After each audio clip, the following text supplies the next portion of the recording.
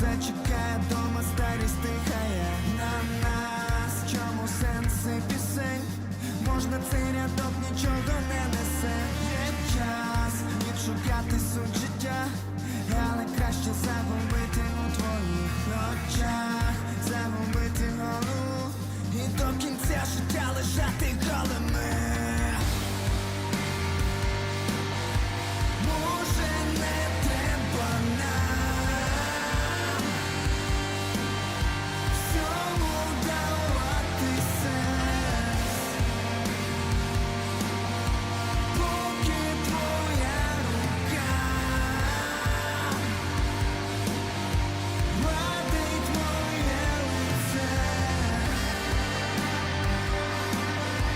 Може не треба нам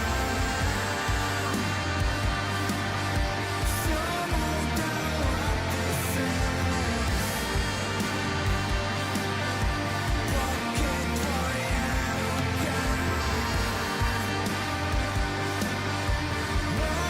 гладить моє лице.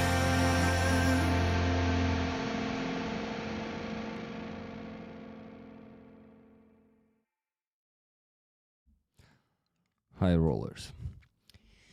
This song is called Meanin', and it is actually one of the most optimistic songs and positive songs of Palindrome. It's good to see you all. Hi guys. I wish all of you to live long and prosper. And of course, yeah, I want to translate, by tradition I want to translate this song to you. And it's really a good one. I mean, I am vibing with it very well in the last few days. So let me quickly tell you, translate it for you. Give me a second.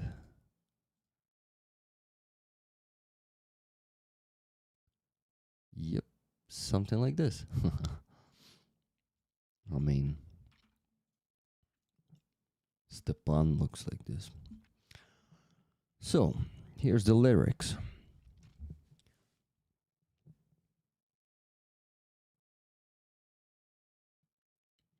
What is the point of the sky? What is the point of hugging trees in the woods? You just need to explain everything to yourself so badly. I remember I was the same until yesterday, asking the sky why my fate was so dark. But now, it's all the same to me. I know that white doesn't suit either of us. Maybe we don't need to give meaning to everything while your hand is caressing my face. And this is a chorus already. Може не треба нам. This one, maybe we don't need to give meaning to everything while your hand is caressing my face. Verse 2. What's the point of breathing while quiet old age be waiting for us? Will quiet old age be waiting for us at home? What's the point of songs? This line might mean nothing at all. There's time to search for the meaning of life, but I'd rather lose myself in your eyes, lose my mind completely, and spend the rest of my life lying beside you, naked. And he sings the chorus once again. Maybe we don't need to give meaning to everything while your hand is caressing my face. Maybe we don't need to give meaning to everything while your hand is caressing my face. So, my friends, I hope you enjoyed this song as much as I do. And now you understand the meaning a bit better, right? Hope so. Kathy, thank you very much for 10 gifted memberships. My throat aches today, and this is why I am currently having this, how do you call this thing? Yeah, so a throat painkiller. Yeah. Thank you very much, Simon says, for 20 gifted memberships. Today, my goal is going to be less, smaller.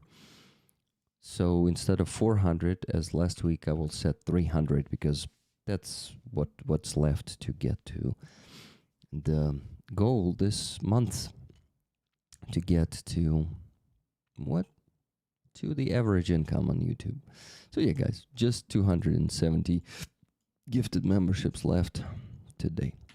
Thank you very much, Kathy and Simon, for these gifted memberships.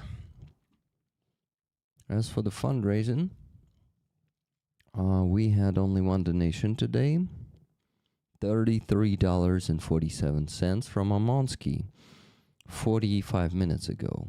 So my friends, start sending donations during this stream, because this is something very important. This is something to save lives. This is something to repair 2 cars and 1 bike for the 5th Heavy Mechanized Brigade. You see that progress bar at the bottom of the screen. And at the top of it, you can see another progress bar. Car repair for the separate presidential brigade. So basically, with today's fundraising, we're going to be able to help the guys repair 3 cars and 1 bike.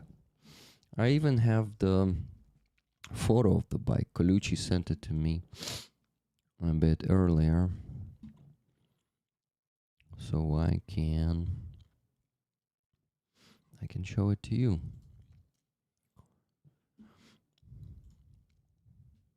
Okay, give me a second. I'm working on it. That's the first car.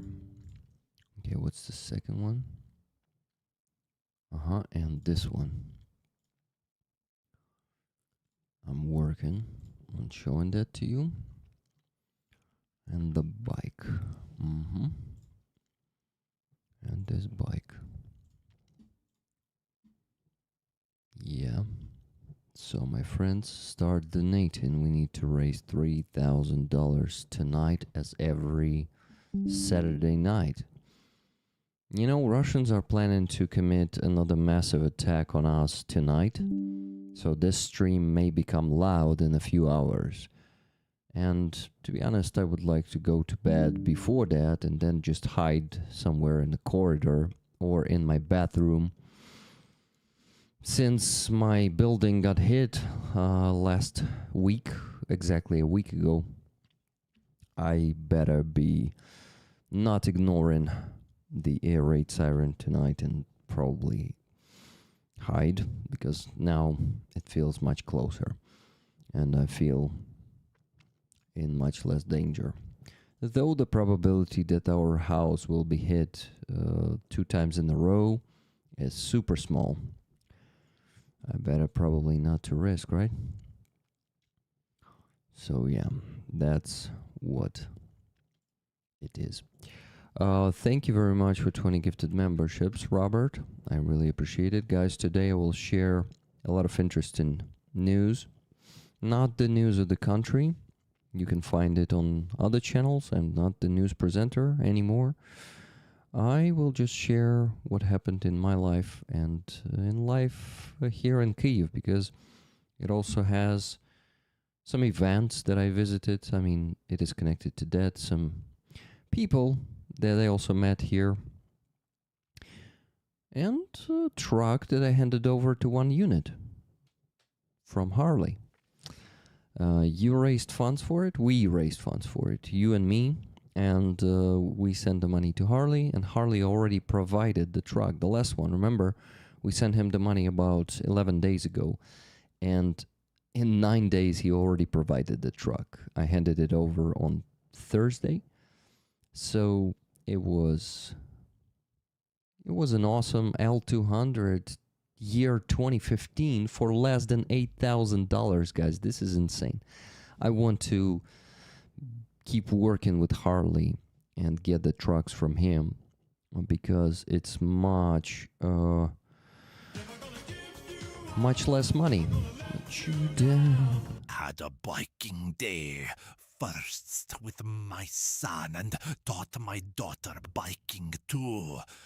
Oh my god, with such a strange accent and the manner of speaking. Boss, you doesn't sound anything like this. Why did you pretend to sound like this? Yeah. Rick, stay safe, my friend. We worry about you. Thank you. Robert, did I thank you for 20 gifted memberships? If not, thank you very much. Guys, Robert already donated 4,000 hryvnias tonight. This one is... what? Yeah, this one gives you 9 tickets, rollers. 9 tickets for you, because Robert never takes the tickets for himself. He doesn't want anything. He just wants to donate to Ukrainian army. Robert, thank you very much for doing this and not supporting just my initiative, but many others. Aha, hissing criminal voice. It was... yeah, it was indeed. Searching for connection. Hello to you. Hello everyone who is in the chat, guys. Sorry, I'm not naming you. Like each of you, one after another, but I'm noticing you there in the chat. Okay, guys. So what did I want to do?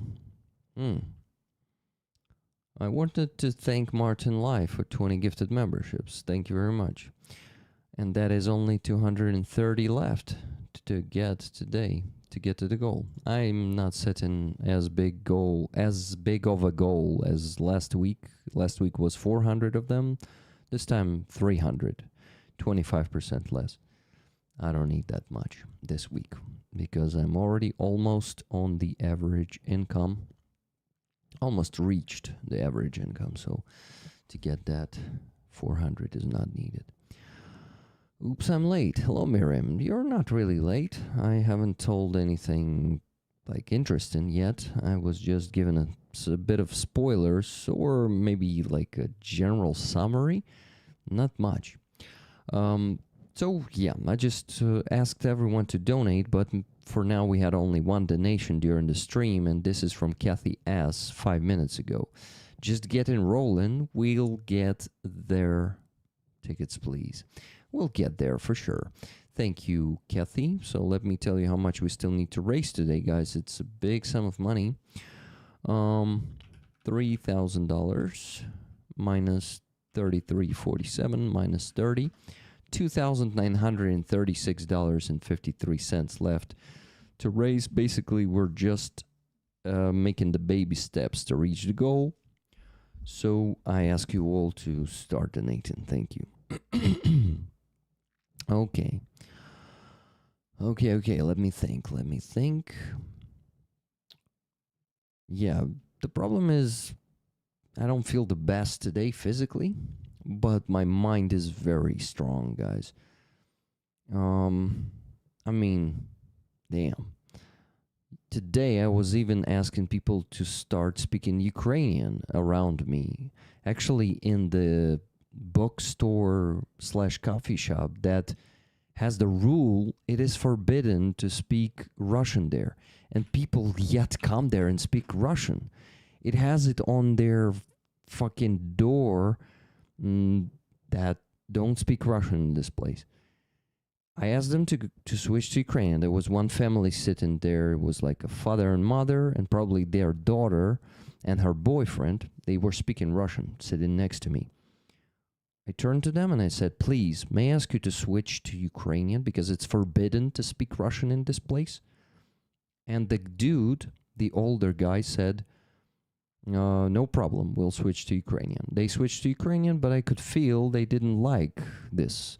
It was already not so joyful for them to be in that place. So that place is called Sense. Sense has 2 coffee shops / well, actually it's a bookstore, but they have a coffee shop there too.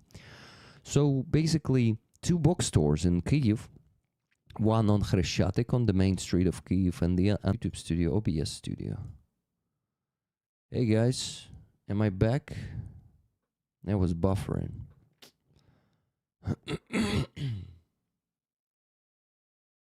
Check. Okay, I think I'm back. I was buffering. It's my OBS. I don't know. The connection was not good. And basically, so where did you lost me? Where did you lose me, guys? Where did you lose me? What was the last thing you've heard? Every time I'm asking if it's me or no or not. Laughing my ass off. Leah B says, Leah, hello. So, my friends, what was the last thing I said? Come on, let me know in the chat real quick so I would not repeat all of that. Come on. Guys, main street in Kyiv. Okay, so one on the main street of Kyiv, Khreshchatyk, thank you. The second one is near Arsenalna station, also the center of Kyiv. So it's the only place where you can come and kind of be sure that you won't hear Russian. But of course, some people still come there and speak Russian. And then you have the right to ask them to switch to Ukrainian. In this place, they have an official rule that it's forbidden. So it's really hard for those Russian speakers to argue. And it's actually the place where Katerina Kosecka was attacked by a Russian speaker. Remember, guys, that situation where Katerina asked the guy to switch to Ukrainian, and he started to try to grab her phone and started to basically, how do you call this? When he takes the arm of, he took her arm and started putting it behind her back, trying to take the phone with the other arm. So he fucking assaulted Katerina, a Russian speaker. So usually Russian speakers are aggressive, but today I addressed the family of Russian speakers. Grapple? Yeah, arm lock. It's fucking assault. So I asked the family of Russian speakers to switch to Ukrainian. They switched to Ukrainian at first, then they started speaking English, because I think it was an English speaker with them. But fuck that. It's like, it was really seen that it's unpleasant for them to be there anymore, so they left in like 5 minutes. Then, behind me, a woman was speaking Russian. I turn around and I say at her face, "Oh, another person speaking Russian. May I ask you to please switch to Ukrainian?" And she looked at me like this. Like, I could see that she did not like that. And she shut up. And with her friend, she stand up, and she left in like 2 or 3 minutes. And I was like, you know what? Nice. I won't hear Russian language around me anymore. Katerina Kosecka is inspiring me to do this. The day before yesterday, she noticed a guy in the center of Kyiv driving in his expensive Mercedes, and she approached him and asked him to turn off the fucking Russian music that he was playing loudly from his car, and everyone could hear it, could hear that shit. So I want to share that video with you and tell you what Katerina was saying to that motherfucker, and what that motherfucker maybe answered to her, though you cannot hear him properly, you know.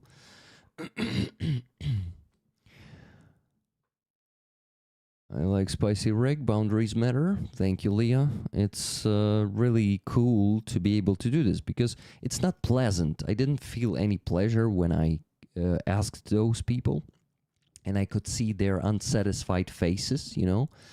But fuck, in the end, I felt some satisfaction. So basically,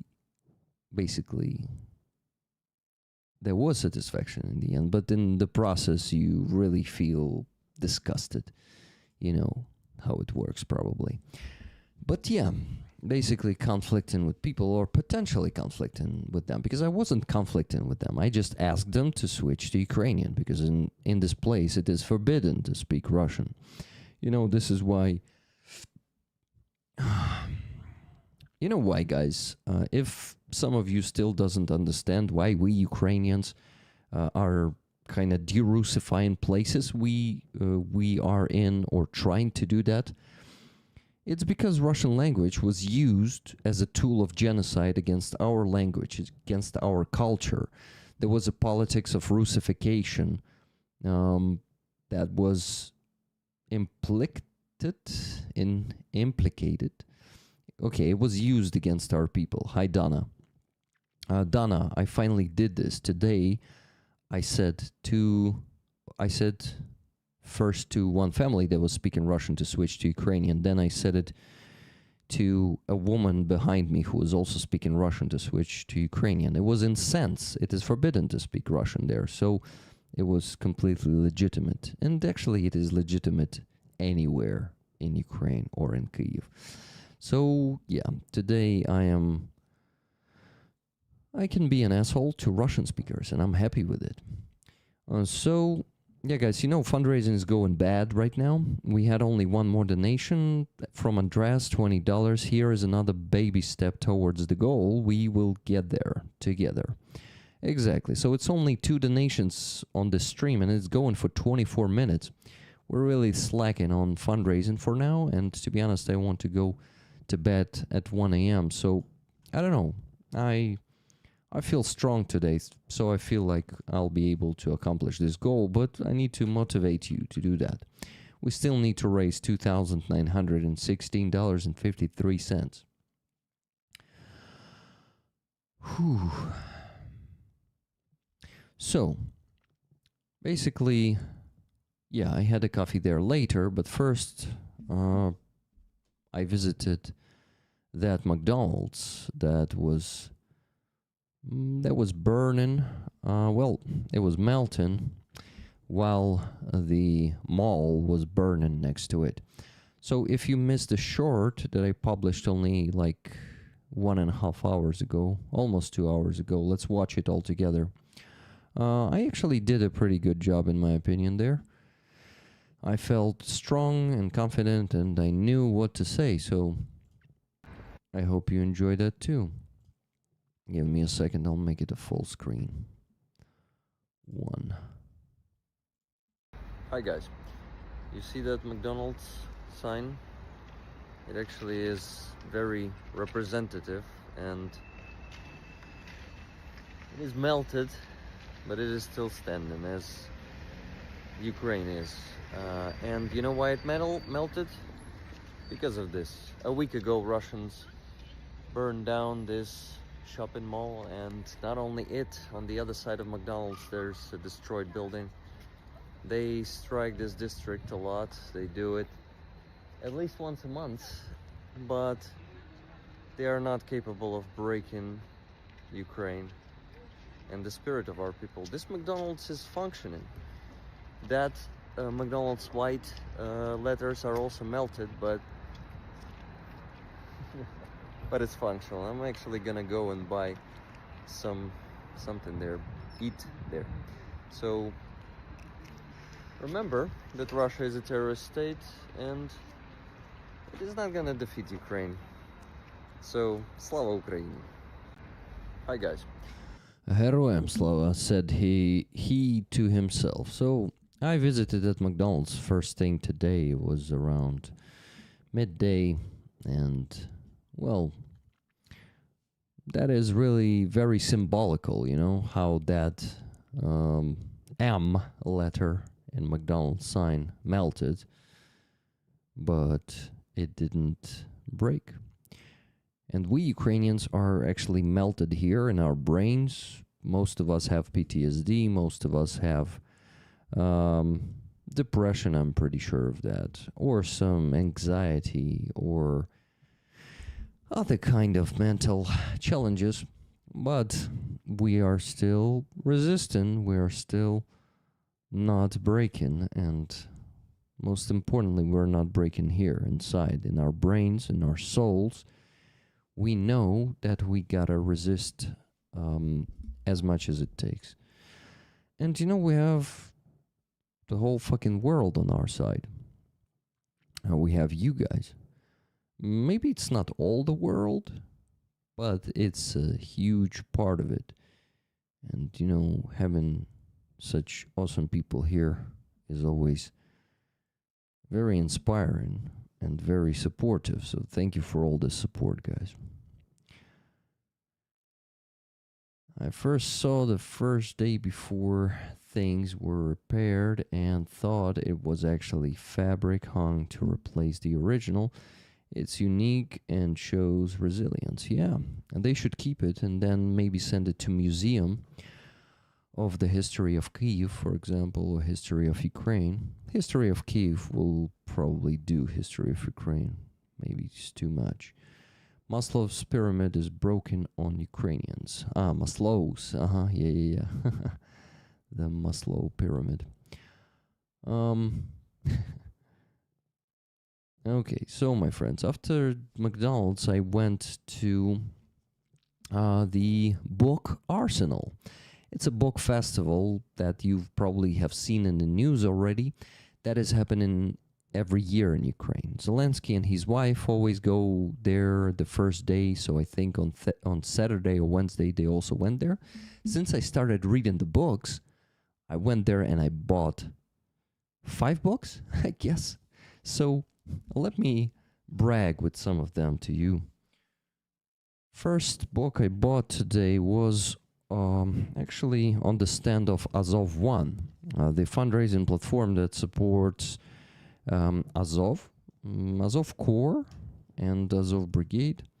So I bought this small book there. So it's like a handbook. It is super thin, and it is called Mova Jednosti. Mova Jednosti translates like the language of unity, the dialogues of understanding, dialogi porozumіння.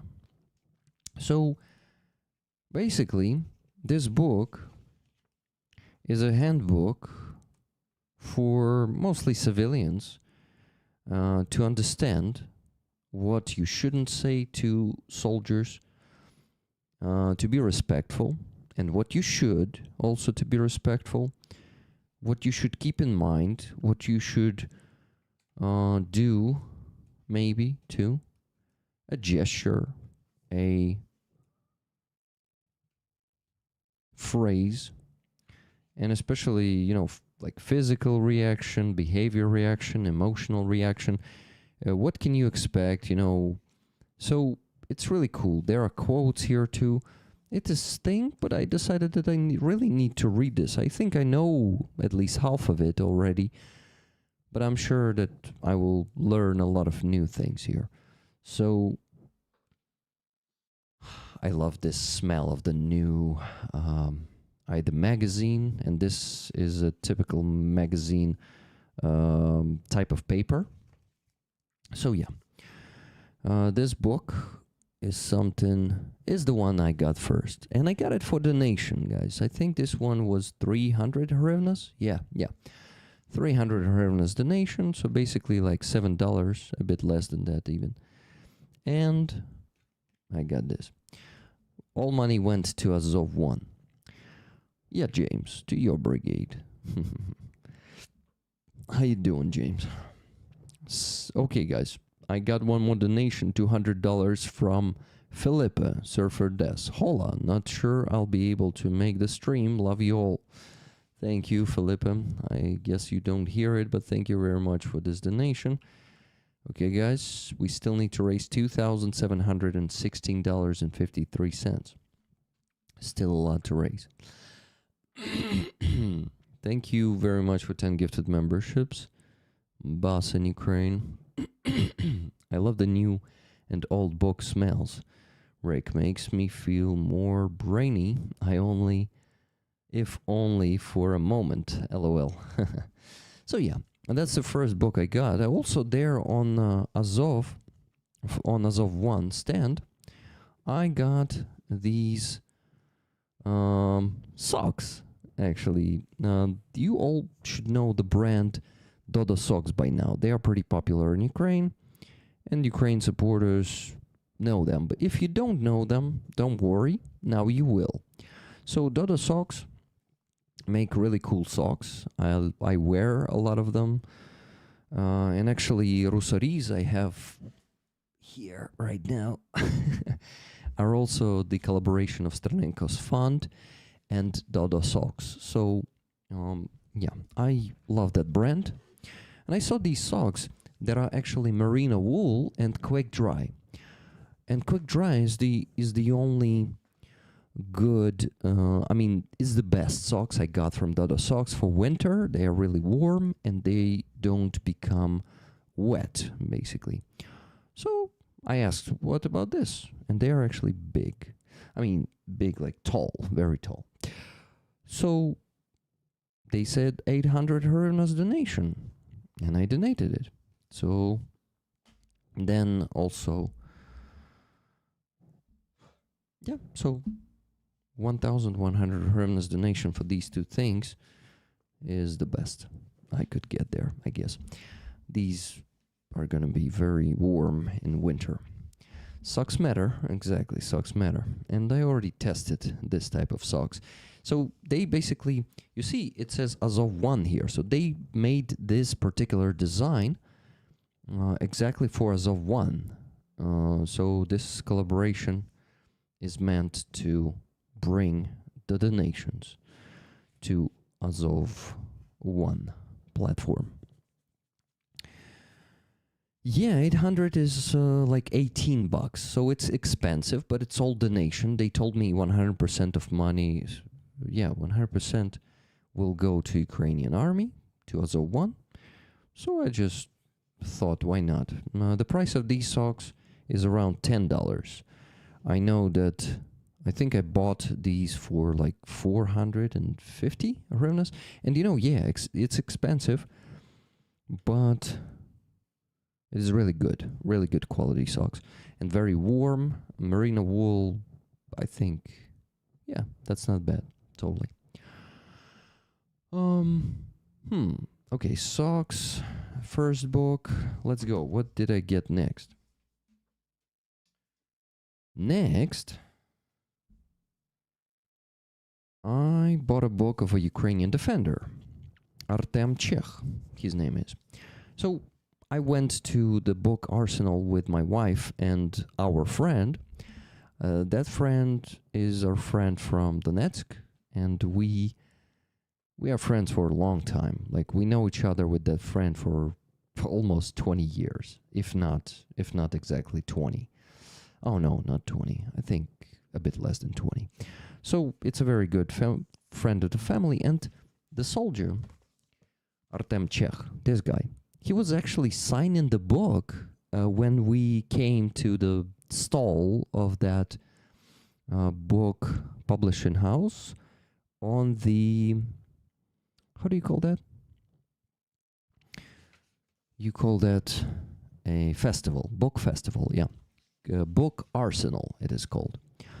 And my friend, who read some of his books already, that friend of mine from Donetsk, she said, okay, I want to stand in line and get the signature of the guy because I like his books.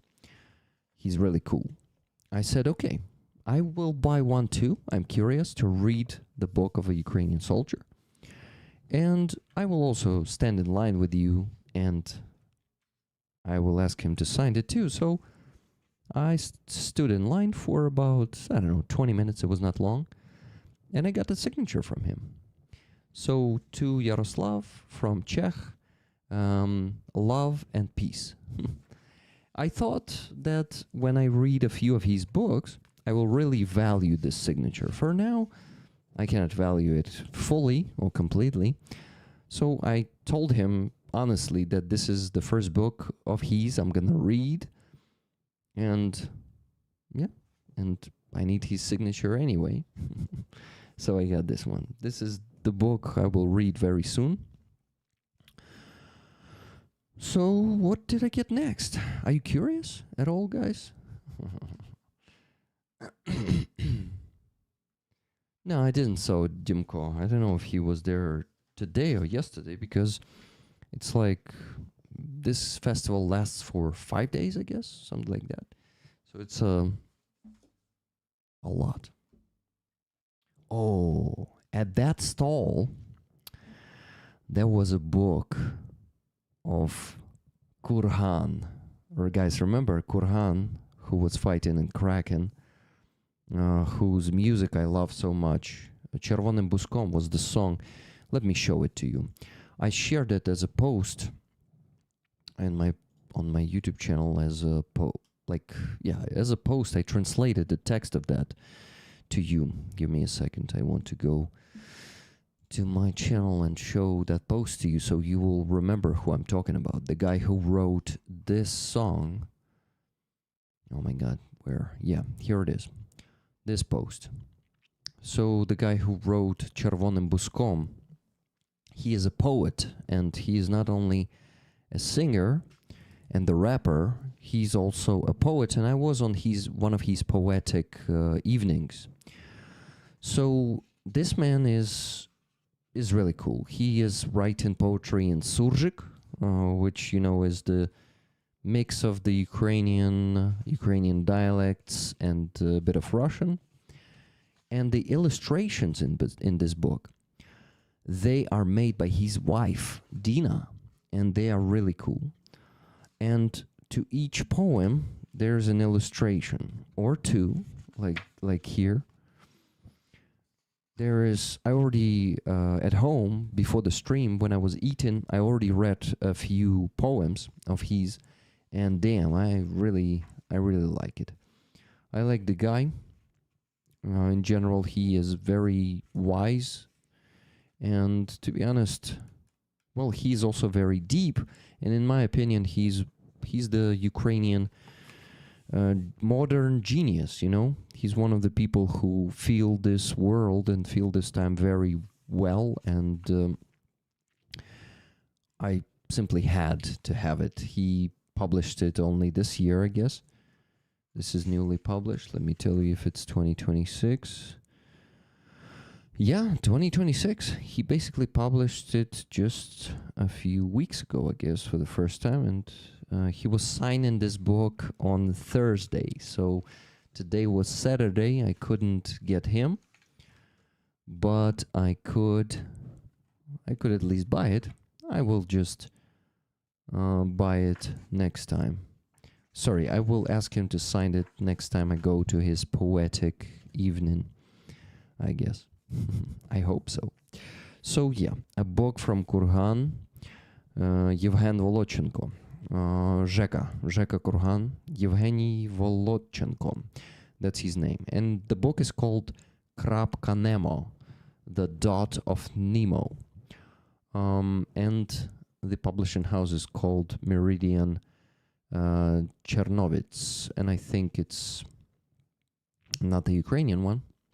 Chernovitz sounds like, I don't know, Polish or Czech or maybe Slovakian.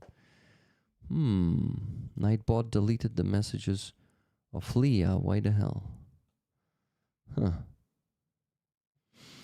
So guys, that's the book number 3 I bought there. Next, we saw an interesting place at that festival that was selling patches and books, and it had Azov on it. Like a lot of patches had the idea of nation signature, the Azov sign. And I approached that, and the guy who was standing there, he recognized me. He said, "Oh, I know you. You're Rick. We worked with you. You actually raised funds for the 3rd Assault Brigade. I am from the 3rd Assault Brigade. My call sign is Pobratim." And I was like, wow, cool. We saw each other only one time. It was 2.5 years ago, guys. Remember, we were doing a big fundraiser somewhere in 2024 for the 3rd Assault Brigade, for the land robots, for the first land robots. We raised funds approximately for 1.5 land robots back then. So it was back in a day when we still did not do what? We did not know how big the land robot systems will be on the front line, how widespread they will be.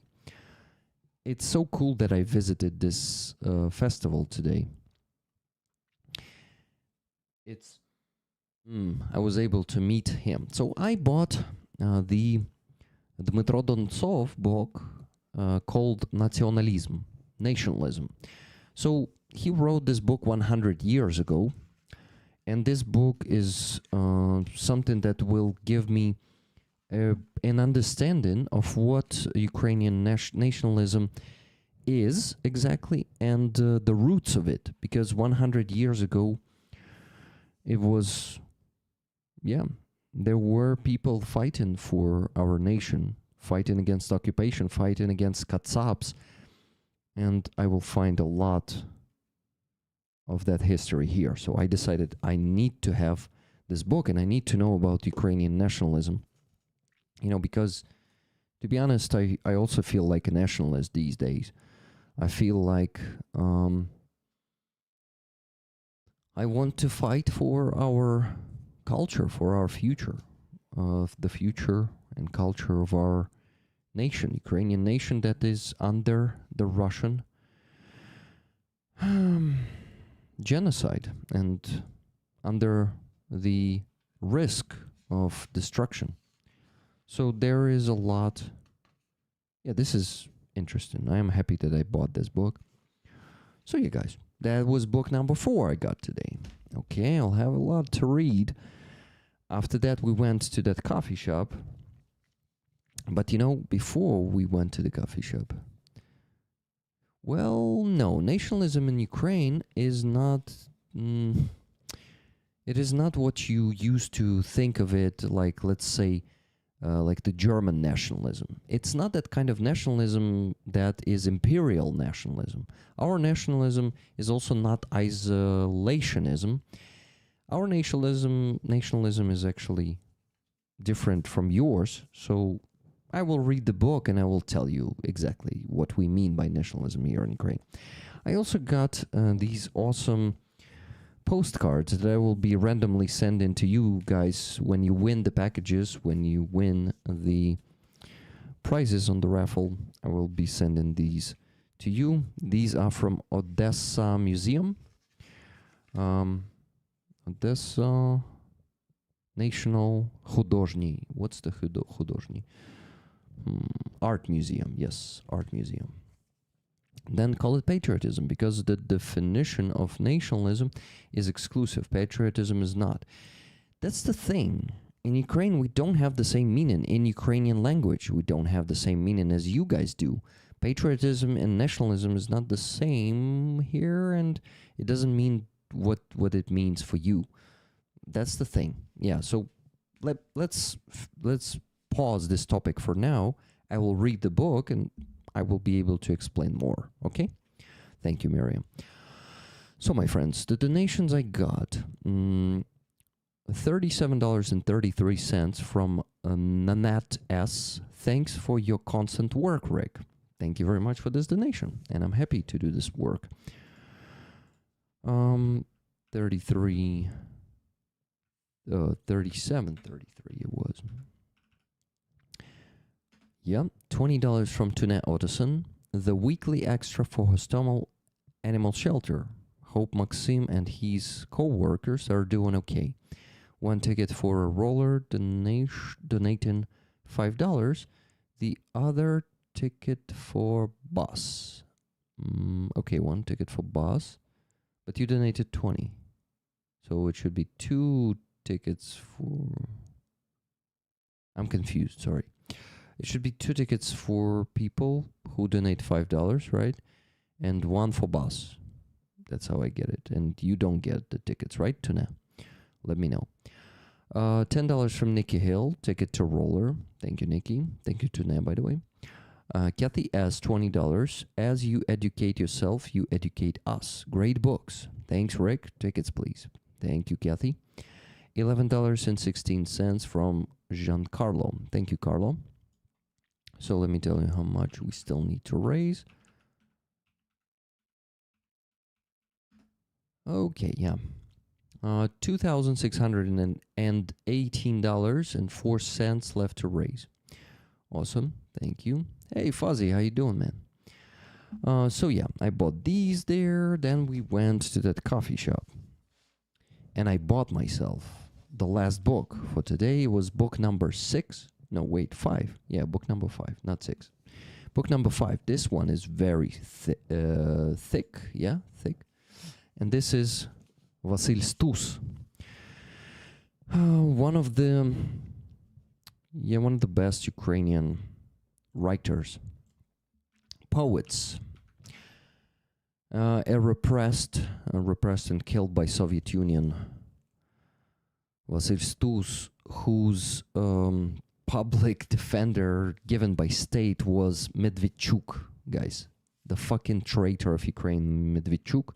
Back in Soviet Union, he was a lawyer, basically a lawyer for Vasyl Stus. So a book of poetry of Vasyl Stus. Maybe later today I will read one of them for you. I would like to read this book to you. It is like a very beautiful book. The text here, some of it is in purple color. You can see the purple pages here, like dividing the different parts of the book. So this is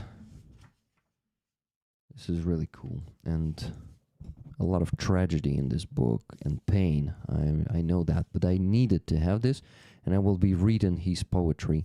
So it has Stus here too. Vasyl Stus is actually also from Donetsk. He is he was born and lived at the same land where I was born and where I lived. My compatriot, if you can say so. So yeah, these 5 books, the socks. I got a lot of cool stuff. And you know who did I meet there, or who I met there? Serhiy Volosovets, call sign Jin, a Ukrainian veteran who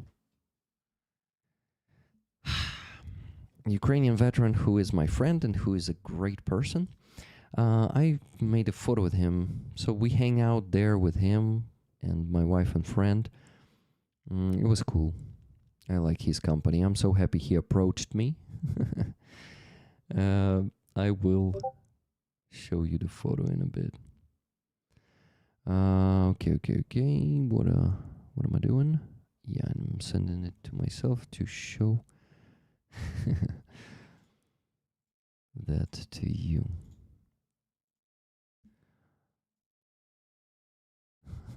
A funny photo, guys. There's a normal photo, but I'm gonna show you a funny one. Give me a second. Where the hell is this? Somewhere in here, yeah. It should be here. Give me a second. Yeah, there he is. So, he was there.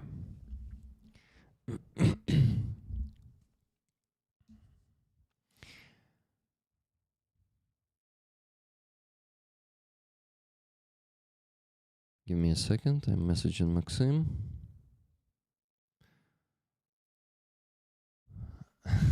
Serhiy was holding this. Yeah, so it was an amazing day today, guys. I had a great one. Okay, it's time to invite Maksym. Give me a second. Enough telling you about my day.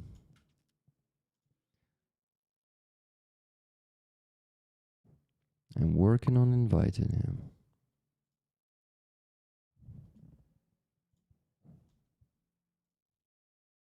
Okay, here's the link, Maksym.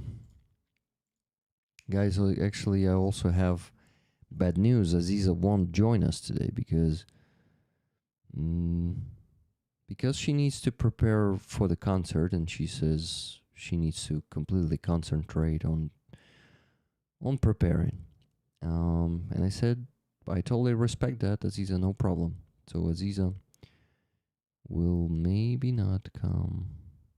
I lost family to nationalism. Guess why I'm very, very critical of that concept, but let's not insist. Thank you, Miriam. Thank you for that.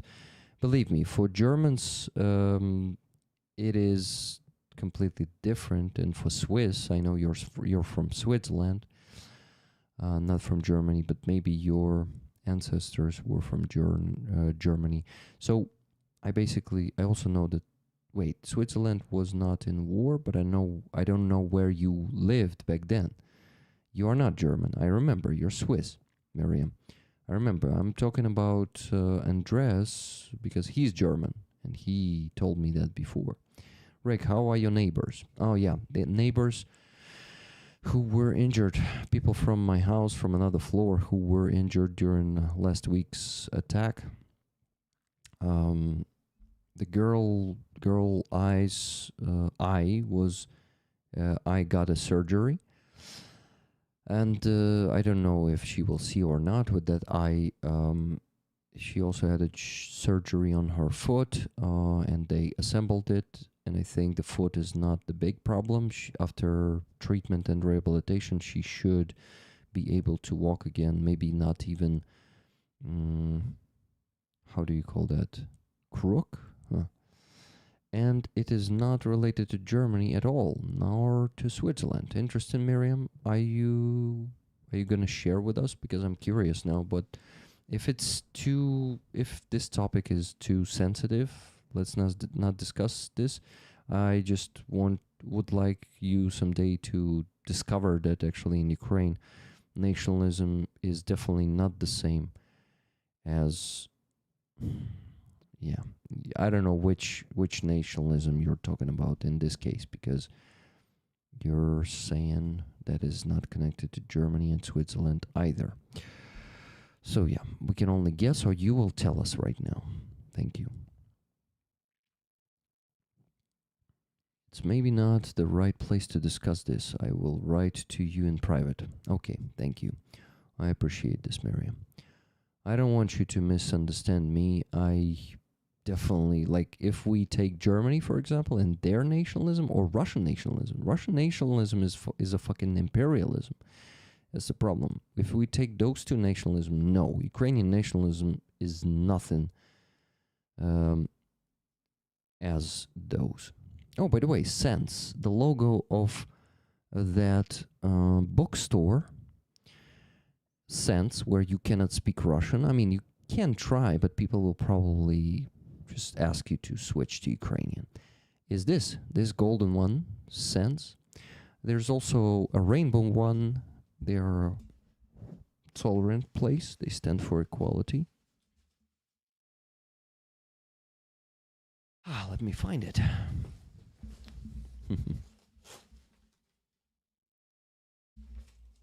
Oh yeah, nice one. Look at this.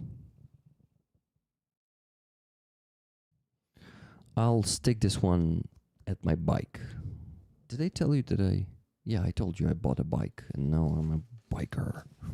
A bicycle, not the motorbike, nothing like that.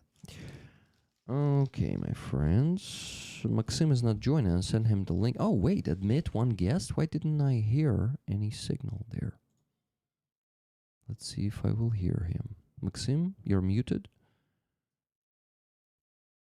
I cannot hear you. Check. I still cannot hear. Say something. Yeah, I cannot hear you. Huh. And the tab here should be working. Give me a second, I'll check. I have the sound. Huh. Maybe you reconnect? Try to reconnect. But I did not hear the signal, so maybe. But no, here the sound is present. Interesting.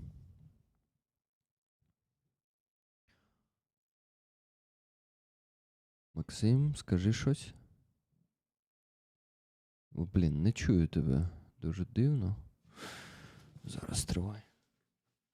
І так, не чую. Бачиш, це походу з моєї сторони, тому що у мене навіть не було сигналу, коли ти доєднався, то зазвичай воно дає сигнал, а зараз я його не чув.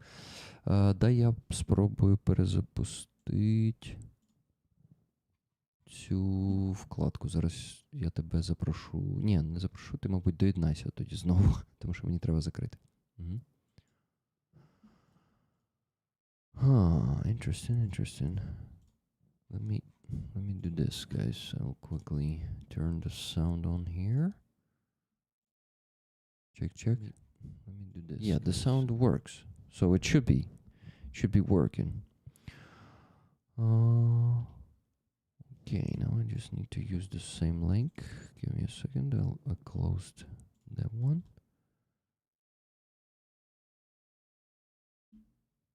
This one. What if I try? No, I cannot try it in this browser. Fuck it. This shit doesn't work properly right now.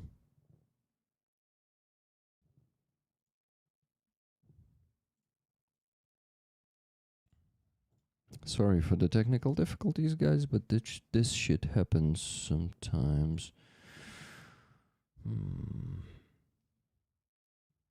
What the hell? Yeah, okay. This is what I need to try. Other ways to join my own meeting and admit one guest. Так. Я приєднався. Ти поки що зам'ючений, мені показує. Скажи що-небудь. Say something. You're saying something, but it still doesn't work for me. Very bad. They wonder why the hell is that? Because I hear everything else from this browser. I should be able to hear you. Could it still be maybe on your end? Yeah, when you put them into the case, the microphone should switch. It should work. And what about the settings? Can you check the microphone there if the right one is chosen? Okay, maybe the right one, yeah. Okay. Let me check my settings here. Audio, speakers. Yeah, I think I know what's the problem. Give me a second. Say something? Yeah. Yes, finally, I found it. It was on my end. Sorry. I need to thought about that option right away. Okay, Maksym. So how you doing? I'm good. Okay. How are you? I'm good, actually. Very good. After my depression, I'm very good now.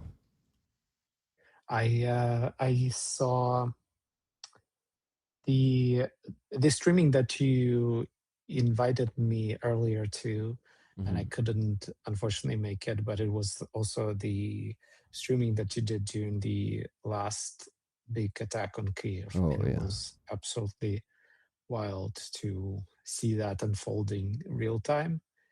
Yeah. And then people realizing, including you, that it's a different kind of bombing than usual. That was absolutely crazy. Yeah, I'm sorry about that. And did you know that my house, my building was also hit during that attack? Yeah, I saw. Okay. I mean, you wrote about it later.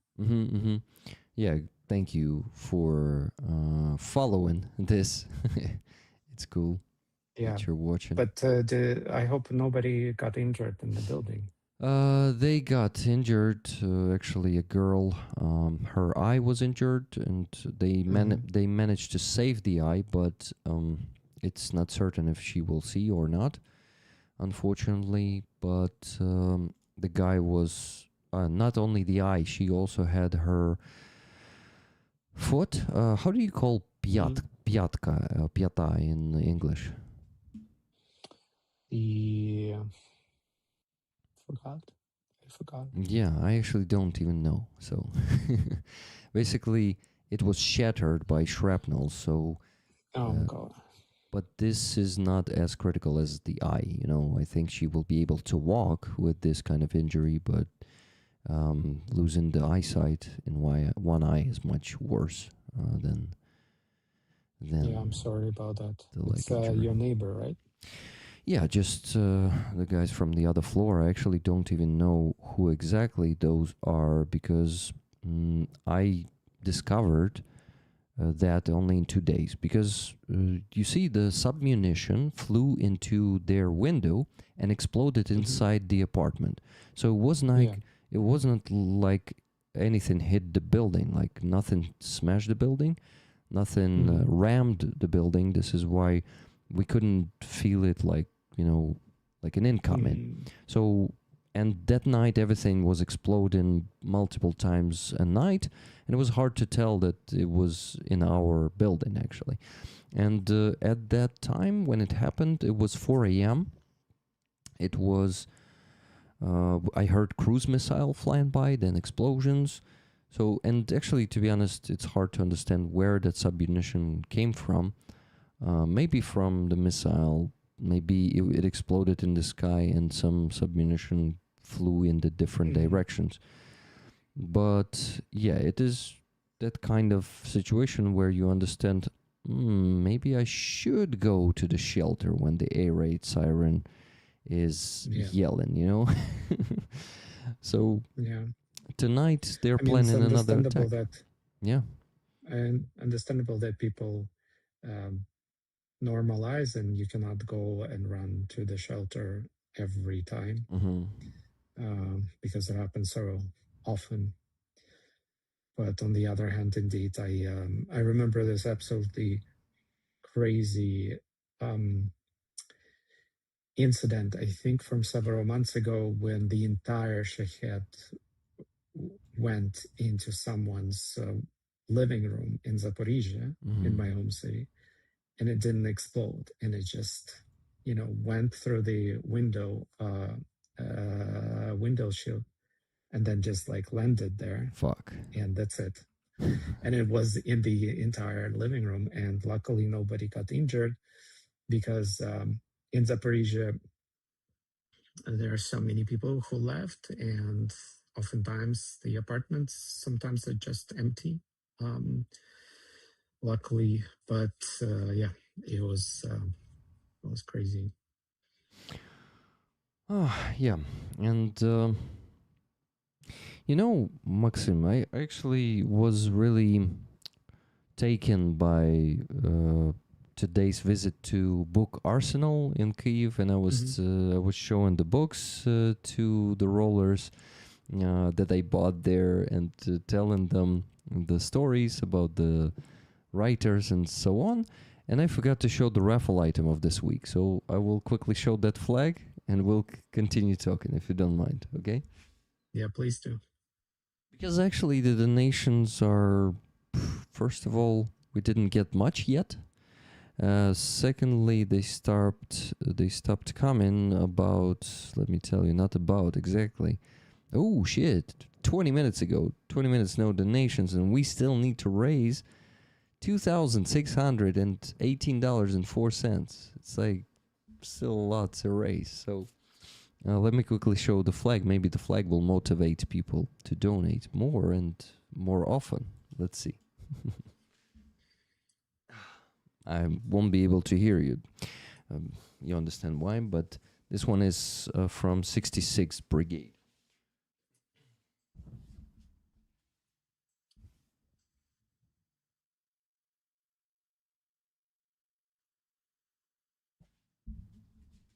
Okay, I'll put back the earphones into my ears and discuss this one with you a bit. So this one has the motto "Не стій на шляху," don't stand on the way. And we have a guy who is, well, I can say that he's basically my friend already.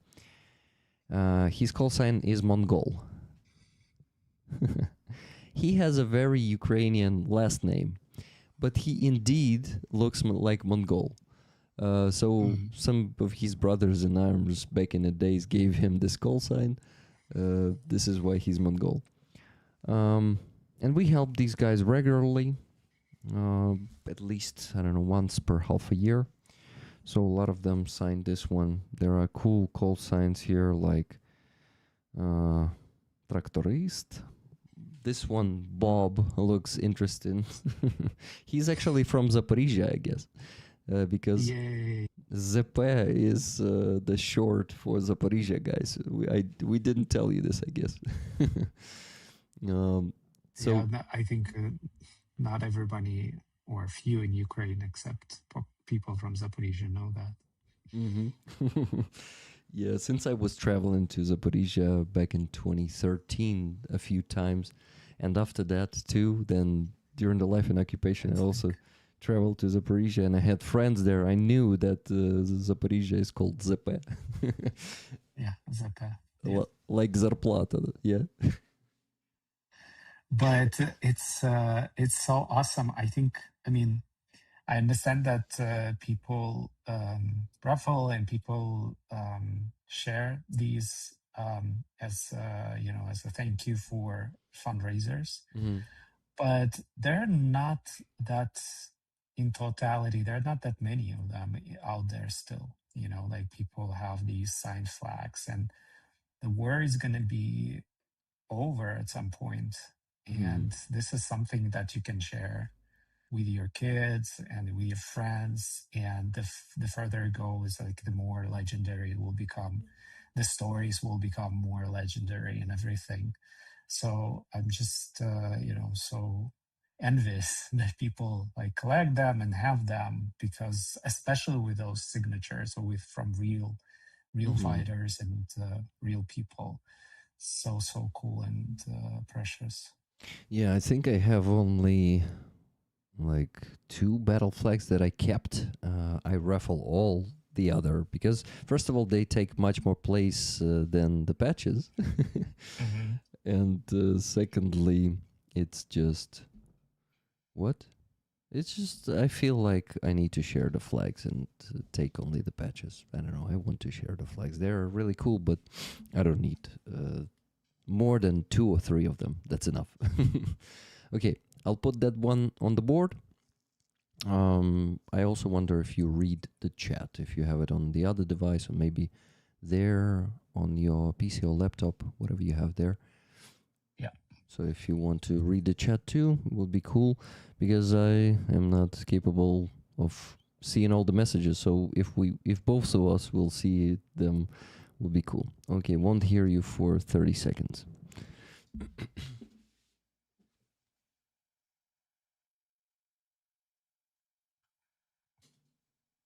Copy that.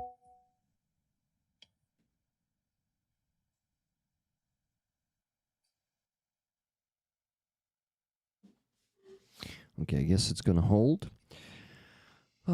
Maxim, we always talk about Russian imperialism here with you because you wrote that book and you're an expert on that.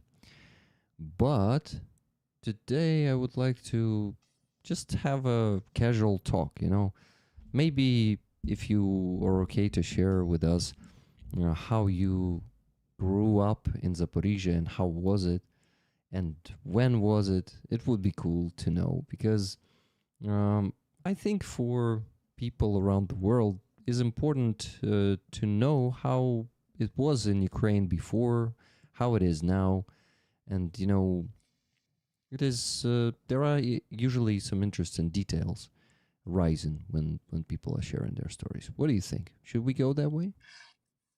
Yeah, but before we go there, I actually wanted to add something else to Mm-hmm. kind of to encourage people to also donate for this flag, because I think since we talked the last time, I don't remember when was it exactly, a Like, couple of months ago, right? yeah, three probably, something like that. So I mean, you also talked about it, that there is a very kind of a serious change in dynamic on the front line, and everybody who's on the front line we talk to, and friends and colleagues and everyone, they keep telling that this is a very unique opening towards towards a real win in the last couple of months.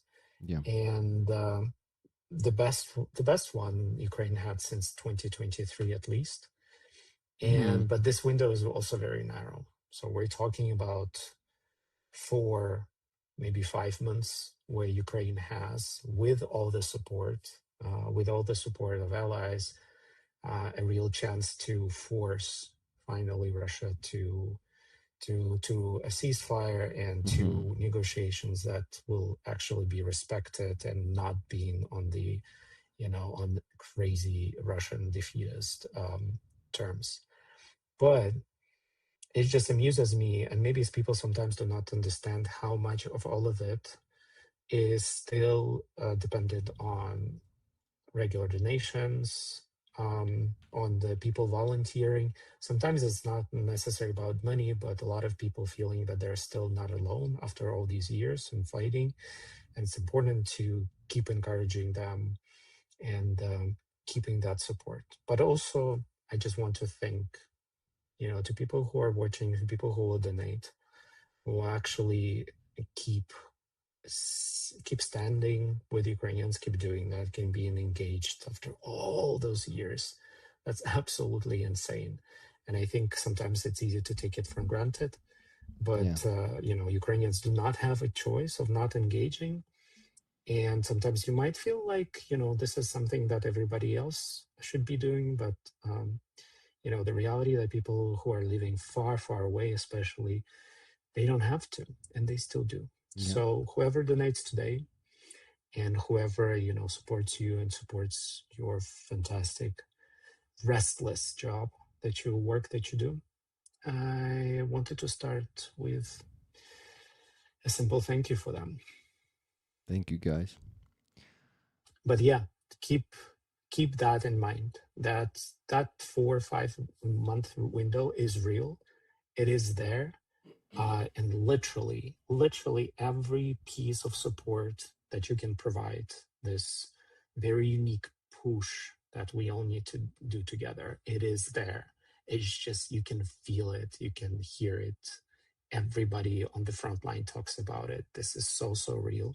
So please do not get discouraged. And if you can find additional resources for that final push, this is it.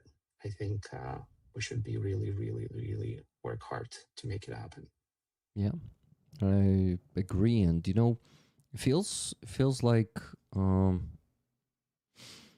almost nothing could stop us now. Like when we're striking the logistics of the occupiers so well these days and committing such successful deep strikes, and their air defense is melting with every month and every week. And now the targets that were not reachable for our deep strikes are very reachable, and middle strikes are becoming a big problem for Russians.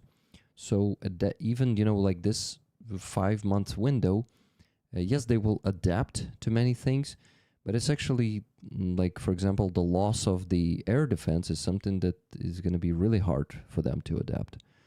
And I don't even know how. So right now, it all seems very optimistic, what is happening for us and, by our army, what is done by our army. I think it's, maybe it's my, former life in journalism. I try not to think in optimistic or pessimistic terms, but I always try to find, kind of real data and real evidence that there is that you can chart in trajectory, that it is like there's a momentum, and momentum is what is data and the evidence that you see. Yeah. And at the moment, at least from a side, because we're not on the front line, we're not, actually, having access to operational data or anything like that. But you can definitely see from that evidence this trajectory. You're absolutely right. It shouldn't be stated as a given. Once again, it's a window of opportunity. And we know that despite all the, inefficiencies, and despite how there's a lack of will and morale within the Russian Imperial Army. They're still the second best army in the world after Ukrainian in Yep. terms of how they learn, how they adapt, how they innovate. So in the world, there's no no better than Ukrainian army in terms of experience, but the second one best comes to that is Russian army. Yeah. So unfortunately, if there is momentum, it's going to be there. It's going to be shared because of that specifically, because they also innovate and because they also try to find how to deal with this dramatically expanded capacity of Ukrainian army to at middle strike and deep strikes. But it's going to be there. So not taking it for granted, helping to make that push for with the Ukrainian heroes, empowering the ways we know the best, and with everybody have been doing it, but also keeping it real, because that's not a given. Yeah, good point, Maksym. Damn, I wanted to mention something. Maybe the few donations we got. So $20 from Brett, ZAXX. Do you know what that means? What does that mean? I don't know. Thank you, Brett. $10 from Alvin Archer. One ticket, please, Rick. I really shouldn't until I get paid, but the flag is too awesome. Love and blessings to you, Maksym, and all the rollers. Thank you, Alvin Archer. And Pyrocurt, $30. 3 tickets. What an awesome flag. Слава Україні. Разом до перемоги. Героям слава. Thank you, Pyrocurt, for that donation. Okay, guys, that means we're getting a bit closer to the goal, but really far from it still. $2,558.04 to raise. And you know what? Maksym will leave us, I don't know, like in 40 minutes or something. And I'm gonna stay here alone, and we'll have to reach the goal alone because Aziza is not able to join today. And I had no other guests today. So, yeah, guys, it's gonna be you and me. But for now, we have Maksym, so let's talk to him while we still have the chance. So, Maksym, yeah, will you share something? Sorry, I'm not avoiding your question for sure. Yeah. I wanted to actually maybe first to share a story and anecdote that I was like thinking recently, because I mean, recently I've been doing more and more helping builders within the defense tech field, and powering them for Ukrainian win, whether the Ukrainians or whether Europeans who are building with Ukrainians on the front line or in Ukraine. So one of these colleagues, Germans actually, they were showing me some footage that they were filming in my home region, Zaporizhia. And they were testing together with some of battalion a new type of drones that they built together with Ukrainians. And it was interesting one, reconnaissance drone, very cool looking, very effective according to Ukrainian military. But what struck me when I was watching this video and realized that, basically I was, kind of recognizing more or less the area. I was growing up there, and I remember very clearly, all these stories that your grandparents would share with you about the war, right? Because it was like a huge event in their life. World War II, some of my grandparents fought in it, some were in the Nazi occupation. And all those stories were always like, of course, what were Germans like, what they did, what kind of crimes they committed, how they treated everyone. Yeah. My grandma, one of my grandmothers, she was actually kidnapped when she was 16, right in the field, and sent for slave labor in Germany for like 2 years.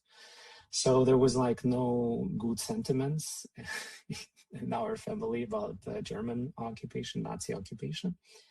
But when I was watching that video of Germans together with Ukrainian soldiers, like, testing that drone, I was really, my mind was blown to think that basically we have 80 years passed since German colonial and imperial occupation of my village, and now Germans not far away together with Ukrainians testing new tech to push back against Russian colonial imperial occupation.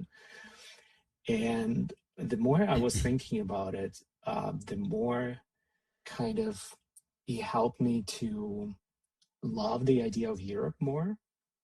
That even within the span of like 2 generations, you can turn around and do something like that, and you work together for a much better future, fighting against imperialism of all the people, Germans, right? Who would thought, like, even for our parents it would be something unimaginable, but it is happening now in Ukraine, because of course Ukrainians are inspiring the rest of the Europeans, kind of make the case with their own sacrifice. But that was that's still a story that cannot leave me, and I think about it again, and that tells a lot about where I come from and the area where I come from, but also these completely crazy times when you can see that. But also kind of makes me hopeful for Europe more, because if that can happen within Europe, people come together for the right cause at the right time, more or less, then that's not that very depressing picture of the future after all. Yeah, I agree. What can I say to that? I'm still waiting for you to answer the question, if you're okay with that. Yeah, absolutely. I just sent out actually a newsletter, Russian Colonialism 101, on the topic that actually related to where I was growing up. And this week I decided to highlight a topic related to Ukrainian national costume and the traditional dress, because since now the village I come from is on occupation, I cannot talk specifically about where it is and what its name, but just maybe a couple of hours away from it is the village called Mala Tokmachka, which is now legendary. I mean, the village does not physically exist anymore, but it's the longest held Ukrainian position in this entire war of independence. And several days ago, I saw on this fantastic source that the Ukrainian public broadcaster put out, called Suspilne Mediateka, which is archive footage of old Ukrainian TV programs. And there was a 2002 small documentary from Malat Tokmachka, where there women, elderly, senior women, young women had the local folk traditions collective, and they would gather together and they sing song and they dance and they then make some embroidery and keep traditions alive. And it was shocking because in my region, this is one of the most heavily colonized regions in Ukraine, if not the worst colonized. There was so much, happened movement. People were constantly deported and then brought back from different parts of the empire. So the traditions, and also it suffered greatly during the Holodomor genocide in 1930s. A lot of people died, a lot. Sometimes half of the village would be gone or even more. So, preserving those traditions would be hard. And whatever you preserved, you'll be actually looking at it completely differently, because I remember when I was watching that footage from 2022, I was remembering also my school, and in our school we had a place, school play, and there were some costumes, and I remember that everybody, or most people, including myself, would hate to wear Ukrainian national costumes. Because we were thought that, first of all, they looked cheap. They would be some from artificial fabrics. They would be very, busy in the color, really grotesque, kitsch. And people and kids would not consider it cool in any way, or interesting, and they would be embarrassed to wear it. And everybody wanted to, like, I don't know, wear something like, I don't know, I'm from Russian aristocracy, or I'm like, you know, British, a Victorian, you know, explorer of the new worlds in these, like, you know, colonial hats, whatever. So people wanted like something civilized, and only, you know, years, much recently, you know, when I started looking at the research and interesting research coming up, showing that this kitsch, grotesque caricature kind of national clothing that is out there, including like some elements of folk culture that was allowed to exist during Russian occupation, was carefully constructed to be presented that way, because the way those costumes looked back then had nothing to do actually with original traditional clothing. And it was made that way to make it silly, to make it embarrassing for people, because if you're embarrassed of your roots, no way you're going to be holding on to them or defend them anyway. Yeah. So sorry, it's like it's a story. It's not very kind of specific, very detailed of what you asked, but I think it gives a very clear, very specific and practical example what it was like for me to growing up there. Yeah, understandable. You know, I'm just curious if you want to keep the details about your life, you know, just hidden, because, you know, to be honest, I like to have a chat sometimes, not the geopolitical chat, just a simple human talk, where I ask you, for example, where you speak in, since you're from heavily Russified region, were you speaking Russian in your childhood? Yeah. So this is the best question, because my grandparents were speaking, my grandparents were speaking Ukrainian. My grandparents were speaking Ukrainian. My parents already spoke Russian in their in their communication with the rest of the world, and they spoke Ukrainian to their parents. And I was raised speaking Russian By the parents. and my parents only spoke to me Russian and never a single Ukrainian word. And I think this trajectory within like one generation shows you everything about Russification, Russian colonial erasure, how it actually happens so quickly. And if not my, if, I didn't go through my own awakening moment and didn't learn Ukrainian and didn't pay attention, maybe like the next generation after that would not even consider themselves, my kids or whoever comes after me would not consider themselves Ukrainian, because, it'd be already, and we see that happening elsewhere in former colonies so easily. Yeah, and on occupied territories too. There are different examples on occupied territories of Ukraine. I mean, because Russia occupied so many territories, and all those regions of they're still an empire. They suffer from Russification. So basically, this situation in my family was, I wouldn't say it was the same, but I was raised speaking Russian. I was a Russian speaker. And you said you started learning Ukrainian at some point. And I'm curious, was it at school or was it later? And if later, when was that? How old were you when you started learning Ukrainian? So I was born still during Russian occupation, but I went to the school already during the independence years, first independent years. And, since once again, my parents didn't want me to speak Ukrainian or have Ukrainian accent, because that would, if you can pass visually as Russian, and then you can speak perfect Russian and Russify yourself to the highest level, it's possible for you to pass as Russian at some point, maybe. So they didn't want for me to have this kind of baggage and have a better life and have better opportunities within the empire. Maybe, in our area, the best kind of opportunity in life is to go somewhere to Moscow in Russia, right? To travel back then, to have a career, to have Yeah. anything. Yeah. So I went to Russian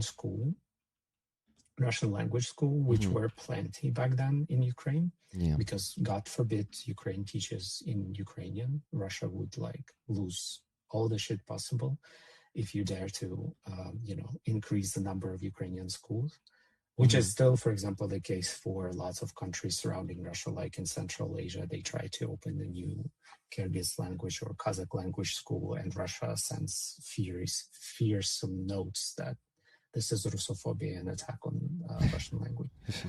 But I was going to Russian school, and in our area in Ukraine in independent years, out of 4 schools, 3 schools in our area were Russian language schools, where the entire curriculum was in Russian, and just one was Ukrainian language school. And the discourse in our school was, and the teachers were scaring kids, saying like, if you study bad, if you have bad grades, you're gonna end up in Ukrainian school. And in Ukrainian school is where the worst teachers, worst pupils, students are worse, considered worse. So basically, they were scaring us. You're Yeah. gonna end up in a shitty school, which is Ukrainian. So that's why we had, kind of a Ukrainian language class. I think maybe once a week at best. Huh. But the situation was quite honestly, our Ukrainian language teacher, I remember, was bullied by the rest of the school staff. So she does not dare to assign you a bad grade, because other teachers would come and say, like, you cannot possibly think that your subject is a serious subject, and you cannot possibly mess up someone's grades with something like unimportant like Ukrainian language. Once again, these are Ukrainian independence years, not some, far away. I'm not that old, as some far away, deep down, deep Russian occupation years. So in the end, I knew some of the Ukrainian, but I wasn't really enthusiastic about it. Was ashamed of it, for sure, to speak, and I learned Ukrainian properly only after 2022. Okay, interesting detail. And if it's not a secret, Maxim, which year were you born? It was in 80s. The end of 80s, I guess. The second half, yeah. Yeah, because it feels like we're pretty close to each other by age, because I'm 1991. So I feel like, I don't know, we have just a few years difference with you. But it seems you're older than me after all, because I wasn't sure. I even thought you a little bit, tiny bit. Yeah, I thought you might even be younger than me. So it's like you cannot tell. Thank you. Okay, so yeah, I also remember that shame that you're talking about that we had in school when some Russified Ukrainian traditions were presented to us. We were like, nah, thank you. We did not, I was lucky. I was learning in the Ukrainian school. It was in Makiivka, and it was progressive because most of the schools in Makiivka were also Russian. And yeah, they had Ukrainian there, but it was really like,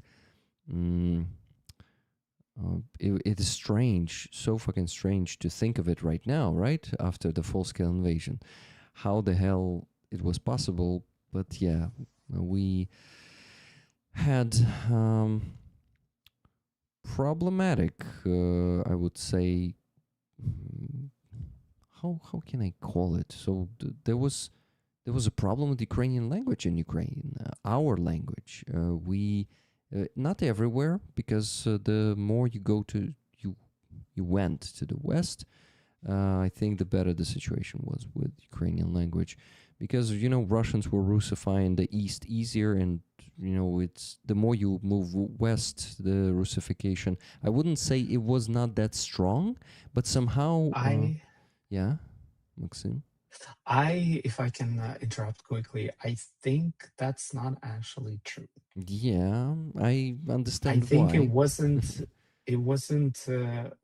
east west. It was very distinctly pronounced cities versus the countryside. And because in Ah, countryside, yeah, even in the east, yeah. the villages would usually always speak Ukrainian. You're In my absolutely right. region, Yeah. which is Zaporizhia, all the towns and cities were speaking Russian and were fortresses of Russian language. Yeah. And the countryside was speaking predominant. I mean, in our village, nobody would speak Russian, in their Yeah. clear mind. Outside of like institutions or some formal situations. And that was also not only Ukrainian thing, as I learned with time.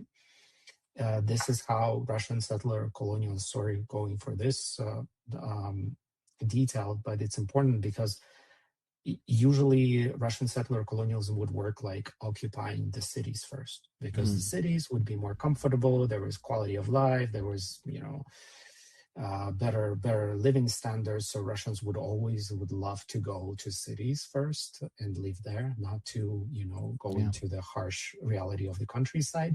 And the people were also kept, Ukrainians or Kazakhs or everyone indigenous would be kept in the villages legally up until the end of 70s. There were de facto slavery existing, where you didn't have an opportunity to get a passport and you couldn't leave your village without a special permit that would cover only three situations. A, visiting your relatives if you have one in the city and you need to prove that you're sanctioned, and C, you're on sanctioned vacation somewhere, and that's it. And you couldn't leave your village on any other. Oh no, I'm lying. There's a fourth situation for young people who were allowed to go to study in the city, but usually they would be returned back to work. Once again in their villages. There were a few situations where we would be allowed to remain in the cities after the education stuff. So anyway, because of that situation, the local people with local traditions, Ukrainian speaking, would live mostly in the villages and kept there, trapped. And the cities is where you can get mostly, either settlers from all over the empire, including Russians, who would, of course, usually would not know local language and speak Russian, or those who moved from the countryside were lucky enough they would like to, you know, assimilate and have no trouble in not coming across as peasants. Yeah, and actually, yeah. First of all, you're right. It was about the cities, and I remember how it was like.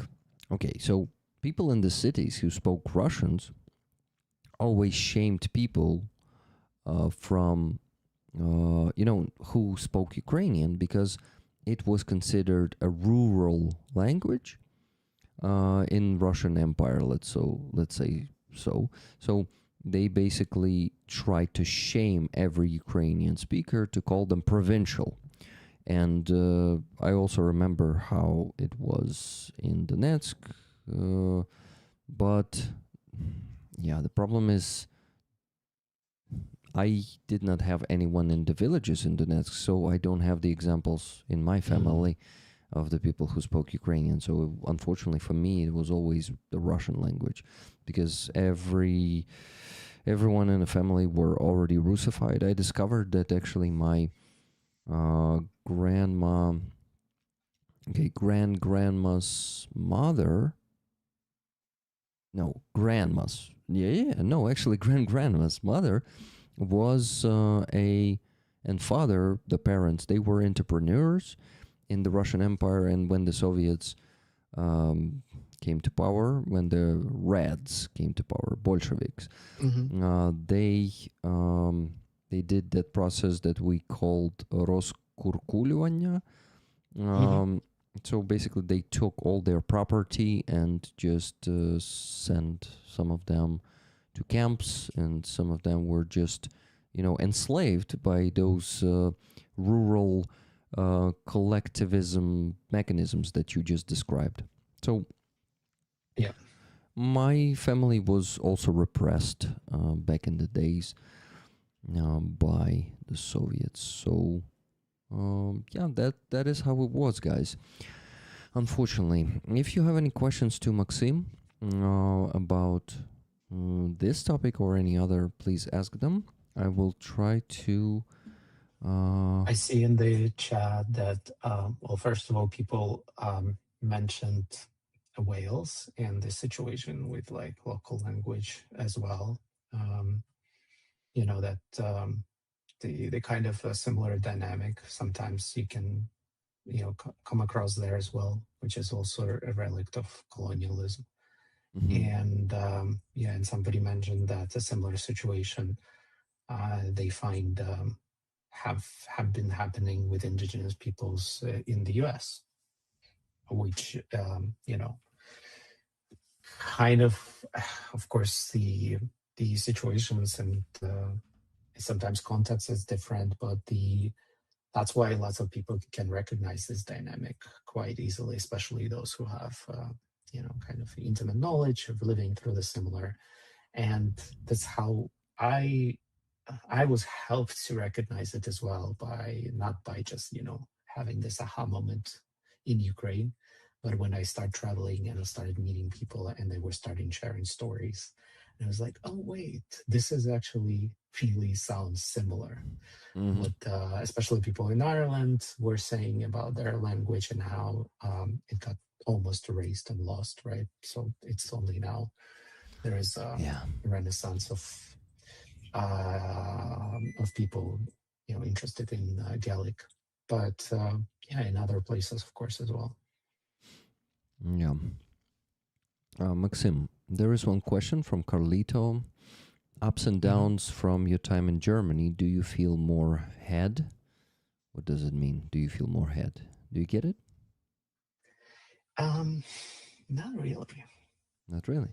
But what about ups and downs of your time in Germany? So you went to Germany and came back, or you lived there? What is it? No, never lived. Um,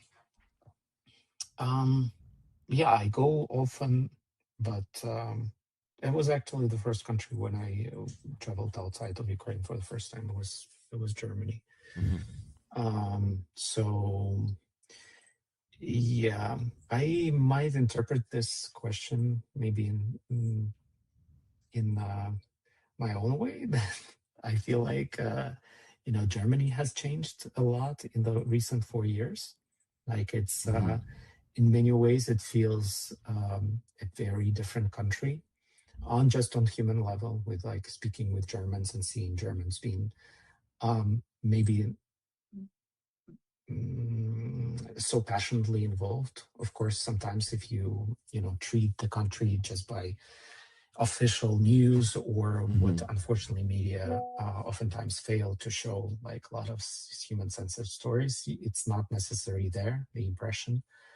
But first of all, Germany now leads Europe in terms of being involved with the Ukrainian defense revolution that is happening, powering it, building together with Ukrainians on the level unseen in other European countries. And so a lot of people, maybe, yeah, it's quite a bubble related to defense and defense tech, but a lot of people are passionately involved in supporting Ukraine and investing in the future. And the way, in terms, in general, the society has changed.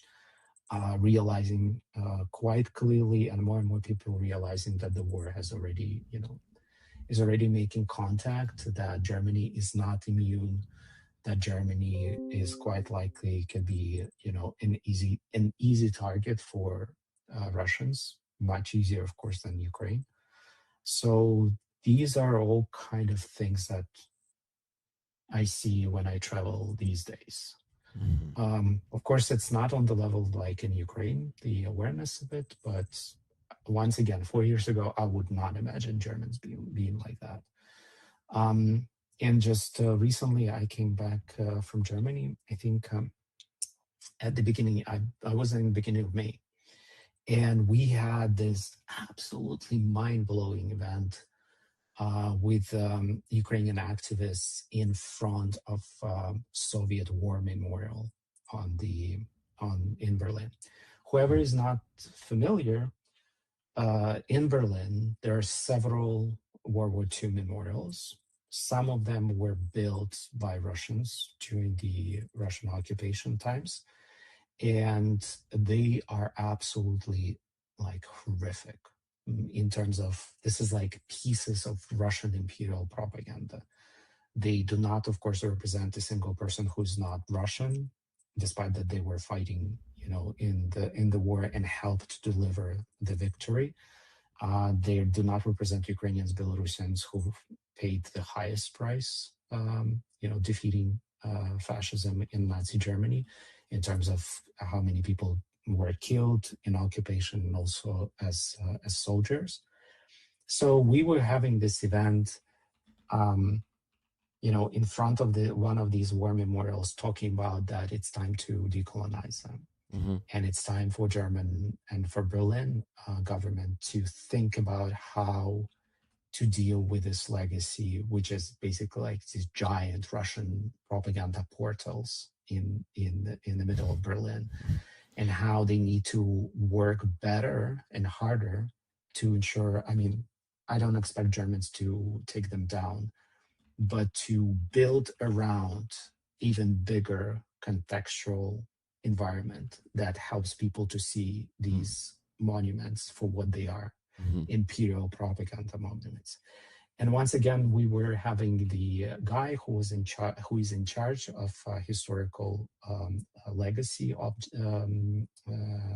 sites in Berlin, who was at first visibly uncomfortable to come, because he was thinking like, well, if I come to Ukrainian event about Soviet war memorials, probably barbarian Ukrainians will be very aggressively demanding to, tear everything down.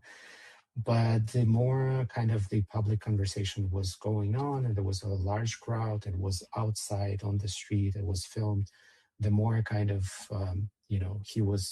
we got him on the record confirming that they need to do something with it, that they cannot leave these monuments just, standing as they are, propagating this, horrific imperial lies. Right in the middle of Berlin. So once again, that wouldn't happen 4 years ago in Berlin. Like, I could not imagine even these kind of things, being considered as something that is mainstream and could be talked about, and high-profile officials would engage in anything like that. It's very good. It's very good. So that's a shift, and I'm glad to hear that. And yeah, actually, people say that Carlo, when he asked that question, in the end, there was did you feel more head? It was heard. He misspelled. Did you feel more heard? In Germany. So yeah, you did. Absolutely, but in the defense circles more so than the general circles. But those are also changing. That's good. So we had a few more donations, but guys, we are still pretty far away from the goal. So if any of you joined the stream but haven't donated yet, please do that, because we had this. We had Cheryl donating $10 and saying ticket for Elvin Archer to the victory. Thank you, Cheryl. Then Hubert donated $10 and said, let's go Rollers, the best community to get it to victory. Thank you. $40 from Melissa Kane. Much love to you, Rick, Maksym, and Aziza. Well, Aziza didn't come today, but it's okay. She needs to prepare. Do you know where she is giving the concert tomorrow? Tomorrow, no. Oh, in Paris. Yes. Yeah, in Oh, Paris. by the way, this where she's giving the concert. The Spilka, The which is Spilka. Ukrainian collective in Paris, Uh-huh. and everybody should, especially if you're from France. They often do, not often, unfortunately, because there's not that much funding, but they every time they manage to do some events, they're absolutely epic.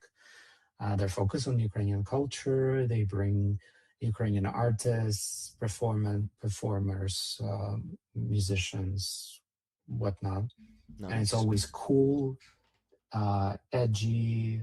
You can feel like this really cool edge of Ukrainian culture at the moment.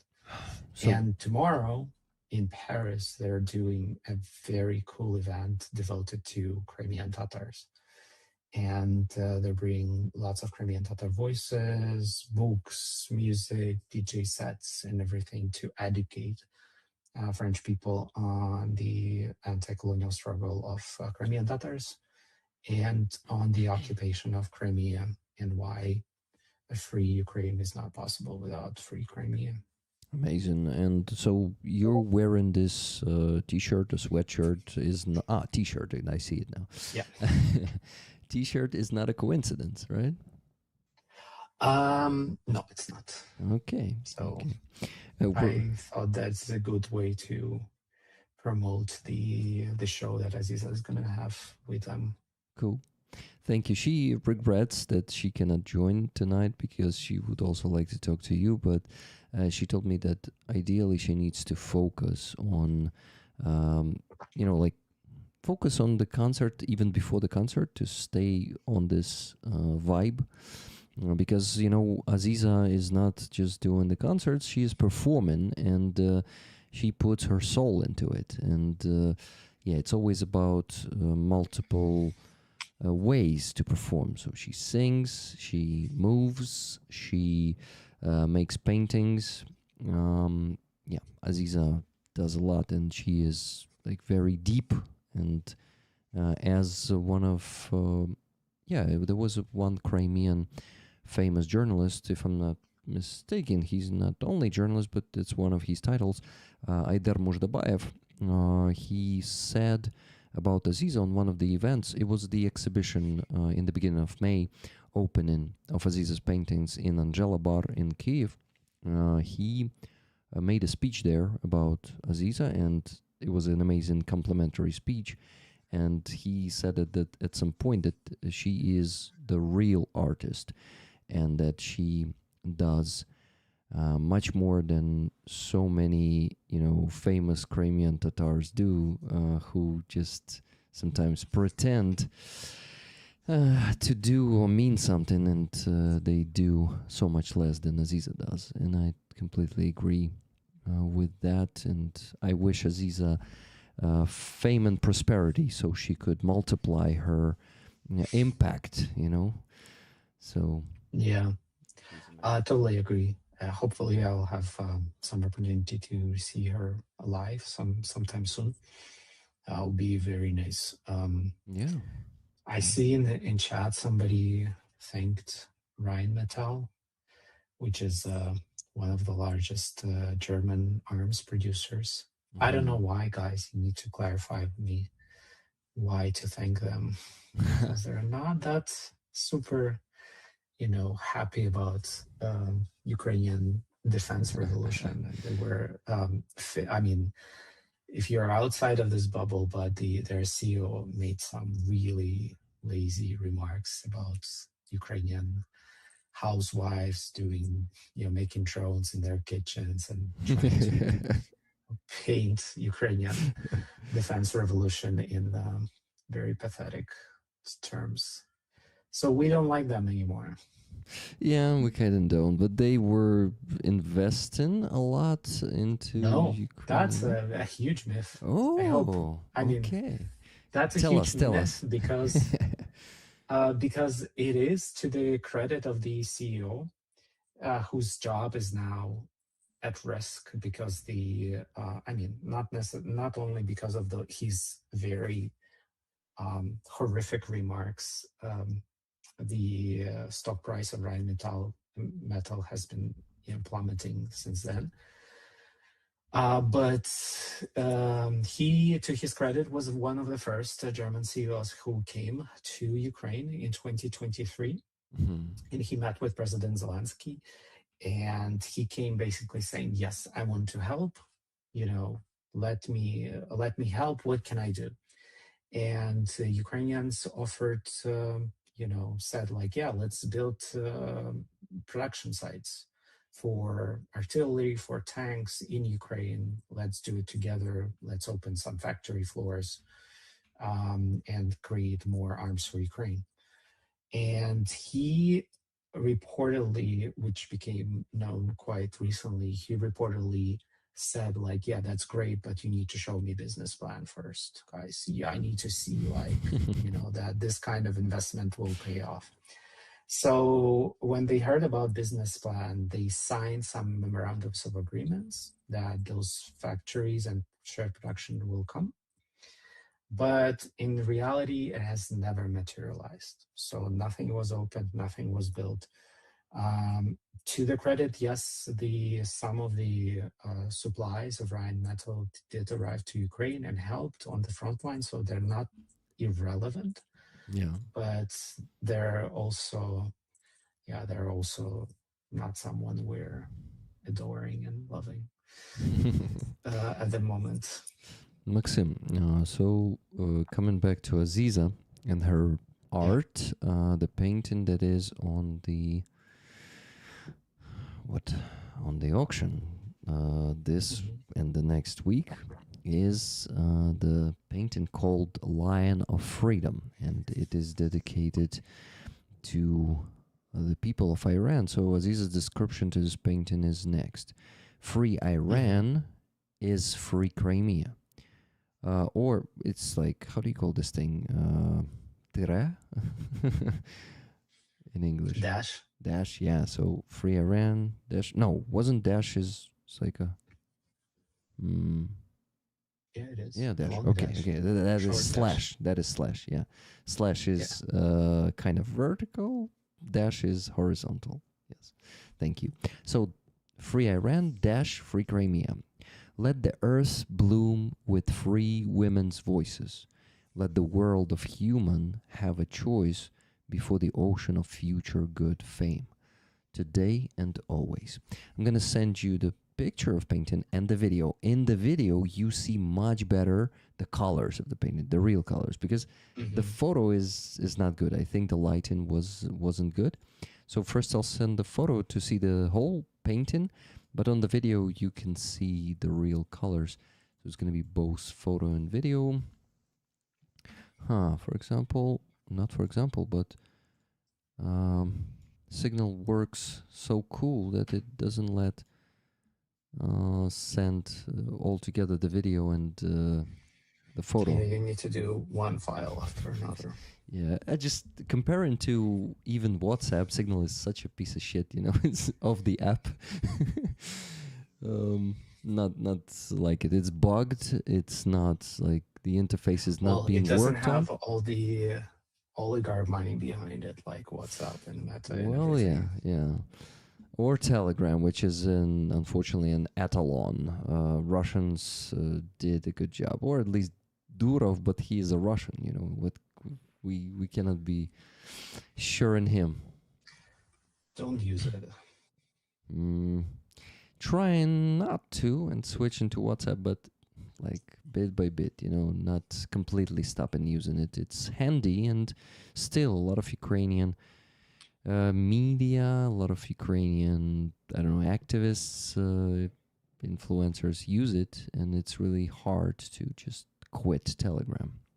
Not easy. I understand that, but more and more people use Signal, especially especially in defense, or if you have sensitive information, you cannot More of them use Telegram switched. that much. More of them switched to WhatsApp actually, because Yeah, WhatsApp is also popular. well, WhatsApp I think is even more popular these days than Signal. In the beginning of the full-scale invasion, Signal was like super popular in Ukrainian army, but then a lot of soldiers started switching to WhatsApp, and That's true. their commanders are already not like very strict about using just Signal. You know, WhatsApp, okay, it's fine. WhatsApp has a good security, and FSB cannot break it. Well, there's nothing there on messengers anyway. Uh-huh. Yeah. Okay. Everything is in Delta. Yeah, exactly. And then mission control, the new integration, drone what service. Okay, did you see the painting? Check it out. I don't have anything from you. I sent it to you, I guess. On Signal. Yeah, 2 files. Look at this. Ah, no, it's not to you. I sent it to Fuzzy by accident. Well, it's okay. Fuzzy can have it too. Here's the video first. Now it's you, Maksym. Sorry. Now I see. It was a misclick. So yeah, check the video, check the photo rollers. You see the photo on the screen for quite some time. Yep. And I am gonna show you the video so you could see the colors better, or better colors. You know, it's like why I like it, because I actually love pieces of art and paintings that made from physical objects as well as paint. It reminds me of lots of cool Ukrainian artists from the modernist era and from executed Renaissance of the beginning of 20th century. Some of them, for example, Yermilov, who's like a fantastic legendary artist, and he would do lots of his paintings with actual physical objects. But with time, I learned that basically it wasn't always the original idea. So he wasn't like, I want to be cool and I'll do paintings or like gluing metals and wood on the canvas, because they were working after World War One. And then there was war for independence, and the country was really in ruin. And there was nothing, although there were almost no paint available whatsoever. So for him, going for scraps on some destroyed sites of maybe factories or buildings, he would pick those scraps and he would put on a canvas instead of colors to compensate that he wouldn't have paint. And now it's considered worldwide something that is being sold for like hundreds of thousands of dollars. Unfortunately, in some places, Yermilov is considered Russians because of Russian campaign to appropriate him. But those are very cool. On the other side, the minus of this approach, that those scraps and those objects degrade quite much more faster than paint. So you have it, but like in 100 years or 150 years, some of these parts are not going to be there, which makes it even cooler, I think. Yeah, more exclusive. Yeah, of course. And guys, as for donations, I got a few more. Let me mention them real quick and tell you how much we still need to raise. So I mentioned Adrian. Did I mention Kathy's another $20 to get her to victory? Tickets, please. Thank you. Oh, by the way, I forgot to mention, or did I not mention Adrian? I forgot to mention the rest of the message from Melissa Kane. So she asked, can anyone match tickets to Rollers? It was $40, guys. Please match that donation. Slava Ukraini, Heroям Slava. Thank you very much. Then, okay, I'll mention, if I mention it, I'll mention it again. Adrian donated $100 and said tickets for Elvin Archer, but I don't think I mentioned it. Thank you, Adrian. Elvin Archer, you're getting a lot of tickets from the Rollers today. I wonder why. Is there an arrow and the bow on the flag? No, but it was a patch. We had a patch. I think it was from Zaporizhia Oblast. It had 3 arrows and the bow, and everyone. I don't remember who thought that, but it was like, man, only Legolas could use it that way, so it should go to Elven Archer. And people started buying tickets for Elven Archer, and he won it eventually.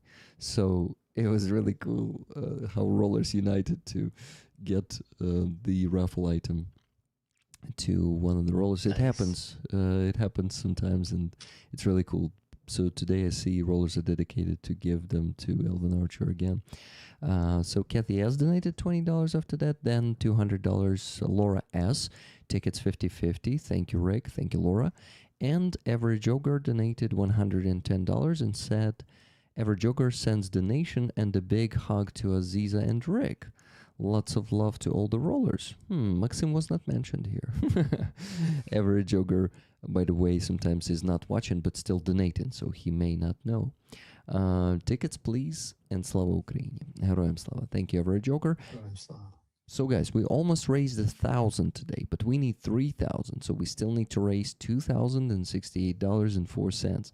Still big sum of money. I'm already streaming for 2 hours. If we go with the same speed, if we proceed with the same speed, I will have to go to bed only, at 3:30 a.m.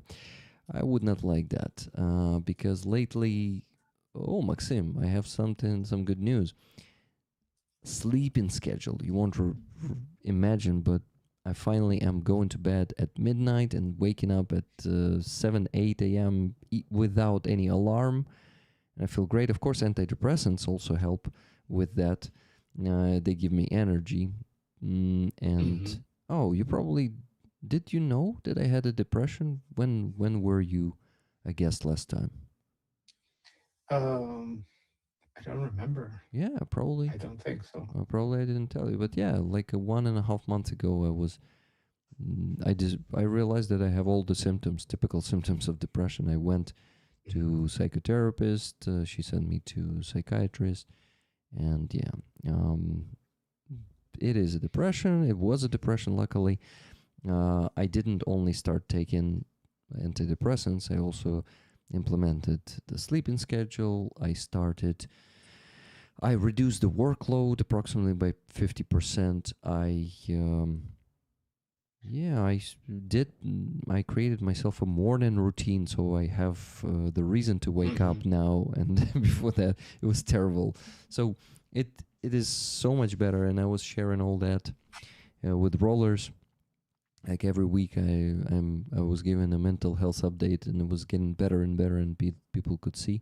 So damn, I'm happy that I'm kind of positive example in this case, because I know that sometimes antidepressants may not fit, sometimes the dosage may not fit, and it might be really challenging to just make them work, So I'm a lucky one.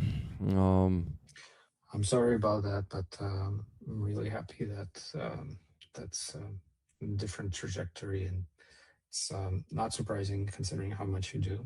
That you probably had like 50 burnouts by now, and maybe something else beyond burnout. So that's unfortunately not as surprising that it can happen. Happens to a lot of people we know.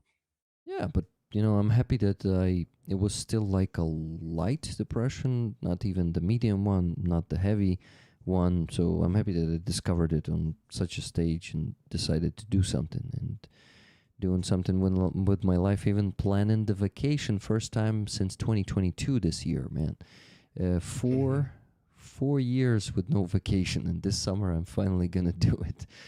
So yeah, I understand the importance of it, and just trying to be easy on myself, and rollers are really helpful with that, because my work usually, my income usually depends on how much I work, because on YouTube I don't get any monetization from views, because I have just like under 1,000 views all the time. So it's all the gifted memberships and the super chats. By the way, guys, today I set a goal of 300 memberships, and you already bought 120. Please help me with the rest, 180.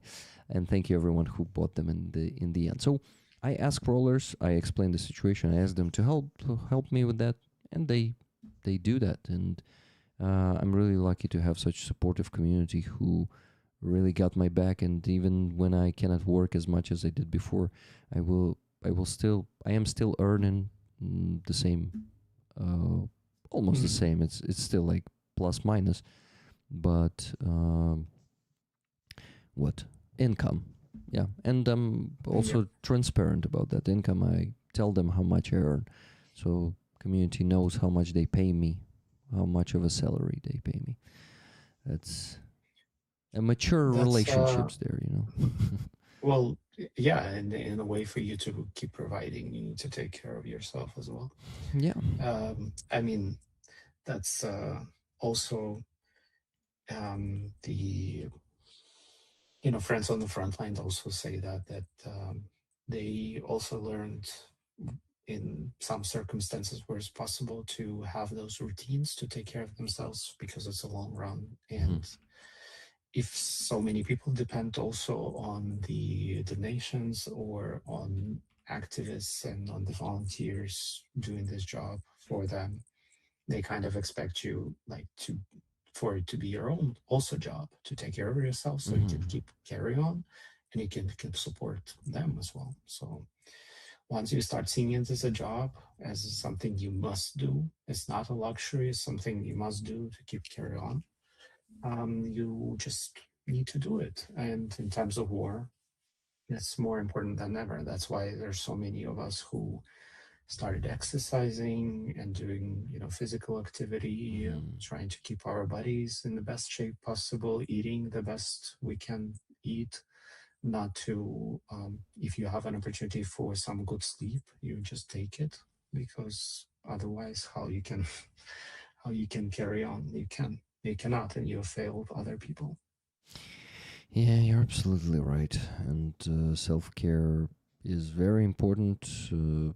I kind of regret that I personally, and I know a lot of people too, have to learn this lesson through depression, getting yourself burned out, depressed, and only then thinking about these things and starting changing the life. Sometimes to get up, you need to reach the bottom, right? So it is. Uh, well, for better or for worse, that's how human psyche work. Yeah. That's how you learn. You learn through through mistakes. And yeah, there are some superhumans who learn maybe from others' mistakes. Yeah. But The lucky ones. most of the time, I learned from my own, making very stupid mistakes, and kind of grateful for it. Same shit. Yeah, and it's cool. It's actually the experience you do. How do you do consider? Yeah, after it's like it is really hard to consider someone else's experience, someone else's mistakes.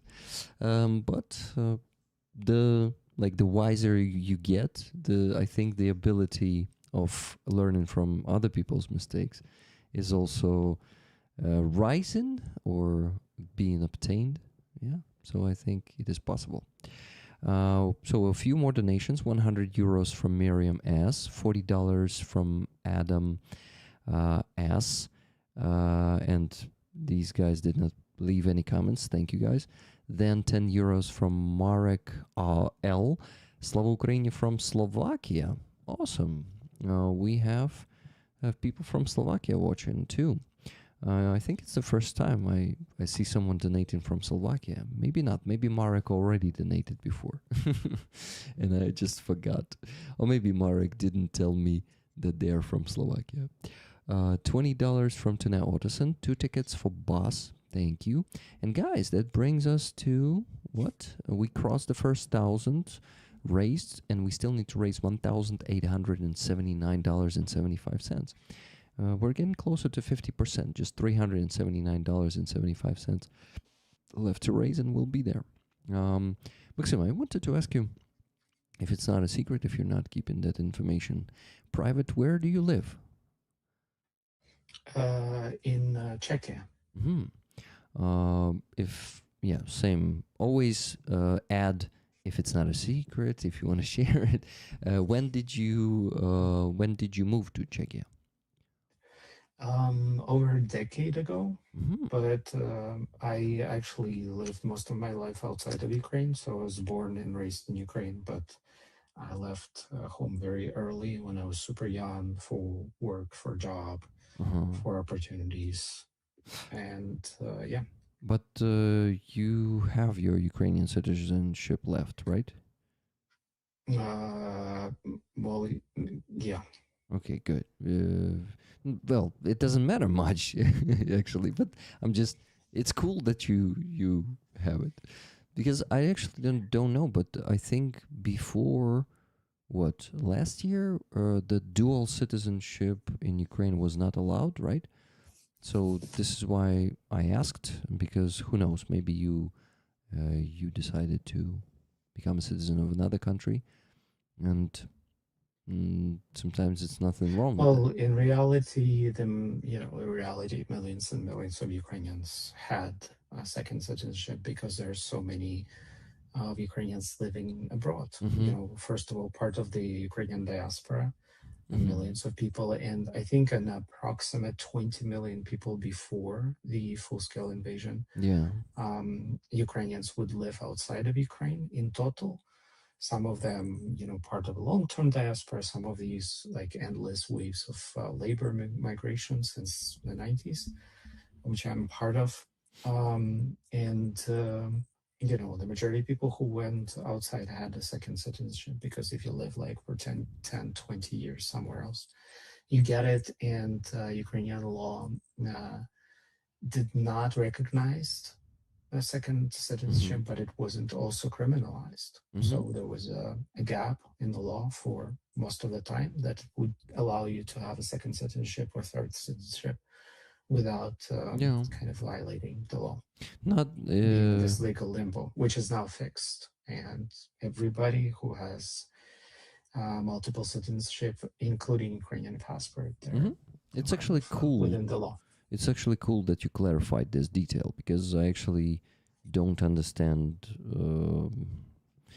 completely how it works.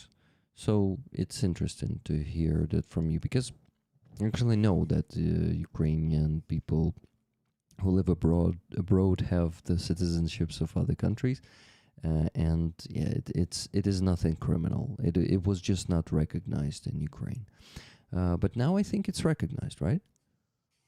Yeah. Mm-hmm. That's cool. Mm, so, Maxim, and how it is in Czechia? Because you told us about Germany, and if you still have time, please tell us how Czech people um, right now perceive Ukraine, if I may say Hmm. so, and our resistance, and like and Russians too. That's interesting. How do they treat Russians? Well, I think it's not that different from elsewhere in Eastern Europe Mm-hmm. or countries that have very unfortunate experience of being occupied at some point by Russia. So I think on the general um, everyday people level, there is much still passionate support and solidarity, and people fundraise all the time, and there are several large scale campaigns that are running for over 4 years, and people like, sending arms to Ukraine, sending the help. So it hasn't changed in any way, and that energy is still there, which is great. And I think once again, it comes from very personal um, history that people lived under Russian occupation. They know what it is. They know what Russia is, Mm-hmm. um, and that's why it's there stronger than, for example, somewhere Western Europe. Mm-hmm. On formal official level, there's still like a lot of still support for Ukraine, despite some of the changes in the government and the new new government that oftentimes take this very bombastic well, I wouldn't say anti-Ukrainian, but more conservative and reserved stance on Ukraine. But in reality, when you look beyond politics, there's little has changed. The arms and for example, Czechia is a main country that organized the initiative to supply Ukraine with shells, and it's still continuing and going. Yes, the contributions from other countries is less so than it used to be, but nevertheless, the country carries still this initiative and still is doing that.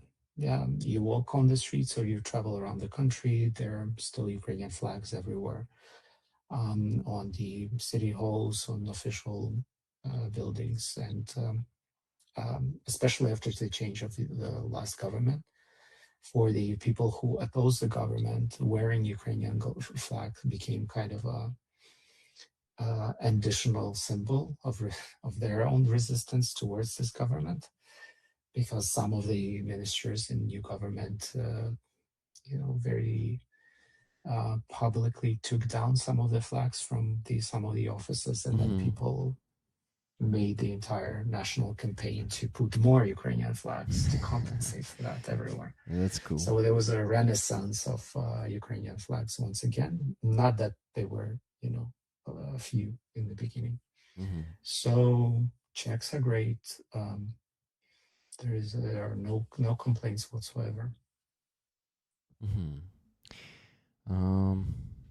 Yeah, this is great and great because why I asked that question? I know that Czechia is supporting us and Czech people also support us, but yeah, the recent changes in the government and those public Ukrainian flag, how do you call this, tearing down or something. It got me worried, and I thought, okay, maybe something is changing there. Well, I mean, this is not only Czech dynamic. It's you can see it very often elsewhere, because the war is making impact on Europe, right? So this is not just some warnings from Ukrainians. The airspace is getting violated very often, almost like regularly now. There are dozens and dozens of sabotage campaigns that Russia is doing. One of the Russian drones hit a Romanian apartment block the other night. So for already a couple of years, it's quite obvious for people that the war is already here and the war is expanding quickly, and people are scared, of course, of the war. Now, when people are scared, there are two scenarios that usually happens.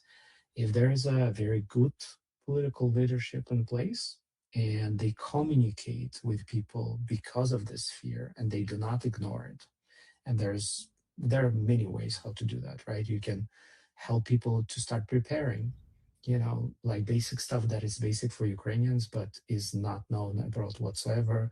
How to survive without electricity, what to do if there's no internet, what to do if there's no heating, do you have generators, what kind of generators, what are the drones, how they fly, what kind of risks are there, how to recognize them, and so on and so on. So there are a million ways you should be preparing yourself, not only for war, but just for much fucked up and volatile world that we're living in. And when some of the governments do that, those anxieties and those fears go down, because by preparing, you're becoming more confident that whatever is happened next, even within your own household, you'll be prepared.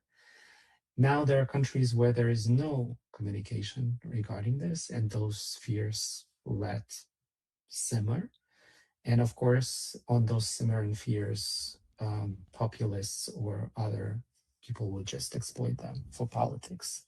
And that's exactly what happened in Czechia last year, because the government before that, despite their great support for Ukraine, they never communicated with the people about their fears of the war. So the new government said, like, well, we're going to fix your fear by, being less threatening to Russia. which is we know that's not how it works. Yeah. That invites more. Bullying Yeah. invites invasion.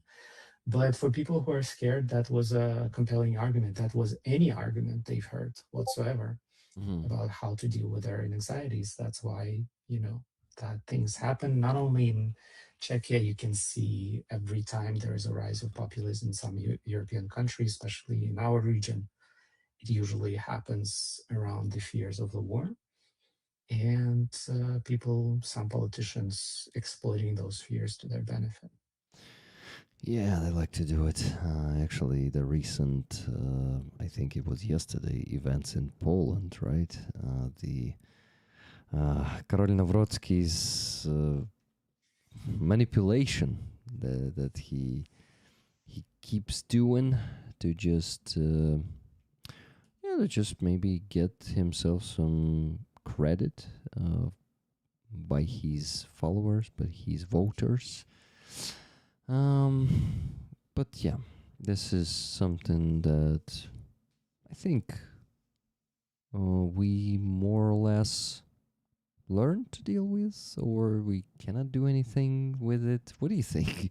Are we, as a state, like really damage controlling these things or not?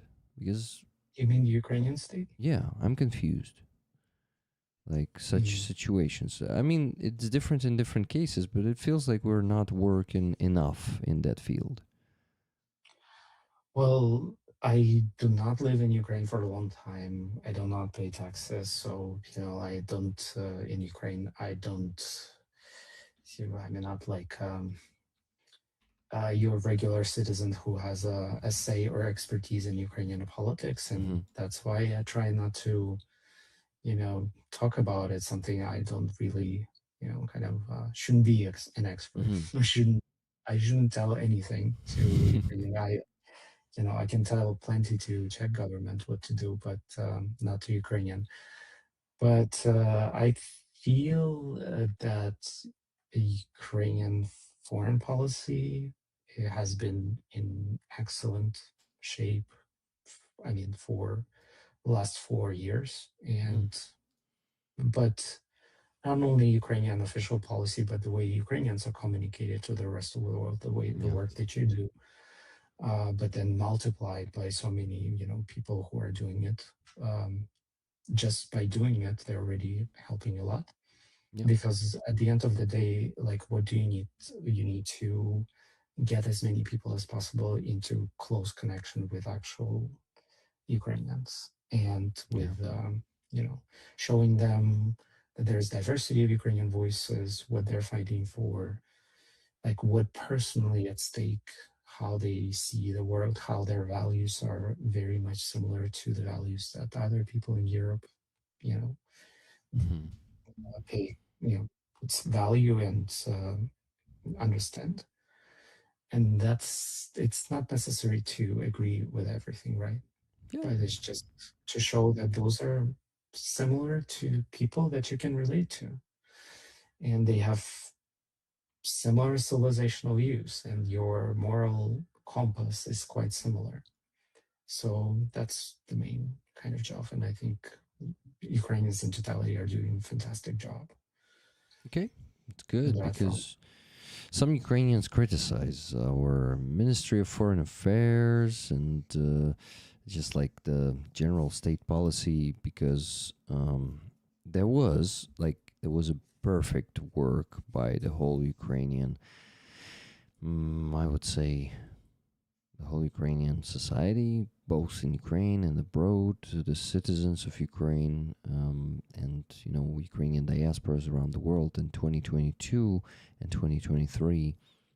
We were really defeating Russia on that informational battlefield, but um, it feels like by the end of 2023 and 2024 and 2025, Russia started winning the informational warfare battle, and we just don't have, like, objectively, we don't have that many resources to counter the billions of dollars that Russians put in their propaganda. And ideally we would have to also fill like they fill everything everywhere with their propaganda, like every, social network, every if we would have to counter that with the truth, and sometimes maybe with our own propaganda, and just but I understand that, first of all, it is impossible to match with the resources, and secondly,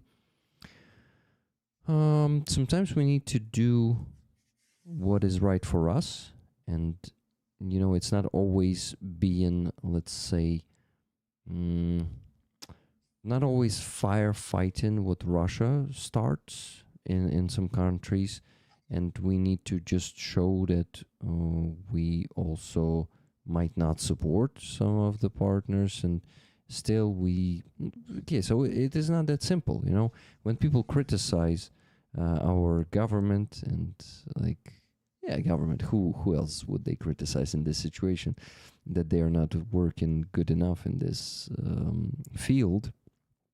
I would say that all of that is not simple, and it requires a lot of money being put into this. Well, first of all, I'll be surprised if there's no criticism of the government. That's not how democracies work. And Yeah.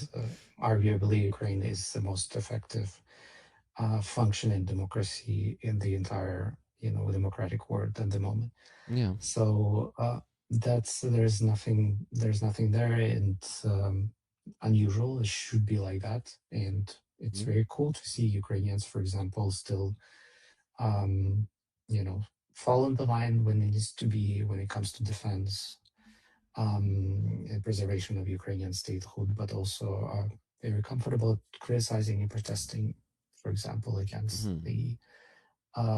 the upcoming civil code that has very discriminatory positions towards, for example, LGBTQ Yeah. people and all other weird stuff that's sometimes happening, or they're open anti-corruption investigations, which also means that their system is working, and people still find time and energy to stay vigilant, Mhm. and because democracy is owned by the people, right? And this is something sometimes it's very hard for people outside, even in the West, to understand that in Ukraine everybody takes democracy very seriously Yeah. and feels the ownership that if I don't do something about some that I feel not right, Yeah. nobody else will. And this is my country to live with. Yeah. And on the other hand, I think on the cognitive war, and I don't know if there's like a good translation of this phrase, which I find appalling and horrible. But in Ukrainian, there is a phrase like "z'їв собаку," right, which is like "I ate a dog" and means I'm very experienced on some issue. I don't know. I need to research why this phrase exists. It just makes no sense because nobody eats dogs in Ukraine ever, Yeah. but it's there. And I kind of hate a dog on this issue in my career because a lot of it, especially in the last decade, was on the cognitive defenses and the Mhm. studying Russian cognitive attacks and how they work and how imperial propaganda works. Mhm. So I can tell you one thing that for sure that I know and learn from all the data and witnessing all of it. The second you start countering something, you're already lost. That's it. Uh-huh. It never works effectively this way when you're catching up or you're trying to address the lies that the imperial side manufactures. And once again, Russia will always have much more experience, A, and B, resources for that Mhm. kind of stuff, just because they have much more money to throw.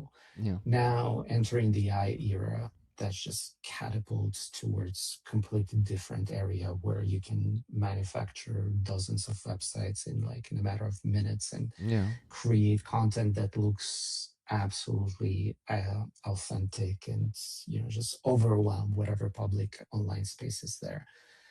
All of it is just if you try to counter it or try to react to it, and that's the only your approach, you're already like lost. There's absolutely no way for you Mhm.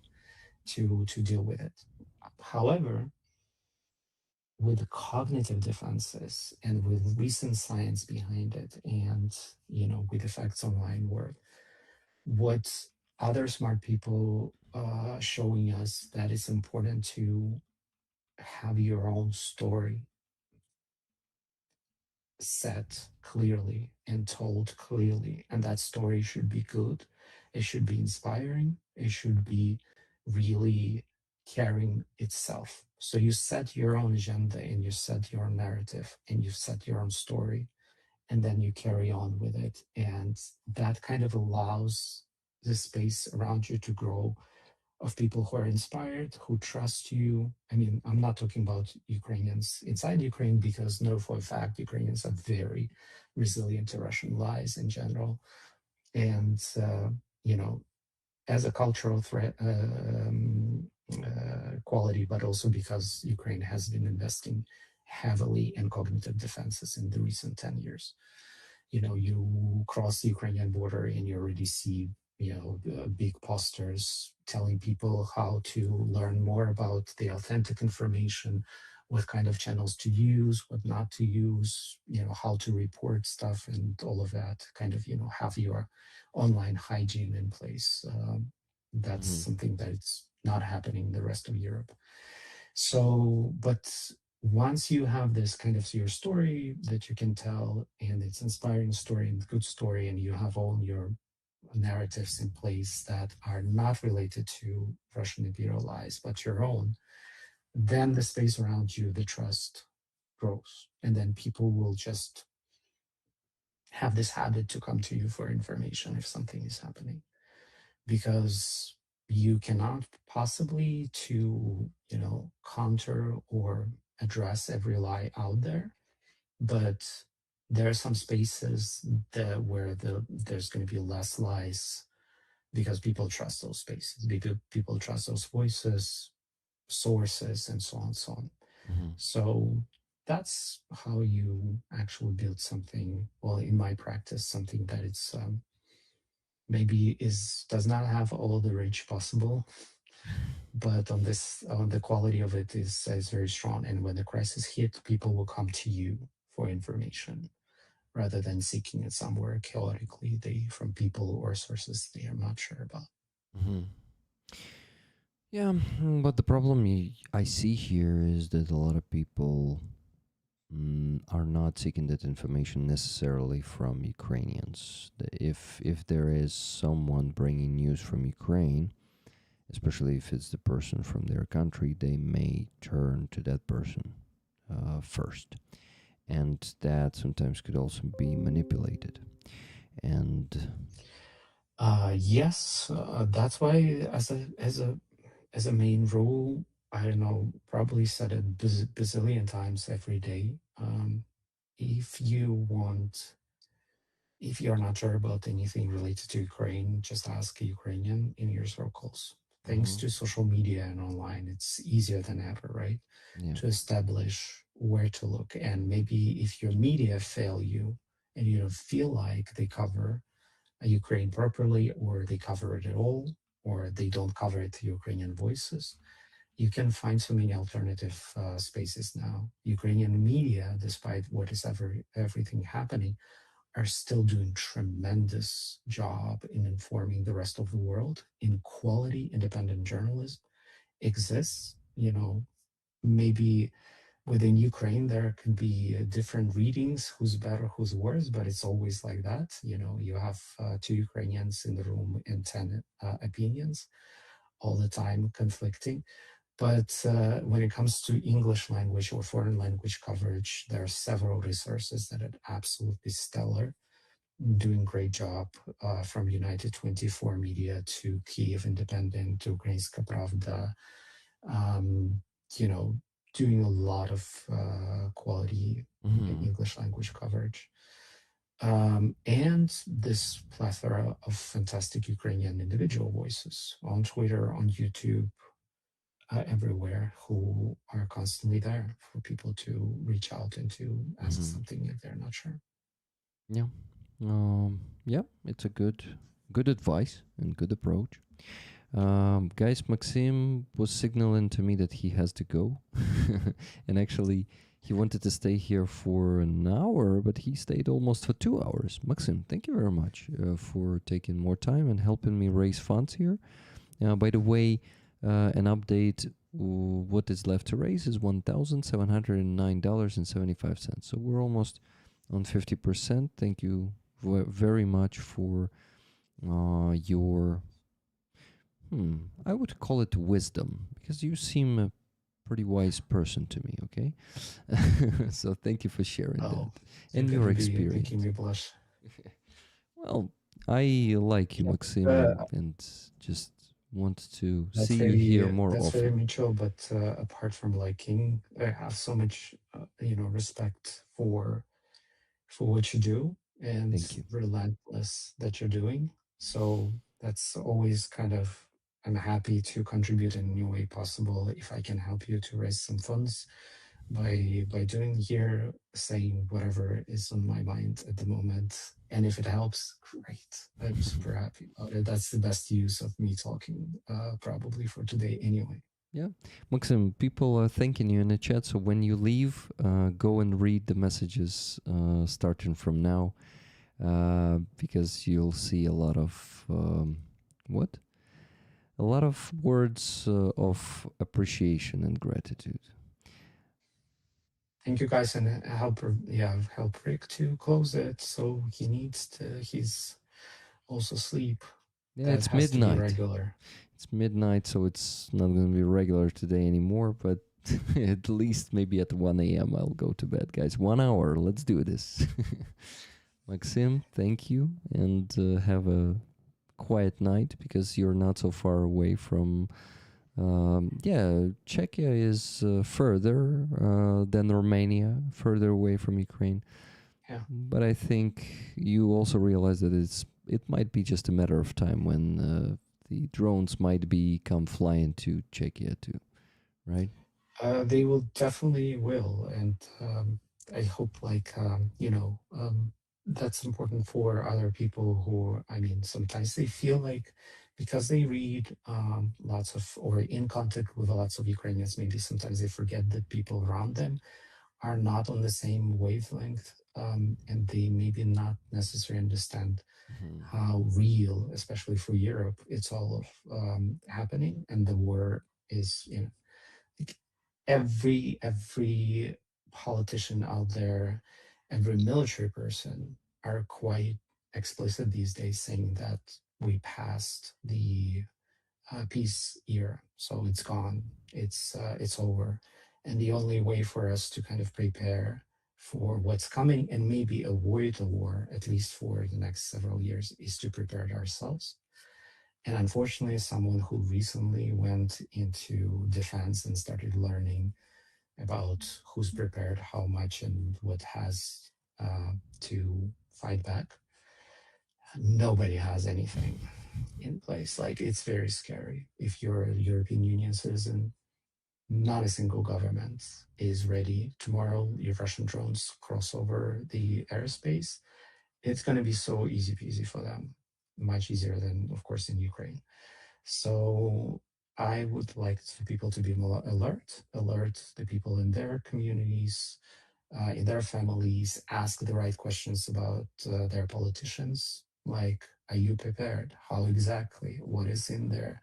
What are you doing? What are the plans? Because nobody's asking those questions, unfortunately, and the politicians are just scary to admit that they're like, nothing is there. They haven't used those 4 years for almost nothing.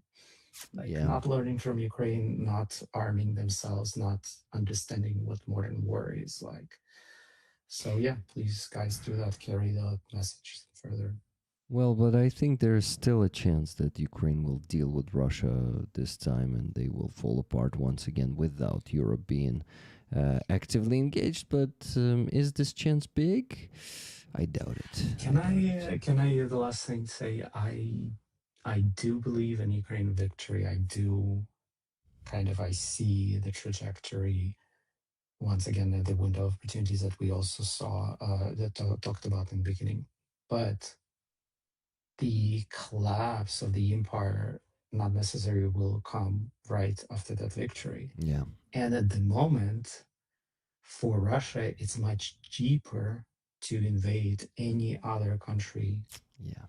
on the border, like from Finland to Lithuania to Latvia, than Estonia. to keep fighting the war in Ukraine. Yeah. So I don't think that people sometimes have this like very tunnel vision, especially in Europe, that Russia has to to be done with Ukraine, Yeah. and and if they cannot fight Ukraine, how they can fight not NATO country? Once again, nobody in Europe has the army as Ukrainians have. This is Yeah. a very Yeah. high bar, guys. If you do some provocation or covert invasion in Estonia, Lithuania, tomorrow Finland, we are not even sure that NATO is going to be a thing because, Yeah. to be honest, at this point, I think it's just a well-funded think tank, not a real, kind of a defense union. But it hasn't been tested a single time this way. Exactly. So let's not keep living in a fairy tale thinking like, well, if they cannot deal with Europe, with Ukraine, how in the hell they can deal with Europe? Yeah. That's going to be very easy. I absolutely agree with you, Maksym. Nothing to add. Thank you. Okay, thank you so much once again, and yeah, please, hopefully it closes very soon. Yeah, thank you. Thank you, Maksym, and have a good night. Bye. Slava Ukraine. Heroям слава. So, rollers, it's two rigs now. The inverse rig and the real one. Now you should guess which one is going to be streaming. Okay, it's both of them. Which one is real? Which one is the inverse one? And which one is not the inverse one? I like Maksym.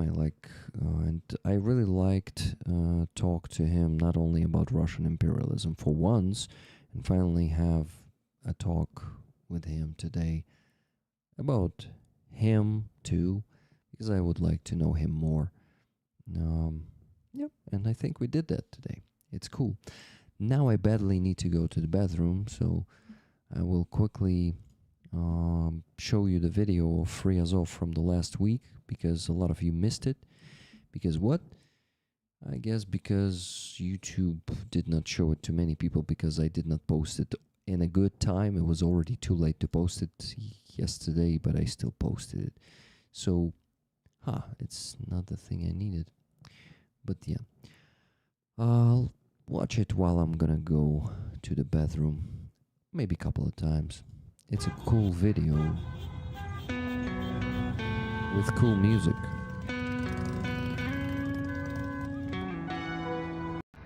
Hi guys. It is bugging.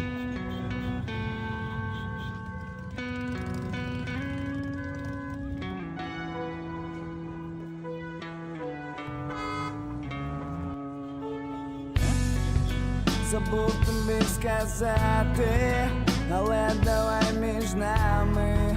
Ми б'ємося в стіну чолом, вона собі мовчить, сміється нам в обличчя, на ній багато крові. Я марлю прикладаю знов, але рана на мені. Зелений свіжий щавель, покришений баландо, золото поетів, мертвих ордени зірки. Сміх дітей весною перекрикнуть вікна. Чому так тихо в цій?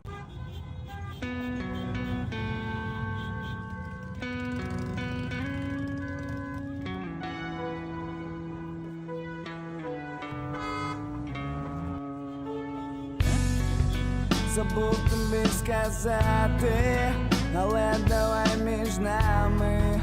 Ми б'ємося в стіну чолом, вона собі мовчить, сміється нам в обличчя, на ній багато крові.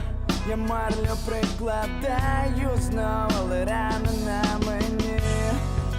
Зелений свіжий щавель, покришений баландо, золото поетів, мертвих ордени зірки. Сміх дітей весною перекрикнуть вікна. Чому так тихо в цій?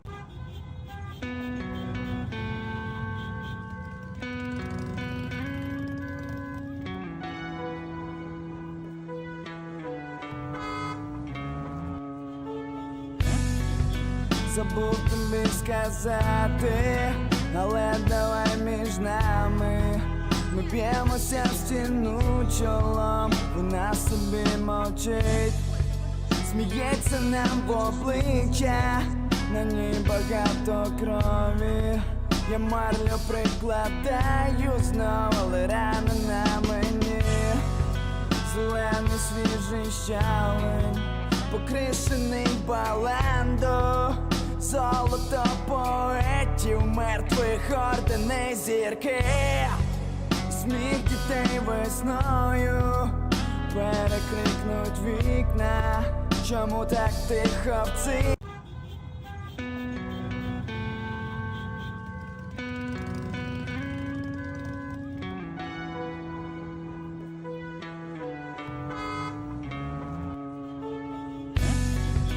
Забув тобі сказати, але давай між нами. Ми б'ємося в стіну чолом, вона собі мовчить, сміється нам в обличчя, на ній багато крові. Я марлю прикладаю знов, але рана на мені.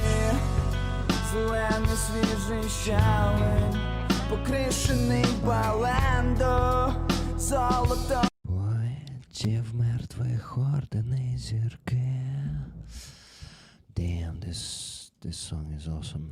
Oh, this is Palindrom, one of my favorite Ukrainian musicians and bands. Actually, Palindrom is a band. So, my friends, I'm back, and I hope you enjoyed that. Go and give that video a like, because it doesn't have enough views, enough likes and stuff, and comments too. I have bad news, guys. The last donation came in, oh, fuck, 28 minutes ago. No one donated for 28 minutes, and we still need to raise $1,709.75. Maybe $1,000 less than I just said, but why?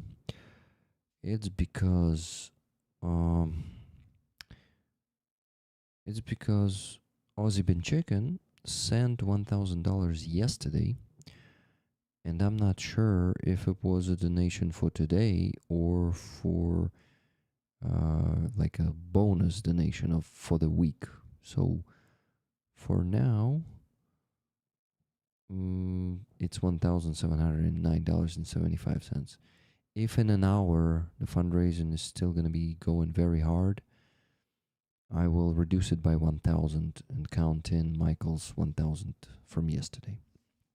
So it's not that bad. Let's raise $709.75 in the next 47 minutes so I could go to sleep at 1 a.m. because Russians will be attacking us tonight. And my sleep is not going to be good anyway, so I need to at least make it longer, okay? Please, guys, help me with that. If there's anyone watching who haven't donated today yet, I would really appreciate that. And you know, I have the news to share because I realized one very important thing, a life-changing thing that I need to share with you. So there's still going to be an interesting stream. Don't worry about that. Rick, you didn't ask yourself any question. What do you mean by that? Rick, did mine come through? I didn't hear you read it. Yeah, it's because I didn't read a few last donations because I was focused on the conversation with Maksym. So let me read those. And I'll get the chair closer. Okay, I just got 2 donations of $10 from Martin Bisick for the winning ticket. And he's doing emoji. And a $10 donation from Paul D. And that's Jordy Fella. 1 ticket, please. Thank you, guys. So the donations before that I didn't mention. Let me begin with the next one after the one I mentioned before.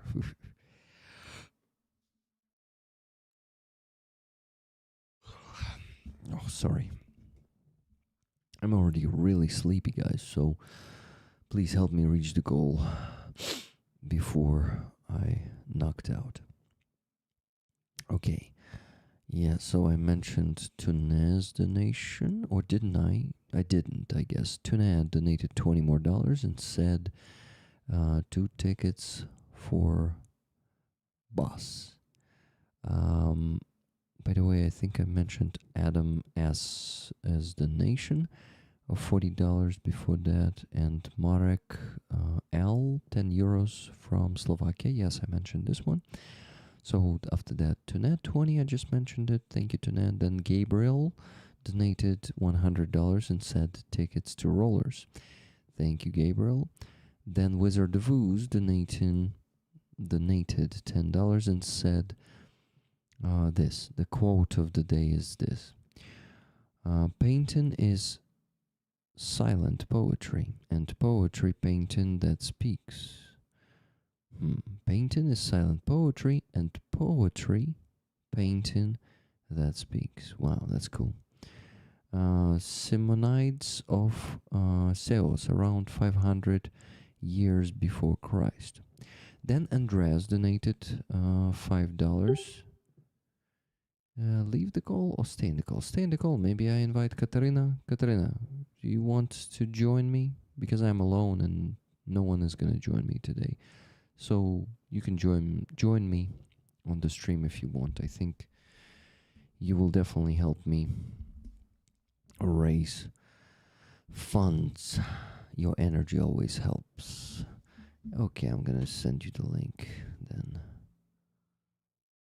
How the hell do I see it now?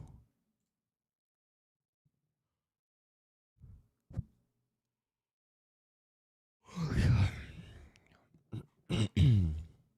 I forgot how to see the link, sorry. But I'm gonna figure it out. I will remember. I have it here anyway, so I don't need it. I don't need to see it there.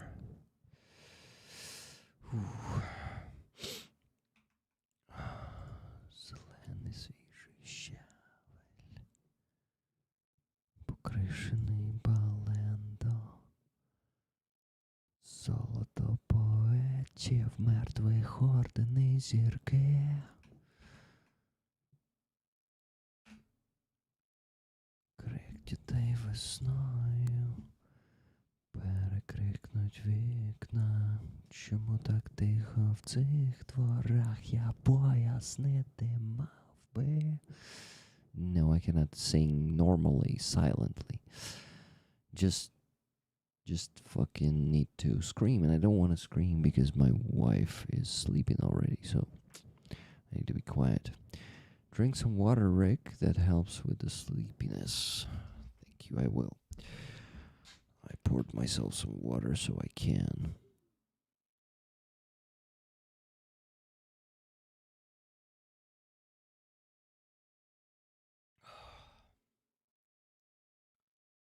Okay, I did not finish mentioning the donations.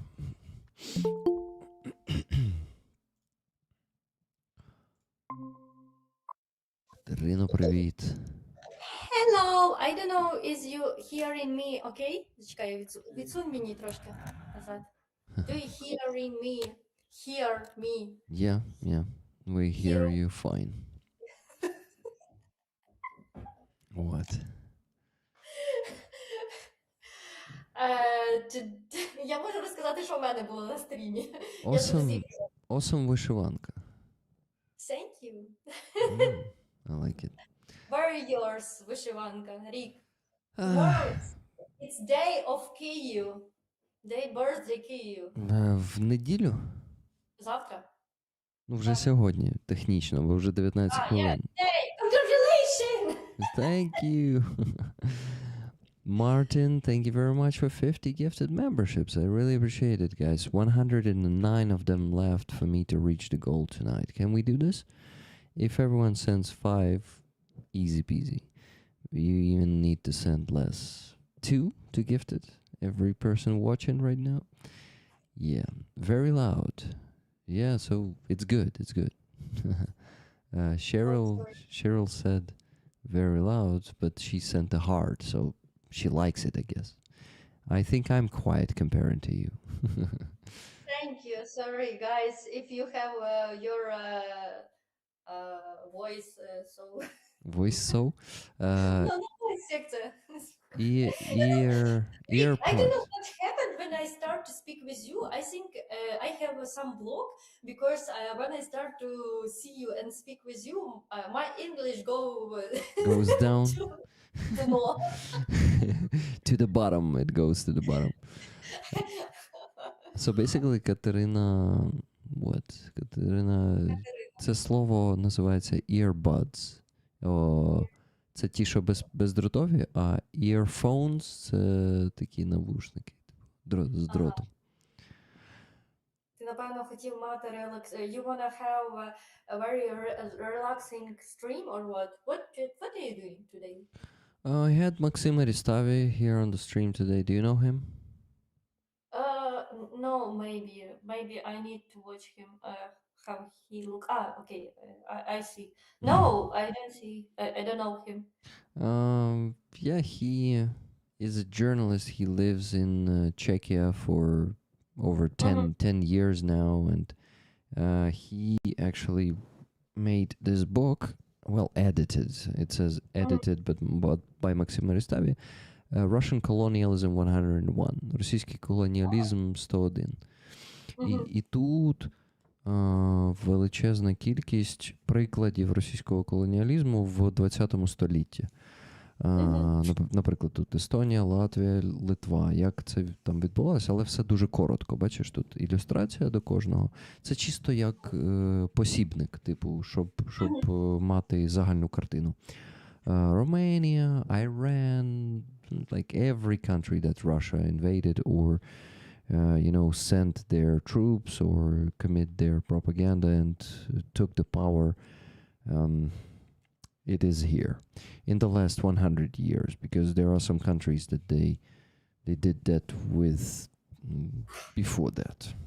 They keep doing that for centuries. So Maksym is a very interesting guy.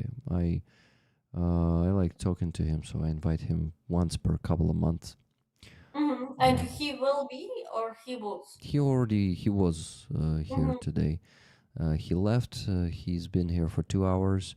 I also tried to not talk to him about colonialism at all today, because I wanted to talk just know him better, know his story, how his childhood in Zaporizhia was. And he shared some of that. He shared the information that unfortunately his family was very Russified, and that he learned Ukrainian properly only after 2022. So yeah, it's he had to diversificate, yes. Yeah, he had to diversify himself. Yeah. It's cool. Yeah, it's cool. He's a good guy. I like him. Yeah, every story, every Ukrainian story, so interesting how people start to be Ukrainian, because how I told that Ukrainian it's a way. Українець це шлях. Be Ukrainian is a way. Yeah, you're right. Is a way, is a path. Way. Probably a path. Шлях в даному випадку буде path. Path. Написати тобі, як пишеться правильно, ні? Ти можеш. Do you see Katie Summer? Yeah. Casey Summer. Casey, напевно. No, Casey. Cass. Вона в чаті підписана як Cass, бачиш? Cass? She here? No. Cass, are you there? Katerina wants to ask you something. Yeah. You win propeller. Oh, you won the propeller. Nice. Yes, yeah, there she is. Please write me in the Gmail your address. Nice. And I will send you. I have Kathy's address. Kathy, if you don't mind, I may share it with Katerina. But if you want to do it personally, it's cool. Oh, You can do that personally, yeah. Because I wrote support in PayPal, but maybe she don't see it. Yeah. Thank you, all So my friends. Thank you, Pat, for the gifted earlier. So, my friends, I wanted to tell that our fundraising is a bit stuck and we still need to raise a lot of money. So I want to ask you to donate, and let me tell you how much is left to raise, because we had one more donation, $4 from Silver Earth. It's all I have. That's what Silver Earth said. Thank you very much, Silver Earth, for donating all you have.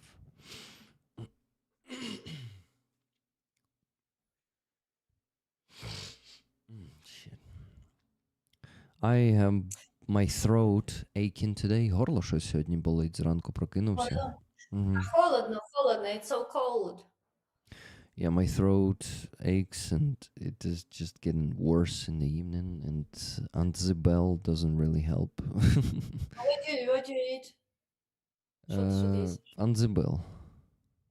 А, ні, не знаю. Там Тумверде гарно допомагає. Мені він перестав колись допомагати. І все. Я не Ісламоз. В залежності, як були. М, It depends how it's... Мені взагалі оці спреї не сильно Ні, це допомагають. не спрей, це людяники. А, льодяники. Так. Ну, треба, коротше, щось ще купити. So, guys, I wanted to tell you that we still need to raise $1,685.75. Yes. What? Скільки ще треба? Donation messages, Rick. Yeah, I need to read the donation messages.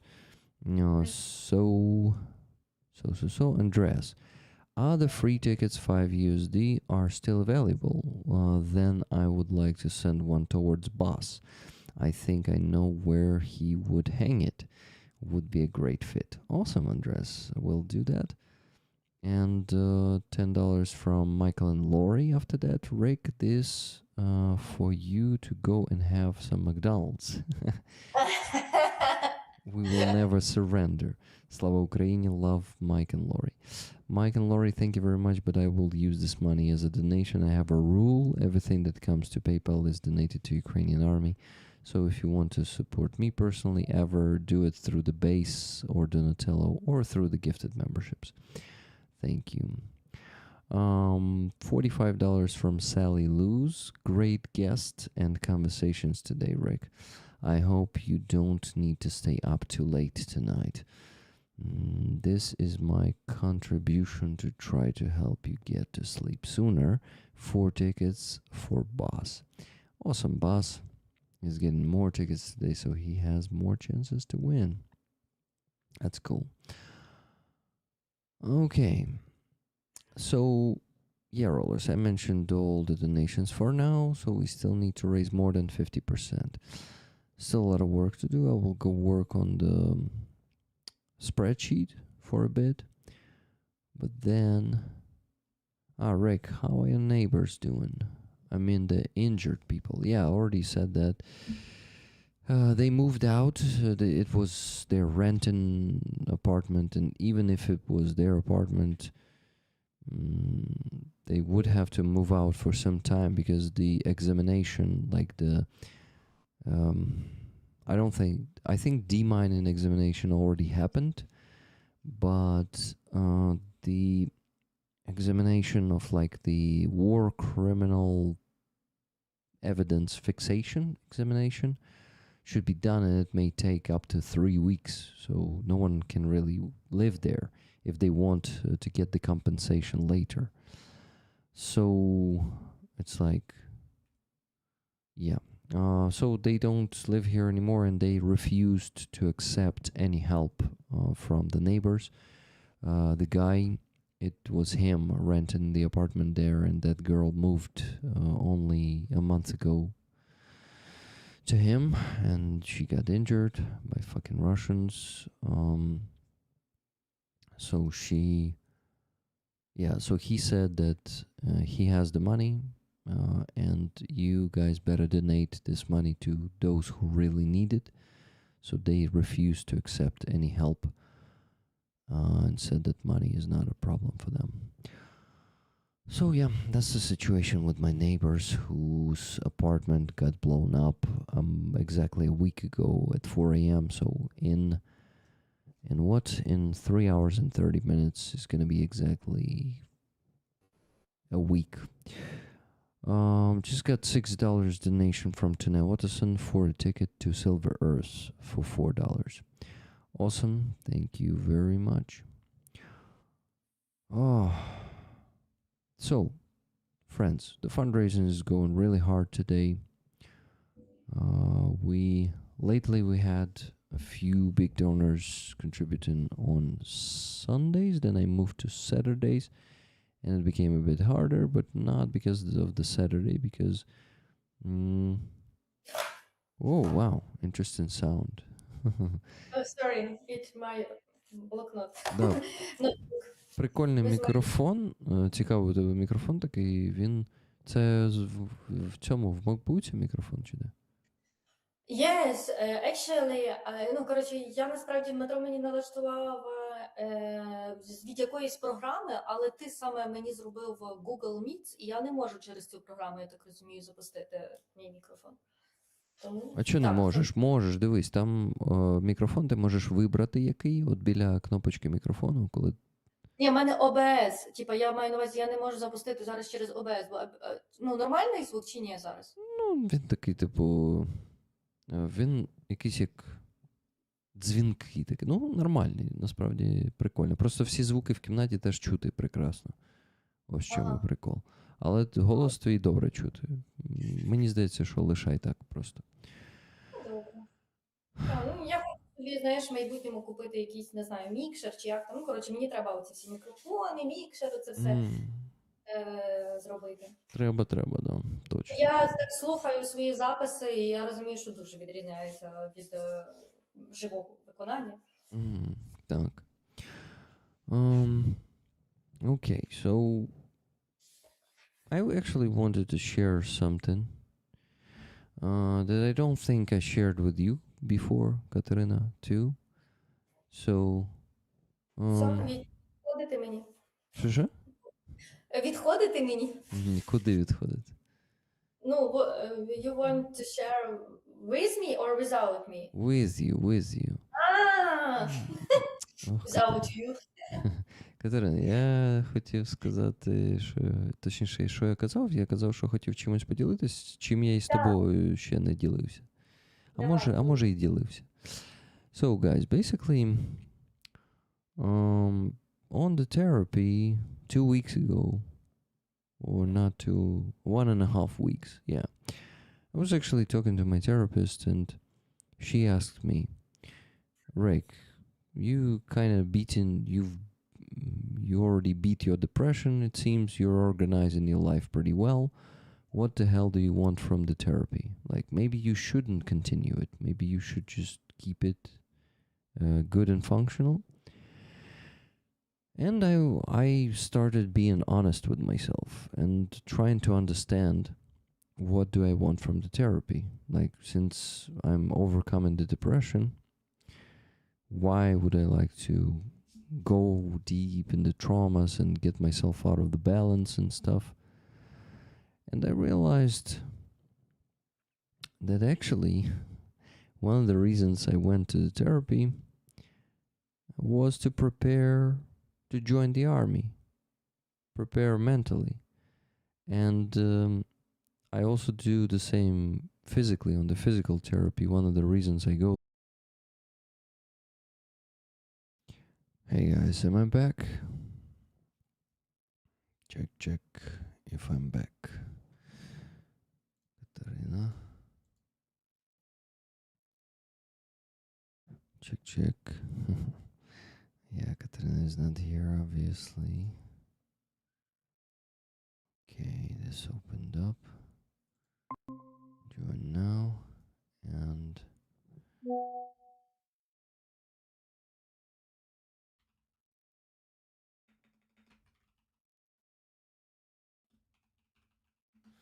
guys, yeah, I think I'm live again. Okay, good.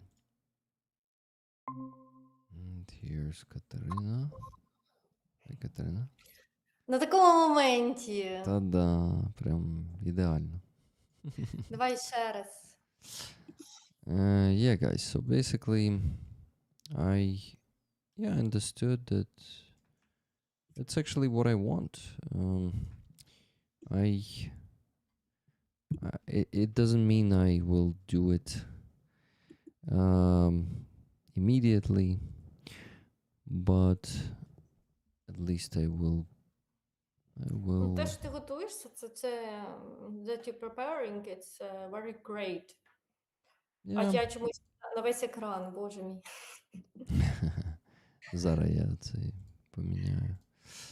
Ну, це дуже добре, що ти над цим вирішив подумати і почав готуватися. Yeah. Ну, я думаю, ти вже давно думаєш над цим. Давно думаю. You know what else I discovered on the therapy? Not that I only want to join the army. The part of me wants, and the other part is scared, which I always said to everyone, right? That I'm scared to join the army. I always said that I don't have the guts to do that. But I never said that I actually want to do that. And I finally admit this thing to myself. Admit – це визнати, знаєш це слово, ні? So, and then, yeah, Miriam, preparing myself physically and mentally to join the army, and actually thinking which unit I would join, and you know, so the thing I discovered, the biggest fear, or why I don't want to do this, is because I will lose my freedom of choice. Basically, you will have to follow the commands, you will have to do what you're told and follow the goals that you don't choose. Yeah. And that's the problem, because right now, I actually 2 years ago, I found the way to be my own boss, to tell myself what to do, to choose the way to do it as I like it. And you know, and just willingly giving this away and changing it for some soldiers are joking and saying that serving in the army is slavery, you know. Yeah. They say, well, I decided to go to slavery and I joined the Ukrainian army.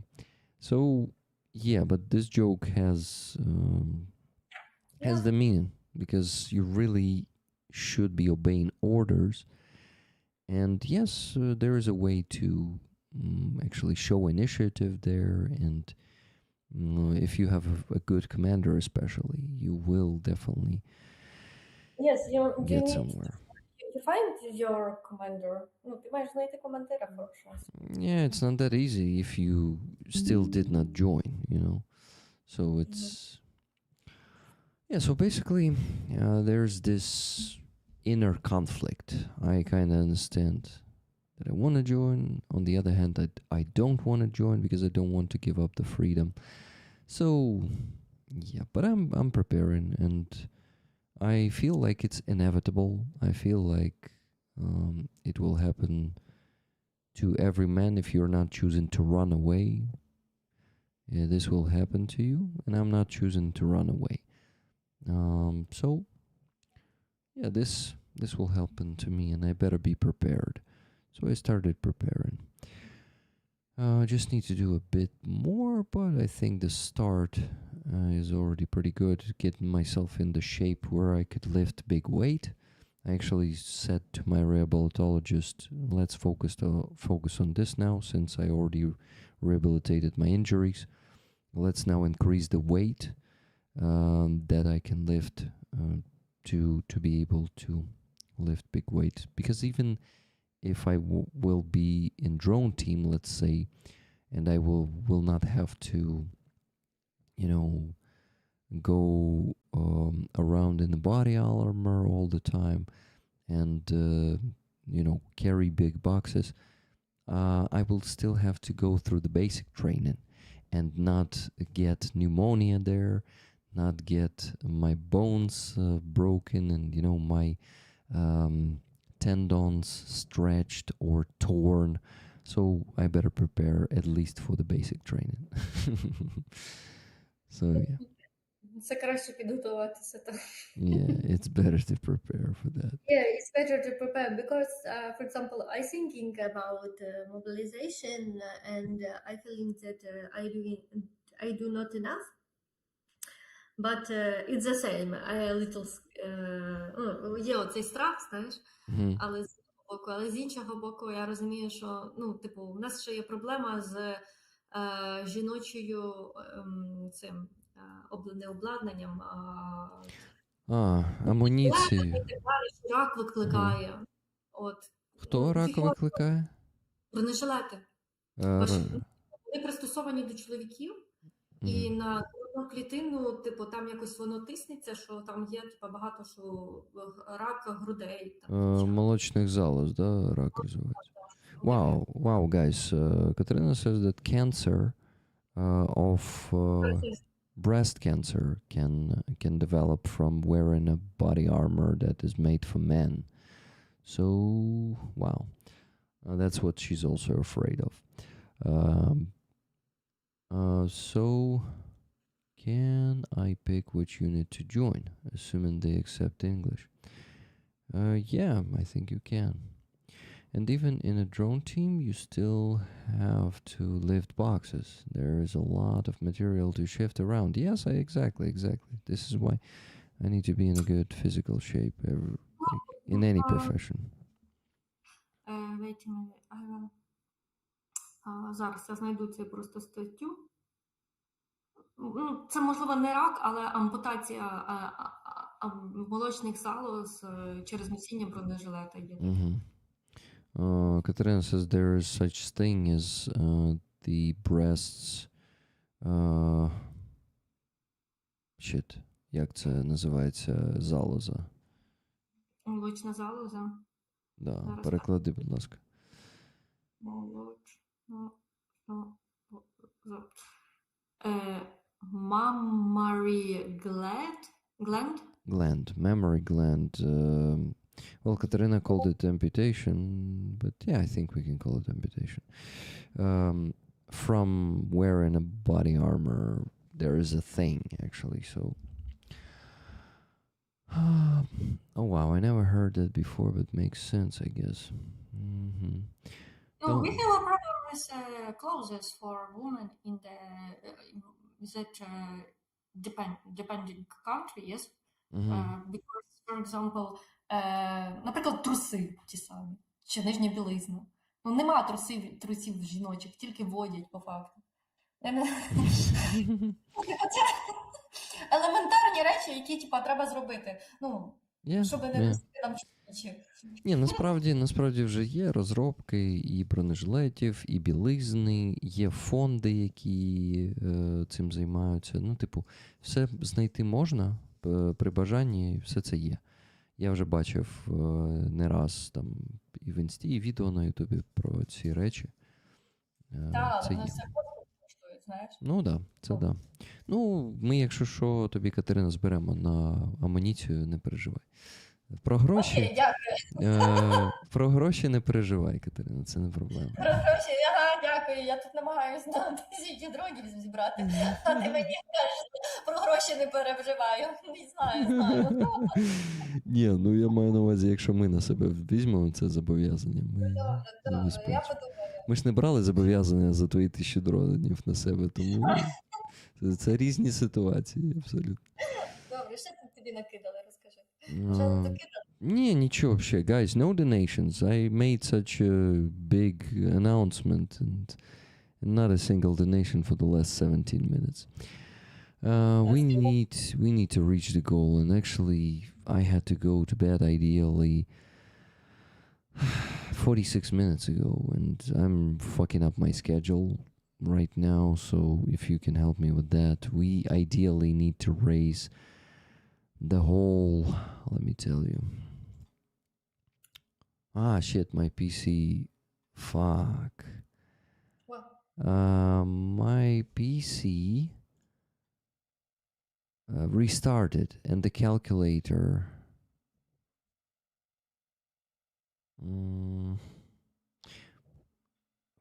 Fucking hell.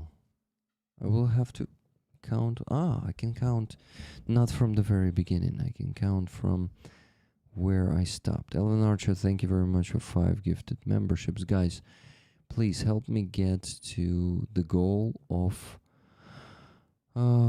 300 memberships today, and for that I will have to ask you to buy 104 more. Can we do that?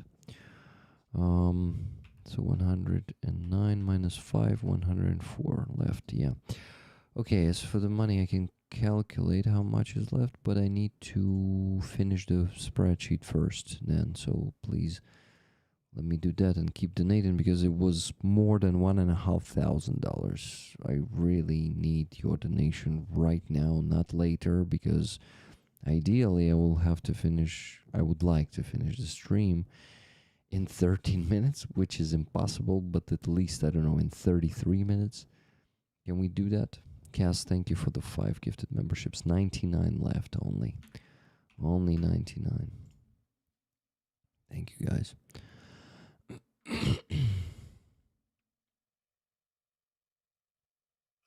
You know... Катерина, кажи. Чи ти щось там? Та ні, ти кажи. Look at 2000's bulletproof, так? Бронежилет. Ukraine buy 2000 bulletproof for girls that are in Ukrainian army. Yeah? Bulletproof vest. Це броньований жилет. Bulletproof vest або body armor. Okay, bulletproof vest, yes. They but in our army service more than 55,000 так, 55 тисяч women. Women, 55 тисяч і 2 тисячі тільки закуплено. Серйозно? So 55,000 women serve in the Ukrainian army, and only 2,000 was bought. 2,000 body armor vests for women. And Katerina is like, "Are you fucking serious?" No, are you fucking serious? Ow.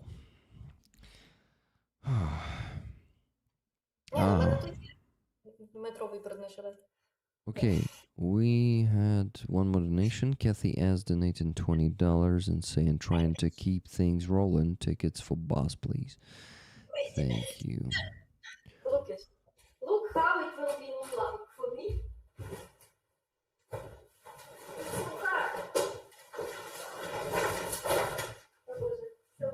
It is loud. If I will go to army, they will give me like this. Okay, but it's він має десь закінчити, здається, тут, а він закінчується, ну, типа, тут майже прикриває мені.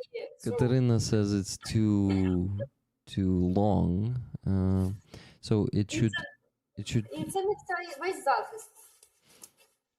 Katerina, what is your height? Your зріст який у тебе? 1,55 чи 1,56. Щось таке. 1 meter 55 centimeters. Katerina is... Але ми маємо говорити про тебе ж. А я... В смислі? Ні, не маємо говорити про тебе, бо я... Я, коротше, думала, але думаю, ну, типу, мистецтво, може, типу, не знаю. Бо я ж тільки на словах оце хочу цього. Я ходила...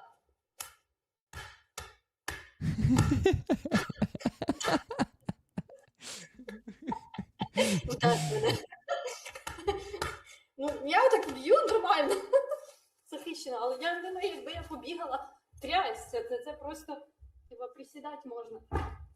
Не знаю. Ні, коліна би охуїли дуже. А? Коліна би охуїли. Та взагалі, ну, типу, що? В мене малий вдягався. Замінник. Як це скинути? Давай.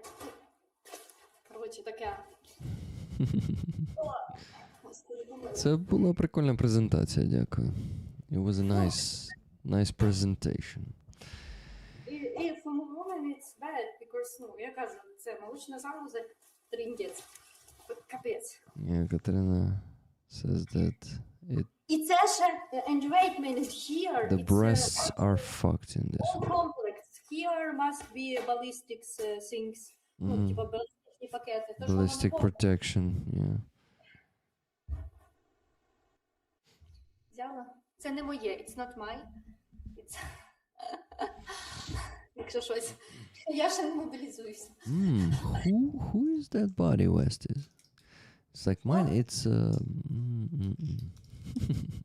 Who donate, guys? Donate. Давайте. Я no more donations. Just Kathy S was $20 and Yes. we're stuck. Oh. Hey Goober, how you doing? Let's search it for the men too. Yeah, Goober. I can transition the body armor vest. Katerina is Katerina, lol. Tunessa. А що ти стрімиш? You streaming in Twitch? Two in Twitch too, yeah. Where?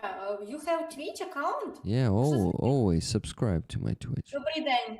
А чому ми не підписані один на одного? Rick Що це the таке? Ukrainian. Та тому що я його так не А що це? А можна you can streaming in Twitch and YouTube одночасно? можна. А що це таке? Rick, why you don't tell me this? Ну, Я- Ну, тому що в мене не вистачає часу на цю платформу. Це треба ще один чат читати. Ну, Я розумію, а чого ти не сказав, що так можна? Я би так зробила. Рік, ти так і перепишешся. так. Тхе, рік, тхе, Україна. Guys, please keep donating because I'm falling asleep and I also need some good Ну, я sleep бачу tonight себе. because I don't have enough health to stay all night. So I will. Oh, and the air raid siren started again. Only drones is now following you on Twitch. Thank you, Katerina. Rick, why you don't follow me? Because I don't really use Twitch, you know. A joke. Oh, you know. Air raid siren just started. Russians started the attack, I guess. So yeah, we will. Yeah, I'm hearing. We will probably start. Have to start go to Rick, I need to ask your friends bathrooms if soon. the flowers are open that we buy. Коротше, чи квіти ці розкрилися чи ні? Тому що у мене ще досі не розкрились ті довбані піоні. You mean Галина? Так. Ну, добре, що ми не купили їх тоді. У мене ще досі не відкрилося. Я їх вже помила. I cleaned it because they have some... вони виділяють таку, знаєш, таку липку штучку, яка склеює. I don't know how they have липка штучка, that склеює їх. Big thingy. І я вже в теплу воду поставила, але щось Yogi. маленько. Just drones raids, I think. Jordy fella says, yeah, probably not. Ну, ти грав ігри там. Yeah, guys, why the fundraising is going so bad today? You know, let's do it this way. So, I need to work on the spreadsheet. Katerina, can you talk to rollers for now? I need to work on the spreadsheet, okay? I can don't talk, I can play if you want. Oh, it's a good idea. Play, please. But I don't know how it will be sound. We'll see. We'll see. Якщо щось погано, то кажи, тому що по звуку я не знаю. А ти що, в навушниках? No. А. Я все вияснила. Я не розумію, чи я хрюкаю. Тому що ти прикольна. В мене є нова пісня, а я співала чи ні? Katerina has a new song. Ну, у мене багато нових пісень, яких ти не A чув. lot of new songs. Бо So, ти не слухаєш мене, але добре. songs. В смислі, я тебе слухаю. Давай грай. Мені так смішно прикалуватись з тебе.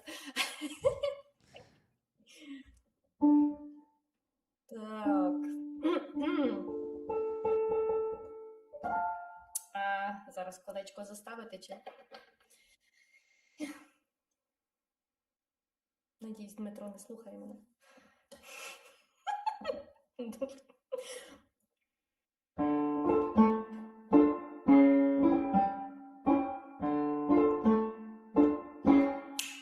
Весна настала, і спогади прийшли сумні, сумні.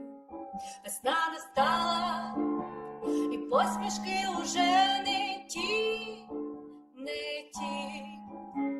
Мріями, мріями, мріями, мріями, мріями, мріями, мріями, мріями кую долю свою. Мріями, мріями, мріями, мріями, мріями, мріями, мріями, мріями кую долю свою. Весна настала, і кров'ю серце облила моє. Весна настала, померлі предки завели пісні. Мріями, мріями, мріями, мріями, мріями, мріями, мріями, мріями кую долю свою. Мріями, мріями, мріями, мріями, мріями, мріями, мріями кую долю свою. У моєму серці лиш одна країна, це Україна, це Україна. Зміцни мою плоть, зміцни мою душу, я рушаю в бій, захистить я мушу. Діями, діями, діями, діями, діями, діями кую долю свою. Діями, діями, діями, діями, діями, діями кую долю свою. Долю свою.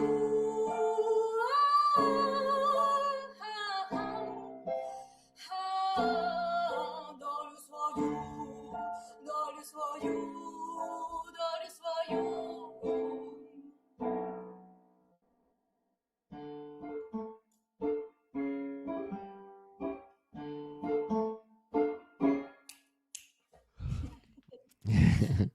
Wow, wow, Katrina, this is a cool song, really. Yeah, I like it. Can you? May I ask you? May I ask you to? Do you have a text in digital format? У тебе є в цифровому форматі текст пісні?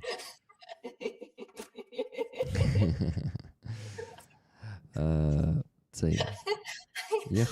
Я хотів попросити тебе перекласти англійською. Якщо б був текст в цифровому форматі, то ти б могла чата GPT попросити, він би легко. Весна настала. Так, ти відволікаєшся від таблички, так? Да. Зараз. Щось я не знаю, я не розумію. Рік, це щось, типа, знаєш, типу, атмосферне таке. Типа, коли я зіштовхуюся з друзями, я починаю дуже багато сміятися. Так, давай Класно. я. Це значить, що. Що тобі прикольно? Ні? Весело, прикольно? Зараз спогади. Потім стало дуже страшно і больно. What? Google Translator не підійде, так? Ну, да, він так собі буде. І зараз весна, що мені написати? Зараз напишу. Може, настала. Я не знаю, може наступну пісню можна краще заспівати. Spring is coming. Не, come. Добре, я зараз тебе буду відволікати, якщо цей пиши табличку. Давай я наступну пісню заспіваю. Заповню твій етер повністю. Ти тут? Ні, заснув трошки. Spring is come. Настала. Guys, is there a chance to get the last 99 memberships while I'm working on the spreadsheet and donate to? Katarina, we had two more donations. Megan G donated $20 and said tickets for Skippy. Thank you. And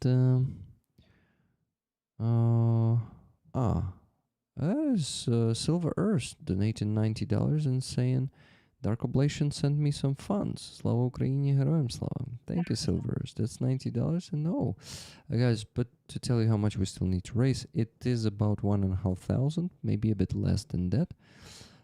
So keep donating. We still need to raise a lot, but I need to do what? Did I say fundraising is going bad? No, not bad, but slow. It is going good, just slow. This was an awesome song, guys. Actually, I will quickly translate the meaning of the song that Katarina sang. She said that. Я зараз цей. She's actually translating it. Yeah, nice. She will do it. She will do it for us. Amazing.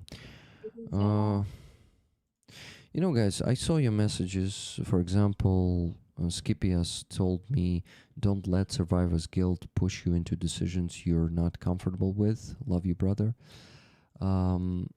As a failed soldier myself, I just gotta weigh in. Sometimes you can have more effect outside the chain of command. Plus, the ability to quit working for bad bosses is real nice. I understand that, Skippy. But the problem is, I don't really. It will come to a moment where I won't have to choose. Like, we have patrols on the street, stopping the cars. And today I passed one of these patrols, and I was lucky because they stopped another car before that, and they were busy already. So they didn't stop me. Every, like, I would say, any patrol I meet, I will be conscripted, and I will have to have a plan what to do when that happens. So it is not even the matter of if anymore. It is the matter of when. So I better be prepared. This decision, I told you, I don't want to do it. But at the same time, I want to do it. And it's not probably because of survivor's guilt. Assault units get the priority for forcibly mobilized people, so it's a serious risk if you wait. I know that, Goober, but the problem is, actually, it's not like that. If they see that person is, let's say, if person can do some modern stuff, like doing drones, they will not use me for assault regiments. They will definitely make me a drone pilot or engineer. I would be able to do that. And I know that they will not just waste a pilot, because pilots are also needed. So, yeah. If you are conscripted, do you lose any choice you may have had if you choose to go? I will not lose it, actually, because I have friends in the army. So, for example, Ivan from Aeroskivs told me that I just need to call him once I get mobilized. He will come to the training center and he will take me from there. It's actually possible. The commanders are allowed to take the conscripts from the training centers or from the concentration centers, let's call them that way. So basically, yeah, there are ways for me to get to the unit of my friends. When that happens. But of course, for example, I can do it differently. If I'm going to be lucky to not get conscripted in the next half a year, I will do what? I will be trying to go and join myself. I will not wait until I'm going to be mobilized. I think I need about half a year to get prepared. Then it might be more risky. You speak multiple languages too, Rick. It might help you choose as well. Exactly. I'm sure that when I demonstrate to them that, look, there are also these language skills I have, and I could be working with foreigners. This is also a benefit. Rick, my opinion, you do way more helping and we're doing this, but you have heard that likely a million times. Yeah, exactly. In the lunar blood. Exactly. I heard it a million times, and I also like what I do, and I would not like to change that. But I also told you that I don't have much choice. The only other choice would be to really sit at home, be afraid to go out because the patrols are out there. And I just, no, I don't want to be this scared creature sitting at home, afraid to stick their nose out. We have such men in Ukraine too who are not even getting out from their homes, scared of that. No, I am choosing not to hide, and I'm choosing to conscript, either forcibly or voluntarily if I got lucky. If I got lucky to still not be conscripted in the next half a year to a year, let's say it this way. Facing reality, exactly. If you worked with James, maybe you could still fundraise and help build tech. There are many options for me, Kaz, believe me, but I would choose. I already have the priority units, and I would even be honest with you, these are not the units of my friends, not the units of the guys we help. These are the units, a couple of famous units here in Ukraine with good reputation. Because, to be honest, not all the commanders that we help, for example, I wouldn't like them. They are good people, but I would not like some of them to be my commanders. Okay? Because you can see, like, okay, I'm not gonna go into details. It is different. Okay, Катерина переклала.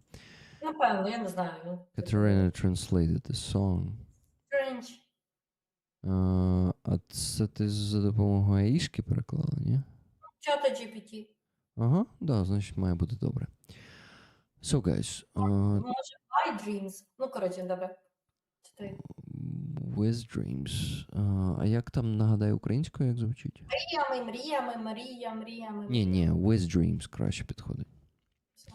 So, guys, I will quickly read the translation of the song of Katerina to you.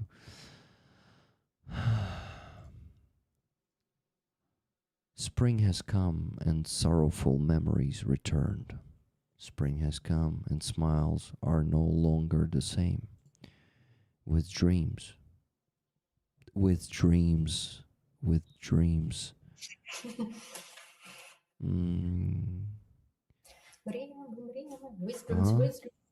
I forge my destiny with dreams. Spring has come and bathed my heart in blood. Spring has come and my fallen ancestors began to sing. With dreams, I forge my destiny.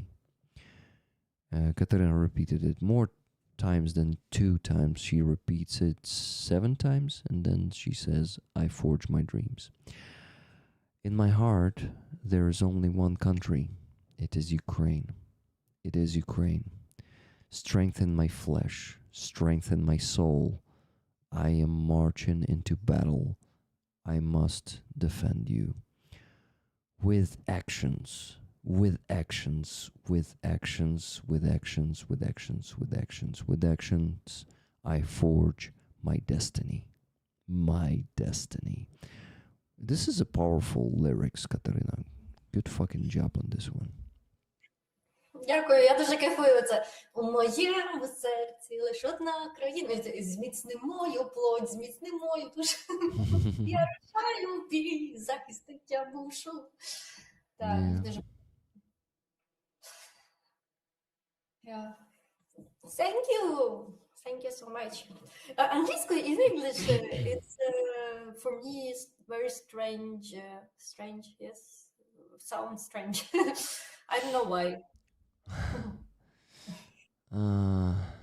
What what would you choose to do, Rick? Do you think? To be honest, it's a very hard question because I'm not sure I would like to do the same I do right now in the army, because I'm not sure I would like fundraising for only one unit. Maybe you will be like a Жадан in Kharkia. You know, yeah? I'm not famous, so I cannot be Shadan. That's the problem. You have, ти маєш, you have foreign people, and then they donate, and it's for me argument because I think many people, many battalions need people like you. Ну, тобто ти можеш далі, типа, працювати. От. I know, and then it is probably something that I would do. I would do the fundraising if this happens, but I'm not sure if I would like it. You know what I'm saying? Популярний? Ну, типу, Ні, не популярний. Жадан не дуже знаю. У популярних 500 людей одночасно сидить на стрімі мінімум. Guys, why?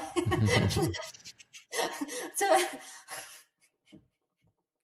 Та ну, це просто всі не звикли ще, що ти так рано стрімиш. Not people all... used to me streaming that early. Fuck me. Oh, guys, you stopped donating again, let me tell you, 10 minutes ago. And we still needed, I think, $1,400. Let me go back to the spreadsheet and I'll go back to your comments after that. Katerina, do you want to play another song? Okay, I have another song. I use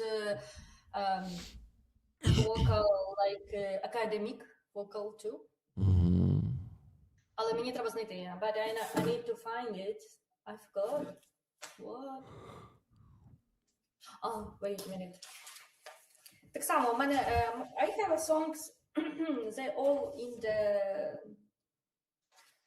they all are reflection about war. My reflection, так, правильно? Я, да, все правильно. Так, а де ж мені треба знайти її? Wait a minute. Донатна пісня. Як же ж?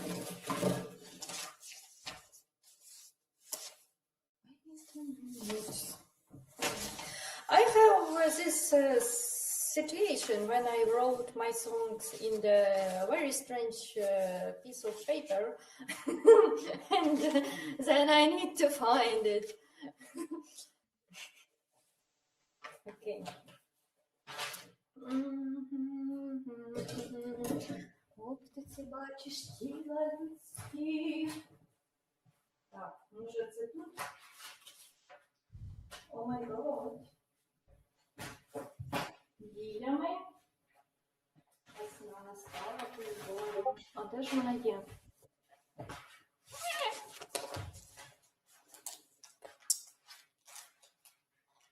Окей.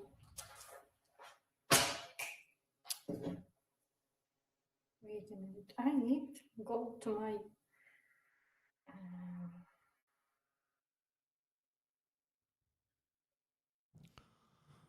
Fucking PayPal. Що, не відкривається чи що? Що кажеш? Не відкривається? Та ні, там notification, ці лайно повне.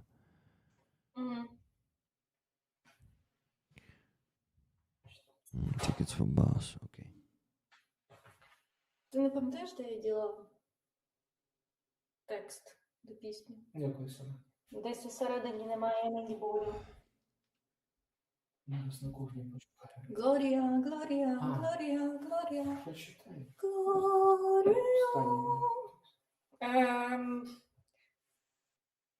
Ні, не можна. You told me that I can't... Я не можу стрімити, включити зараз OBS, так?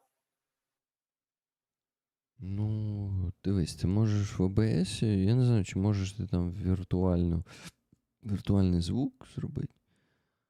Але.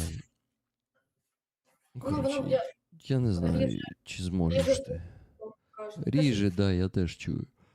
А може через, не через Chrome, а через... Так посилання на Google Meet мені Да. прийшло. Ще в цьому Safari. А як? А, Safari. Safari це типа Ой, господи. трушна їхня ця. А, типа, думаєш, Safari більш сприйме? Ну, зачекай, я перепідключусь. Можна? Guys, hot tea doesn't help me with the sore throat, so. Бо це не хатті, ти не маєш гаряче пити, ти маєш тепле пити. І багато смоктати You людей.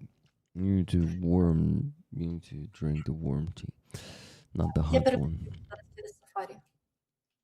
Guys, I need to work on the spreadsheet. Okay, Katerina will rejoin in a bit. Okay, the end of the air raid. Siren. Oh my god, already 1:18 a.m. I'm really... Yeah. I'm really slacking on finishing the stream in time. Slacking on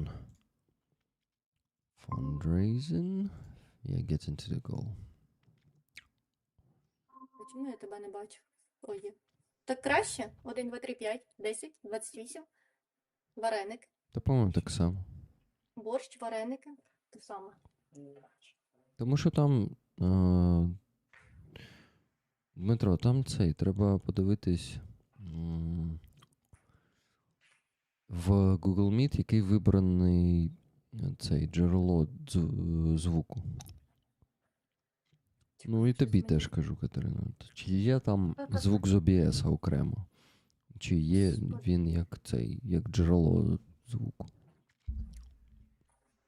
А там проблема в тому, що він, ну, сам браузер робить якийсь фільтр, і виходить, от ноти, вона довга нота, а воно ніби так, як вона зразу забирала палець. Угу. What's the total? I'm trying to calculate. I'm working on it. So I shut up and just do that. Whatever happens. Okay. After Cellulose, who actually gifted the tickets for Boss.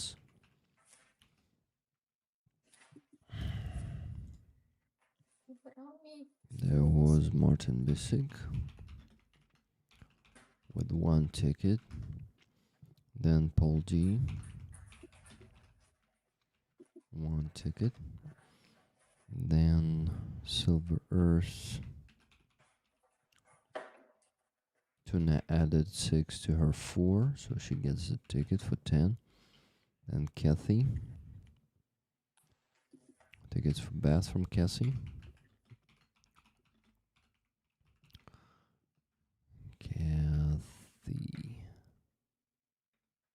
Kathy. Yes.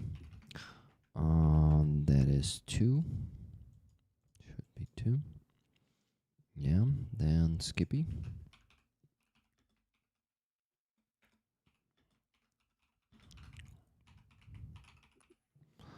Two tickets.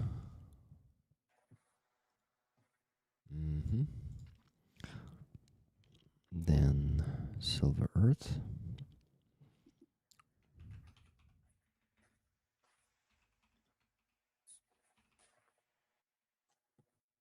Nine tickets. Yeah, that's 9. And after Silver Earth, Andres donated $5. I didn't mention this one before, guys.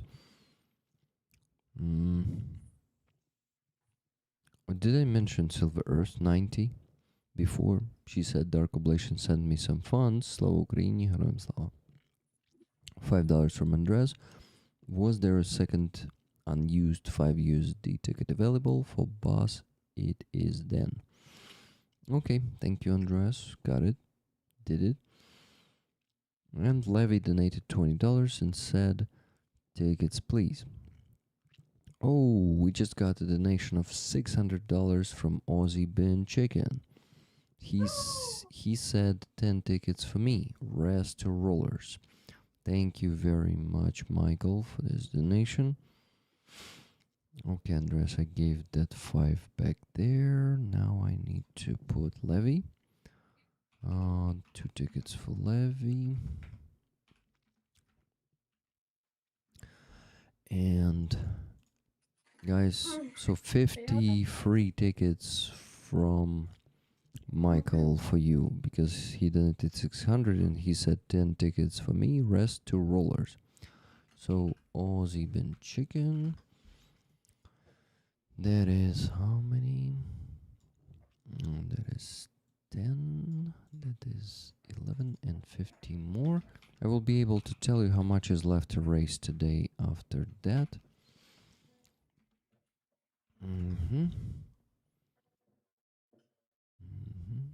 50, that's 94, 404. Now that's 51. Yeah, because it should be 3. Okay, what do I have here? Yes, it should be. Exactly. Katarina, wait a bit. I need to finish with this to tell people how much we still need to raise. Okay. Give me a minute. I will drink a cup of water. Glass of water. Glass of water. Yeah, да, правильно. Okay, so this sum of money and some euros. Also, give me a second, guys. I almost calculated everything. And minus 110 euros.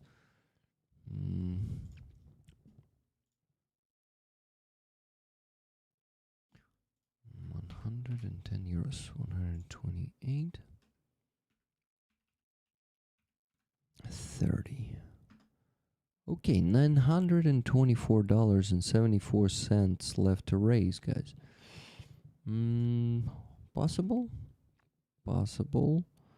Easy? Not easy. Still big sum of money.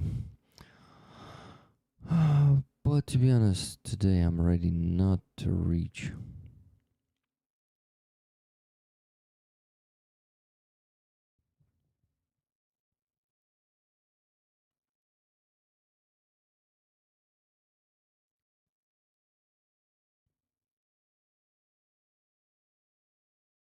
Give me a second. I'm messaging Michael.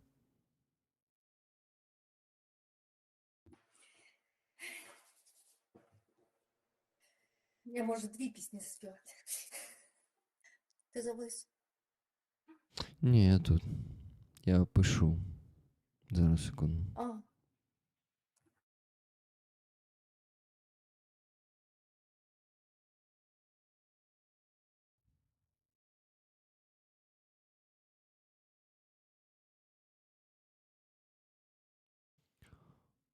Okay, actually, Michael said that yesterday's donation of 1,000 was for today's stream, so we can consider today's goal reached, guys, because $924.74 were left to raise. So yeah, we can listen to Katarina and start wrapping up, finishing the stream, and go to sleep. And so, we just got one more donation, $124 from Kathy S., who said, "Fuck it, I can't do 924, but I can do this. Tickets to rollers."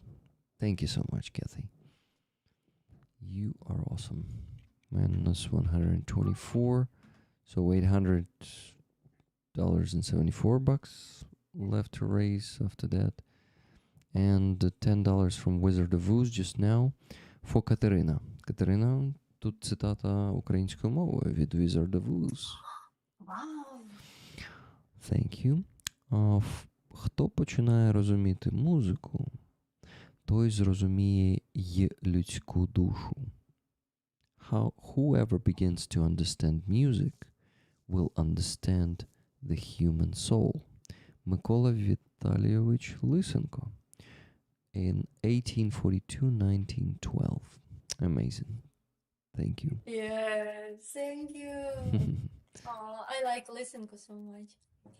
He was very cool. I'm happy. You know Lysenko? Yeah. Together drink a tea. He was a composer, right? He was very, for us, it's глиба. Це наша музична глиба. It's our It's our rock of musical music. rock. Rock, yeah. Yeah. Guys, I wanted to ask you to buy the gifted memberships if you can. 99 left to reach the goal. Like, everything is going a bit hard today, but it's my last chance. I think I already reached the average income. So this goal is not necessary, to be honest. I don't want to be deceiving you or anything, but it would be appreciated. Thank you. Or just keep it for the next month. It begins already the day after tomorrow. Rick, he wrote Shedrick. Lysenko? Ні, Leontovich wrote. Yeah, I knew actually that Leontovich wrote Shedrick. So Lysenko is a different composer. Leontovich was also an awesome one, and Leontovich lived later, a bit later than Yeah, and he was Lysenko. killed by як це? KGB Yeah. and NKVD, KGB, all that KGB? bullshit. Yeah, KGB. Там щось там. So, friends.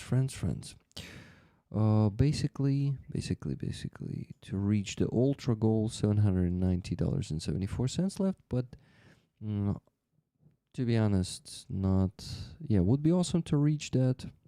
But if we won't reach that, we technically won't suffer because, Michael donated 1,000 today, which covered that. I said today, yesterday. He donated yesterday. Okay. Katerina, I will go work on the spreadsheet. You sing, please. Thank you.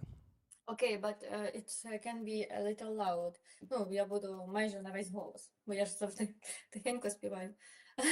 Без проблем. Надіюся, що... Хеке. А в тебе немає незмикання зв'язок? Я оце хотіла запитатися. Не знаю. А це як? Ти колись співаєш, там на вищому, бере голос так, обривається. Це може бути незмикання зв'язок. Що тоді? Так, типу, не можеш. Тоді потрібно точно мовчати, ну і, звичайно, до фоніатра сходити або до лора.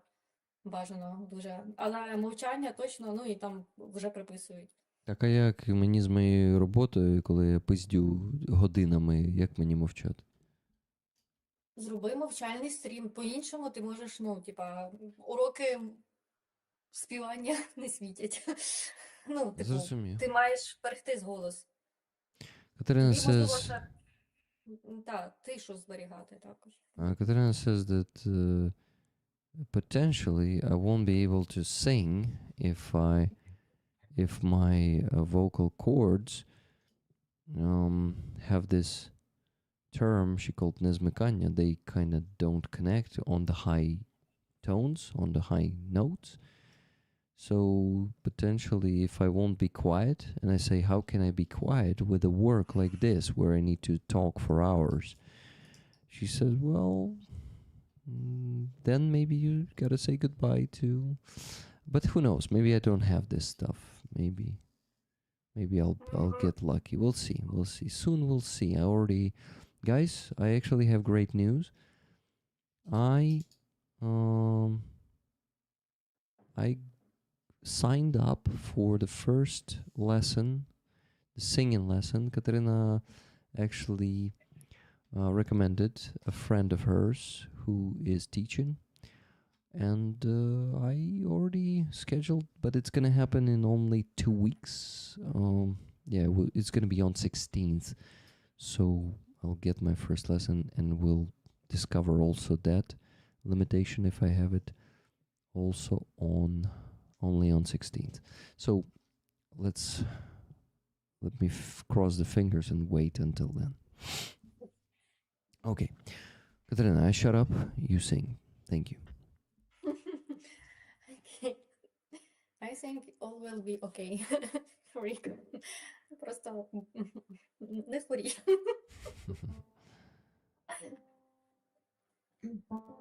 It's new song too.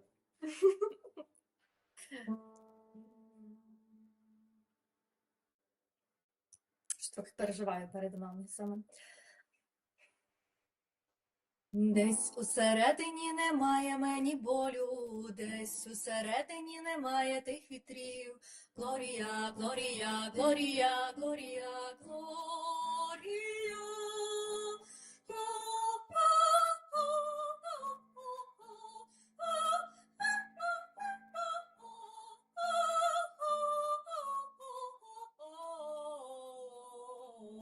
Там, де хижі звірі ходять ночами, в оптиці бачиш тіла людські, там, де ходять тільки титани, ти з побратимом п'єш кавесі.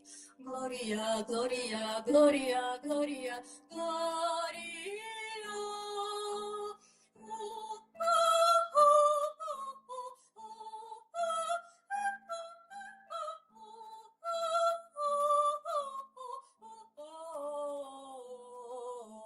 Глорія, Глорія, Глорія, Глорія, Україна.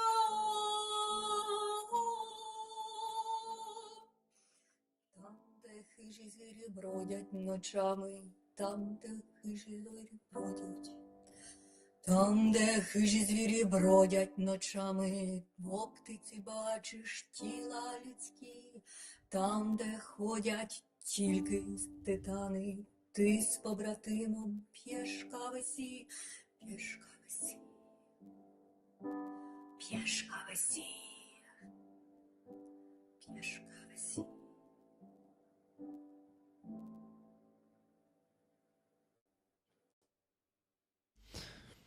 Applause. Thank you, Katarina. Thank you, кавесі, кава. I know, I know. Can you translate this one? О май гад. Зараз напишу. Wait. Well, yeah, clap. Yes. Так. Була. Урле, урле. Do you know that I forgot the singer, Italian singer? He singing. He had a song that lyrics are in Lyrics. no one words. Huh? Lyrics. Lyrics are in no one words. Типа взагалі немає слів нормальних, типа видумані слова. Іннован чи ні? Чи як сказати? Типу, та ні, не так. Я, чесно кажучи, не знаю, як це сказати, але не no one words. In the words that don't exist. Yes, that don't exist, and he wrote the songs, and this song was One song. so popular in the Italy and then in the America too. He wrote the song in English, нібито in English. What's his name? Yes. I forgot. Я забула. Це якийсь, типа, італійський співак, який довів, що, типа, казав, я хотів довести просто, що італійці не розуміють англійську. Ні, що їм, типа, все одно на якій мові співають, типа, англійська, але просто це... Але ця пісня стала дуже популярна. Я тобі надішлю якось пізніше. Oh, by the way, thank you, Andreas and Leah B, for the gifted memberships. I really appreciate it. I love audiobooks. Guys, give pluses for the free tickets. To get the free tickets, give it into the chat. We have this flag of 66 Brigade on the raffle this week, so keep donating. Oh my god. I'm streaming for what, 5 hours already? Almost 5. I'm tired, guys. We need to finish as soon as possible. Gloria Ukraine. So glory to Ukraine, right? Глорія України. Україна. Ну, так, Ukraine. Glory to Ukraine. Mhm. Look like. Gloria.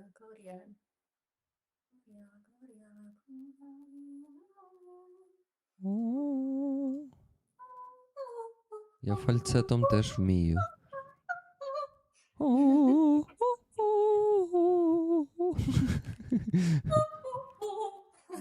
Аве Марія. You know, фальцетом можна співати легко. Guys, how do you call falsetto in English? Так і буде фальцет, це, Фальцет? здається, іноземне слово. Це, мабуть, латин, да? Latin. Але фальцет це, трошки інше. У тебе цей. Так, зараз. Там, де їжі, звірі, заїрі, не жирі. Та, блін. Жирі. Звірі. Звірі в жирі.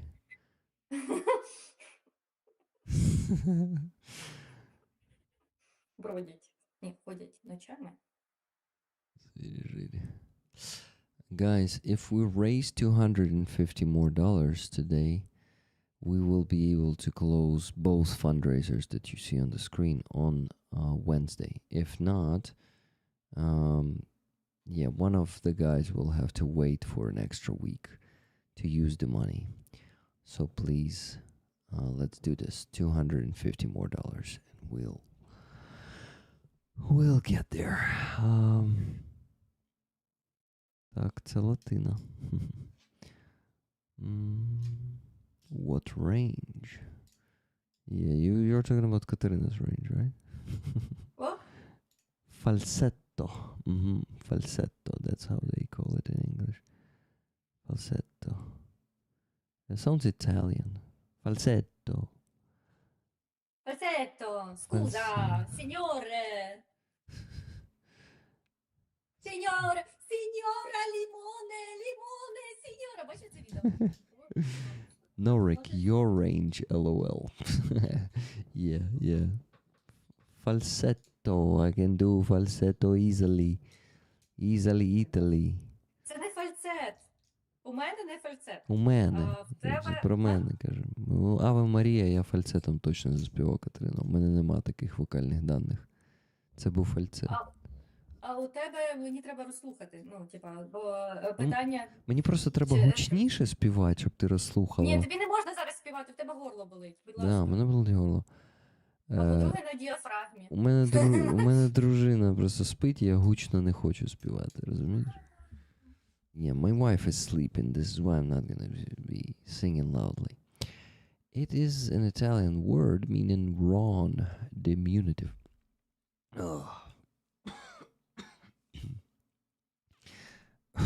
I need to go to sleep. Flowers, wrong. Falsetto, small wrong. Haha, прикольно. By the way, Я не Miriam. знаю, чи... Miriam is learning Ukrainian. Miriam, do you know the word прикольно? It's like cool. Прикольно. That's how you spell it. So when you sent it, I said прикольно. Falso. Tune sent $50 and said, "Okay, shouldn't do this, but thank you so much, Tune." So guys, 200 more bucks, and we're gonna close this. Both fundraisers on Wednesday. Let's do it. Gloria Ukraina. It's like Latin surjik, or whatever you call mixing Latin and Ukrainian. Ти в Yeah. порядку? Що впало щось? Не знаю, чисто мукнуло так. Цікаво. Trina went to check on. Ти в порядку? you know who. It's like, it's so funny that she is naming his name, but we cannot say that he is there. So Like Voldemort. yeah, like no, but the opposite. Like the one we can't call this his name, but we pretend that he's not there. Коротше, дала вона два варіанти. Yeah, it's the same as kruto. No, actually not the same. It means like it is something interesting. I would say прикольно. Прикольно is more more of a interesting. Yeah, it's like interesting. Interesting. Like with with intrigue, with joy, with it's like playful. Прикольно. Rapture is for the wicked. Gods, real people live on earth forever. We have anti-Trump bot. Not bad. Christian anti-Trump bot, right? Fuck, guys, I'm tired. I need to go. Let's see.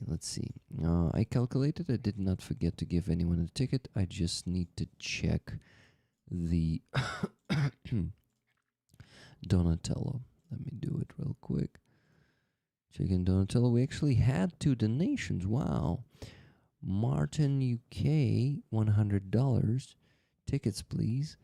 And Martin Live, 50 euros. That's fucking awesome. I'm gonna be moving the people, in the spreadsheet to place those guys exactly where at the spot that they donated. So, yeah, guys, I think our dear moderators actually stopped working on the spreadsheet already. I mean, they finished, so I can do that. I just need to check where the hell I should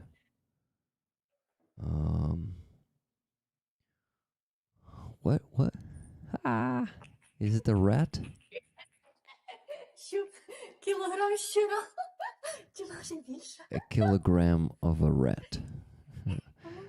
Or maybe more. Катерина, ти що пішла в соцмережі просто лазить, чи що?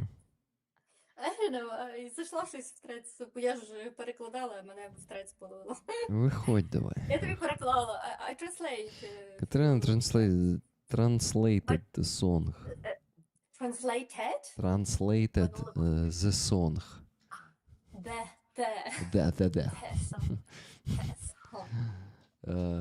Це я сам приколювався.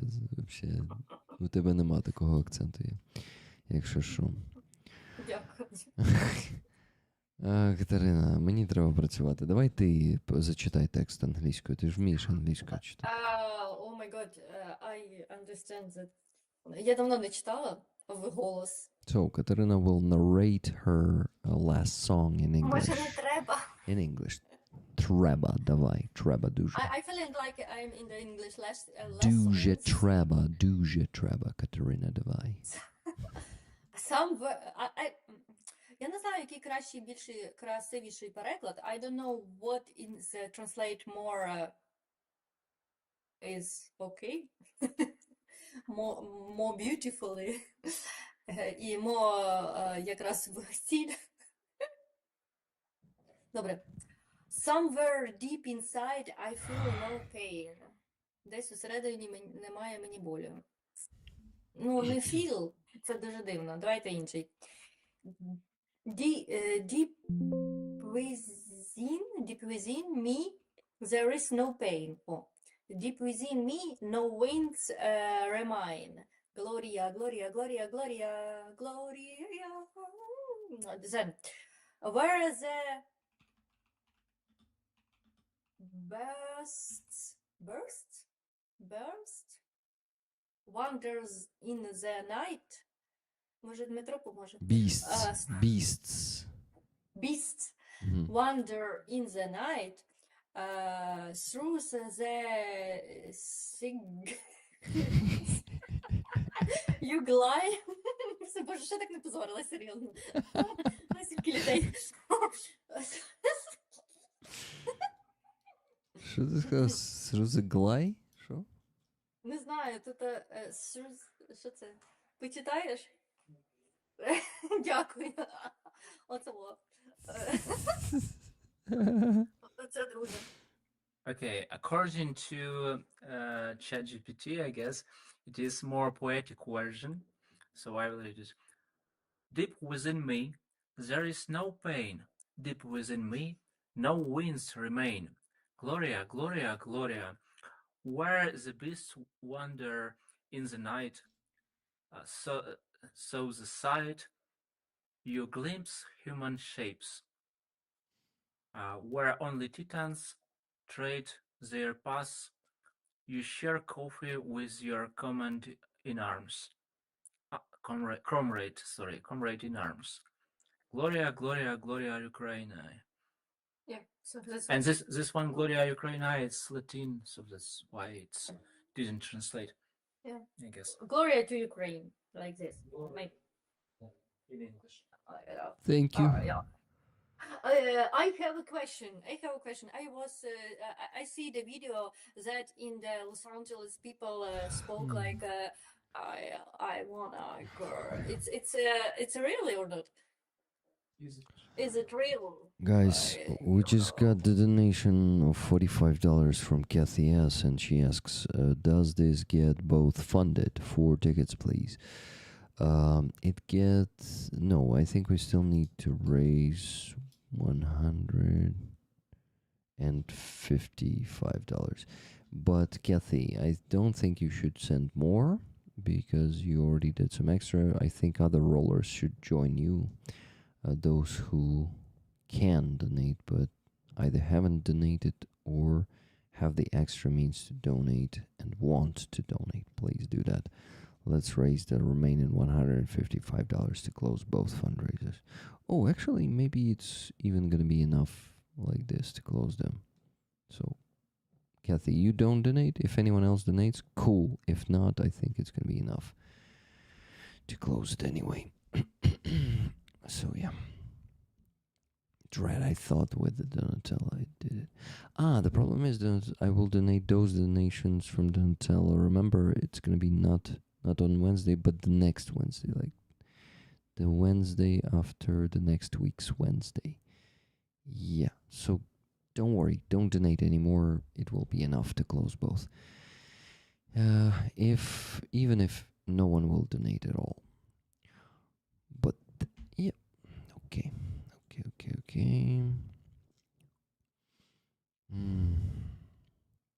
Fuck, I'm tired.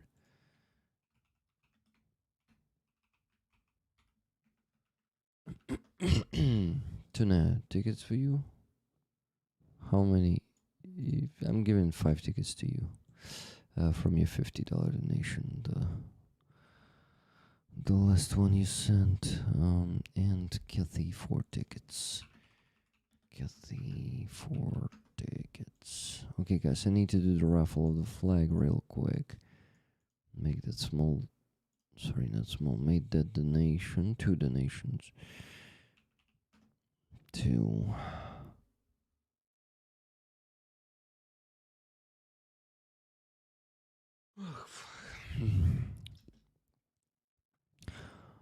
Welcome everyone who's joining. I see more people decided to join the stream.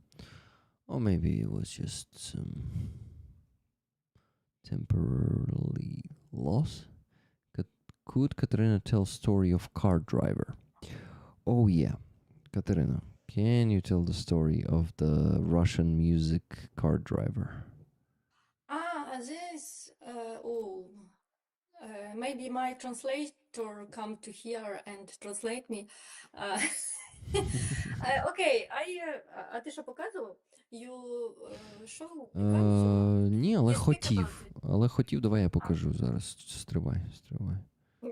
О Боже, зазволяйте вуха. А можеш мені скинути цей Посилання? посилання? І ось так. А куди? В WhatsApp? In WhatsApp? Or where? Да, в WhatsApp кидай. Я пояснити мав би. Гляну в телефоні. Знаєш таку пісню, ні? Mm-mm. А там Повсюду мавпи не поймуть людські слова. Okay, guys, get ready to listen to Katerina's battle with the Russian-speaking thug. 3, 2, 1.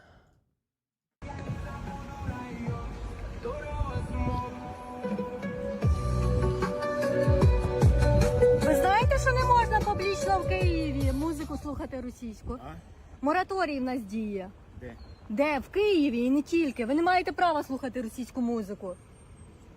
У нас військові взагалі-то воюють. За що? Щоб ви слухали кацапське? Я військова волонтерка. І що ж ти? Не включайте кацапське. Нас багато людей повернулися з полону. Ви зверніться. Гівно не включайте. Ви зверніться. Публічно не ви можна. На вас зверніться- буде написано Ви цей. зверніться, будь ласка. поліцію.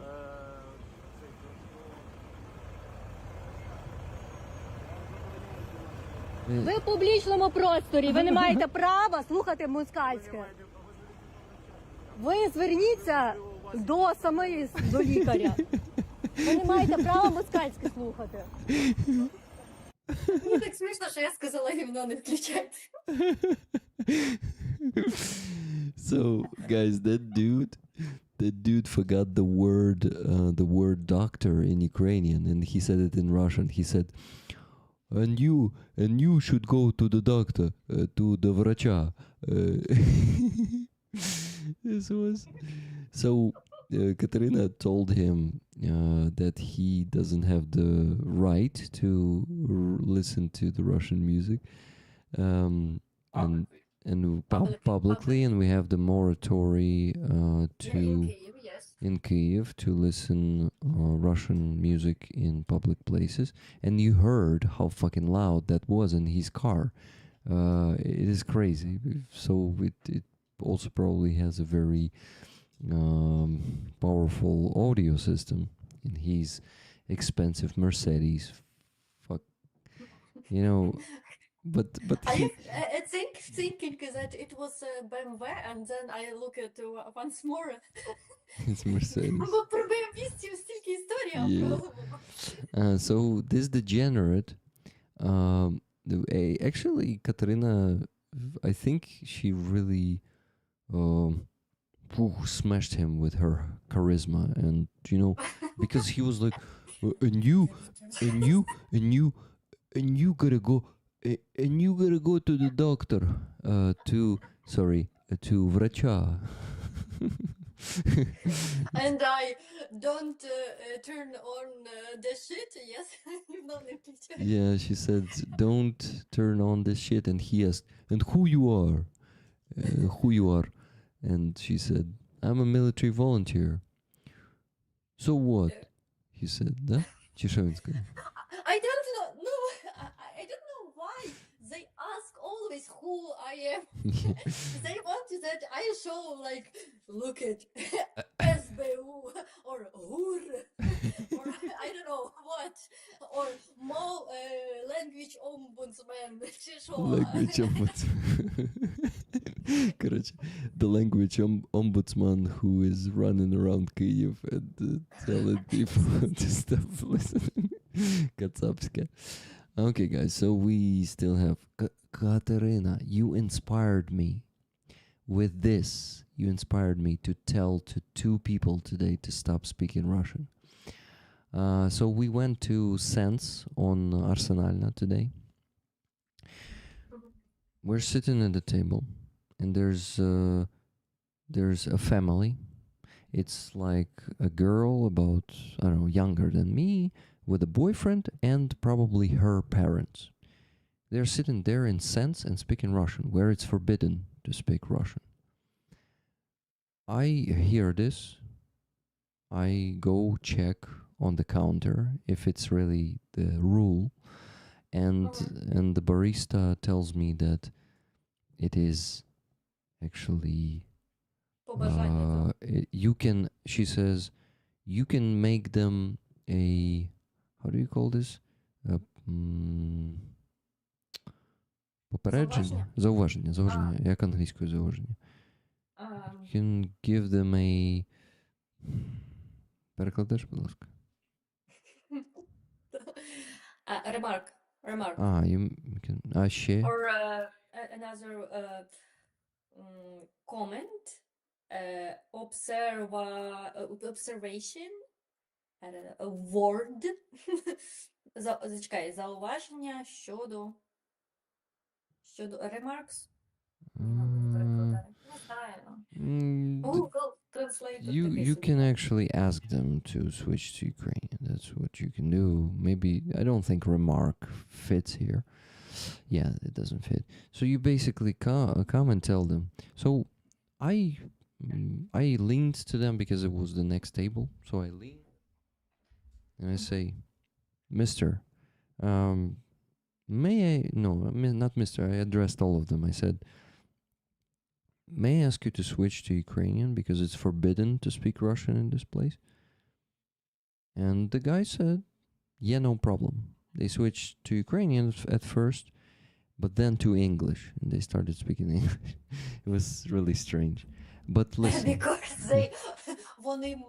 because they did not want to speak Ukrainian, so they switched to English. So they are so interesting. And yeah, and after about 5 minutes, they left. Бо англійська закінчилась. Yeah, listen. In 10 minutes, I hear a woman right next to me speaking Russian. I say out loud, I say, someone else is speaking Russian again. I turn to her and say, please switch to Ukrainian because it's forbidden to speak Russian in this place. And she looks at me like this. And I'm like, and she shut up immediately. She didn't say anything. In 2 minutes, they walked out of the place. Вони кінчаються.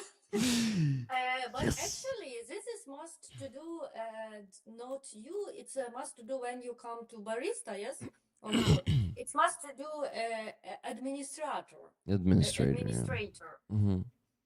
Yes, they must come, правильно, must come? No, Must come. Have to, or must. Yeah, they have to.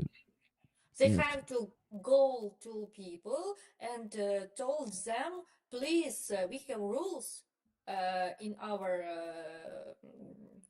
shop, yes, or cafeteria. Please дотримуйтесь їх. Please follow the rules. Follow the rules, yes. Mm-hmm. But Yeah, but they just are not following their own rules.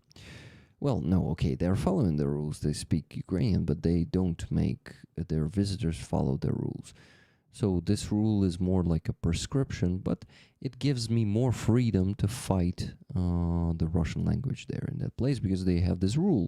So it actually is the perfect place to give these things, and because the administration, you know that the administration will be on your side in this case. no. А тоді, коли на тебе напали, то не на твоєму боці вони були? Ми сказали, давайте всі заспокоїмося і не будемо це. Ну, типа, в мене до сенсу таке 50 на 50. Какао у них смачне. Понятно. So basically, they did not stand for Katerina when she was assaulted. They said, let's just all calm down. So Katerina is not really perceiving their... But I understand that it's must be this, як там на зараз слово модне.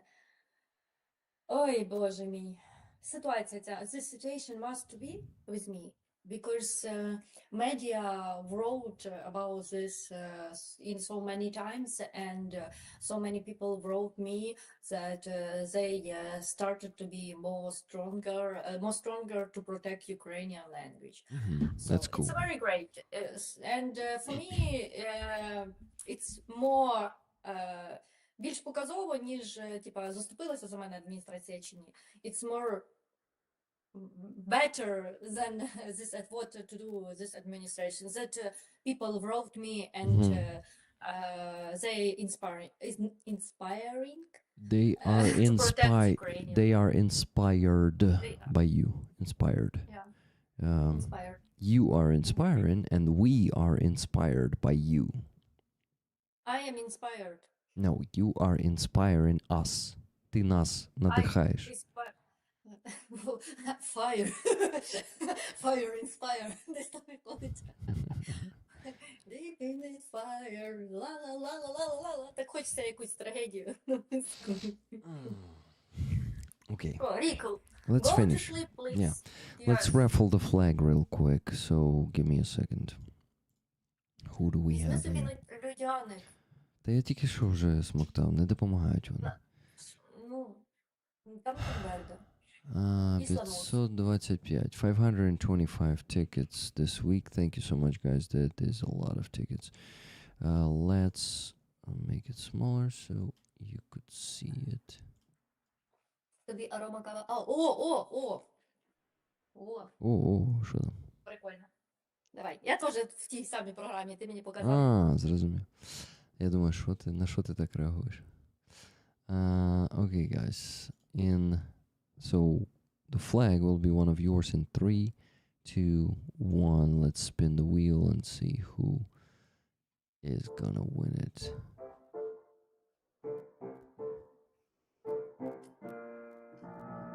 Number 229.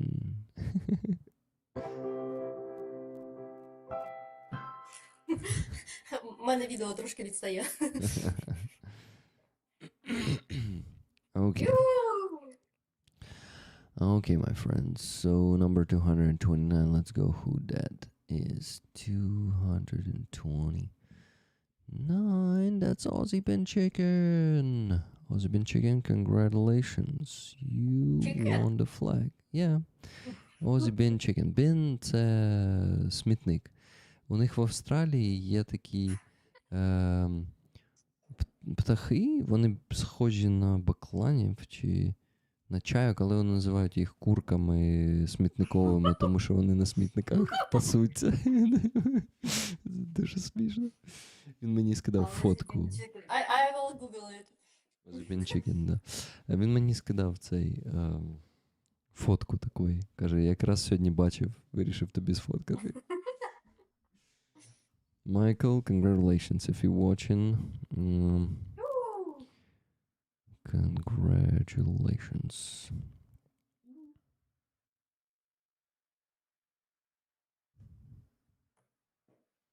Угу.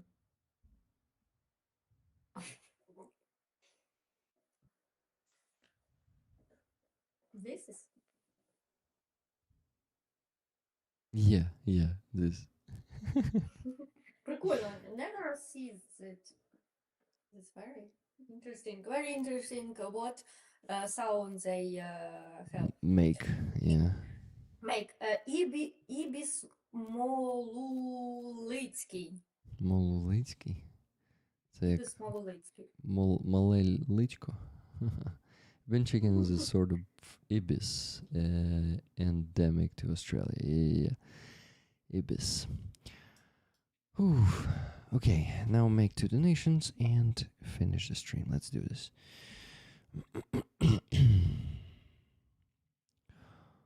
Thank you so much, everyone, for donating today. Guys, if anyone still has the means for the gifted memberships, I would appreciate them.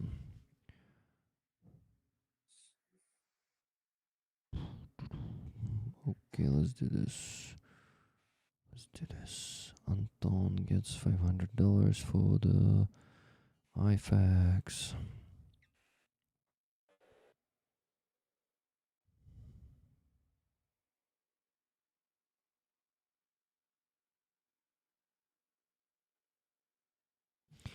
Okay, I'm sending in the donation. Wow, I am really slow. Can you hear this slow motion? Oh. Huh? Who? Oh. Me? Oh. You?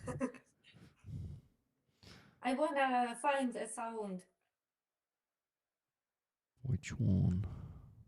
Та голос їхній sound. Ah, the sound Voice. of Ibis. The voice of Aussie Bin Chickens. Voice.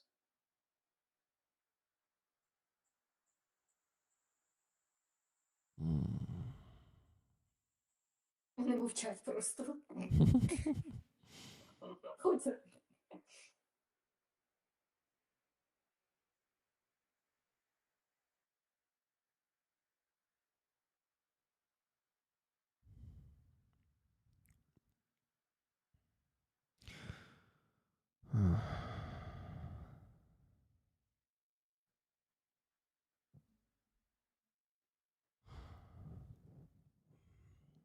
Rollers, thank you for the kind words in the chat. Look at that, they don't have a sound, a voice. Those guys, do those ibises make any sounds, or they're silent? Because Katarina cannot find the sound on YouTube. Ти ж на Ютубі шукаєш? Угу. А де? А де ще шукати? Не знаю, може А ти чат. чув, як пави, який звук видають? Да, вони оруть, да, так типу. Як коти. Мяу, мяу. I was in Dnipro, and in Dnipro they have a place where they have this. Як буде пави зараз? Не знаю, перекладаю. I thought it was like the Hebrew ben and Arabic bin, Peacocks. which means Peacocks? son of peacocks. Yeah, peacocks. А я знаю, да. Peacocks. Забув. So they have so many peacocks, and they drop it in the building. Підіймаються на будівлі. Не на дахи. jump on the building. Jump in the. I don't know. Is they jump, but they was Climb, збираються, climb. climb. Yes, in the roof. Так? Ні, не на стелі. On the roof. Ну, на стелю ж, да? Ой, на цей, на дах. Так. On the roof. Дах це руф, And да. and voice like kids, like cats. I think you go, oh my god, where are these cats? Пави. Пави. Зараз. Almost Я тобі ready. звук павів дам. Давай. Звук повів. Що павів? Повів. Павів. Та знаю. Та сміюсь. Word of... Okay.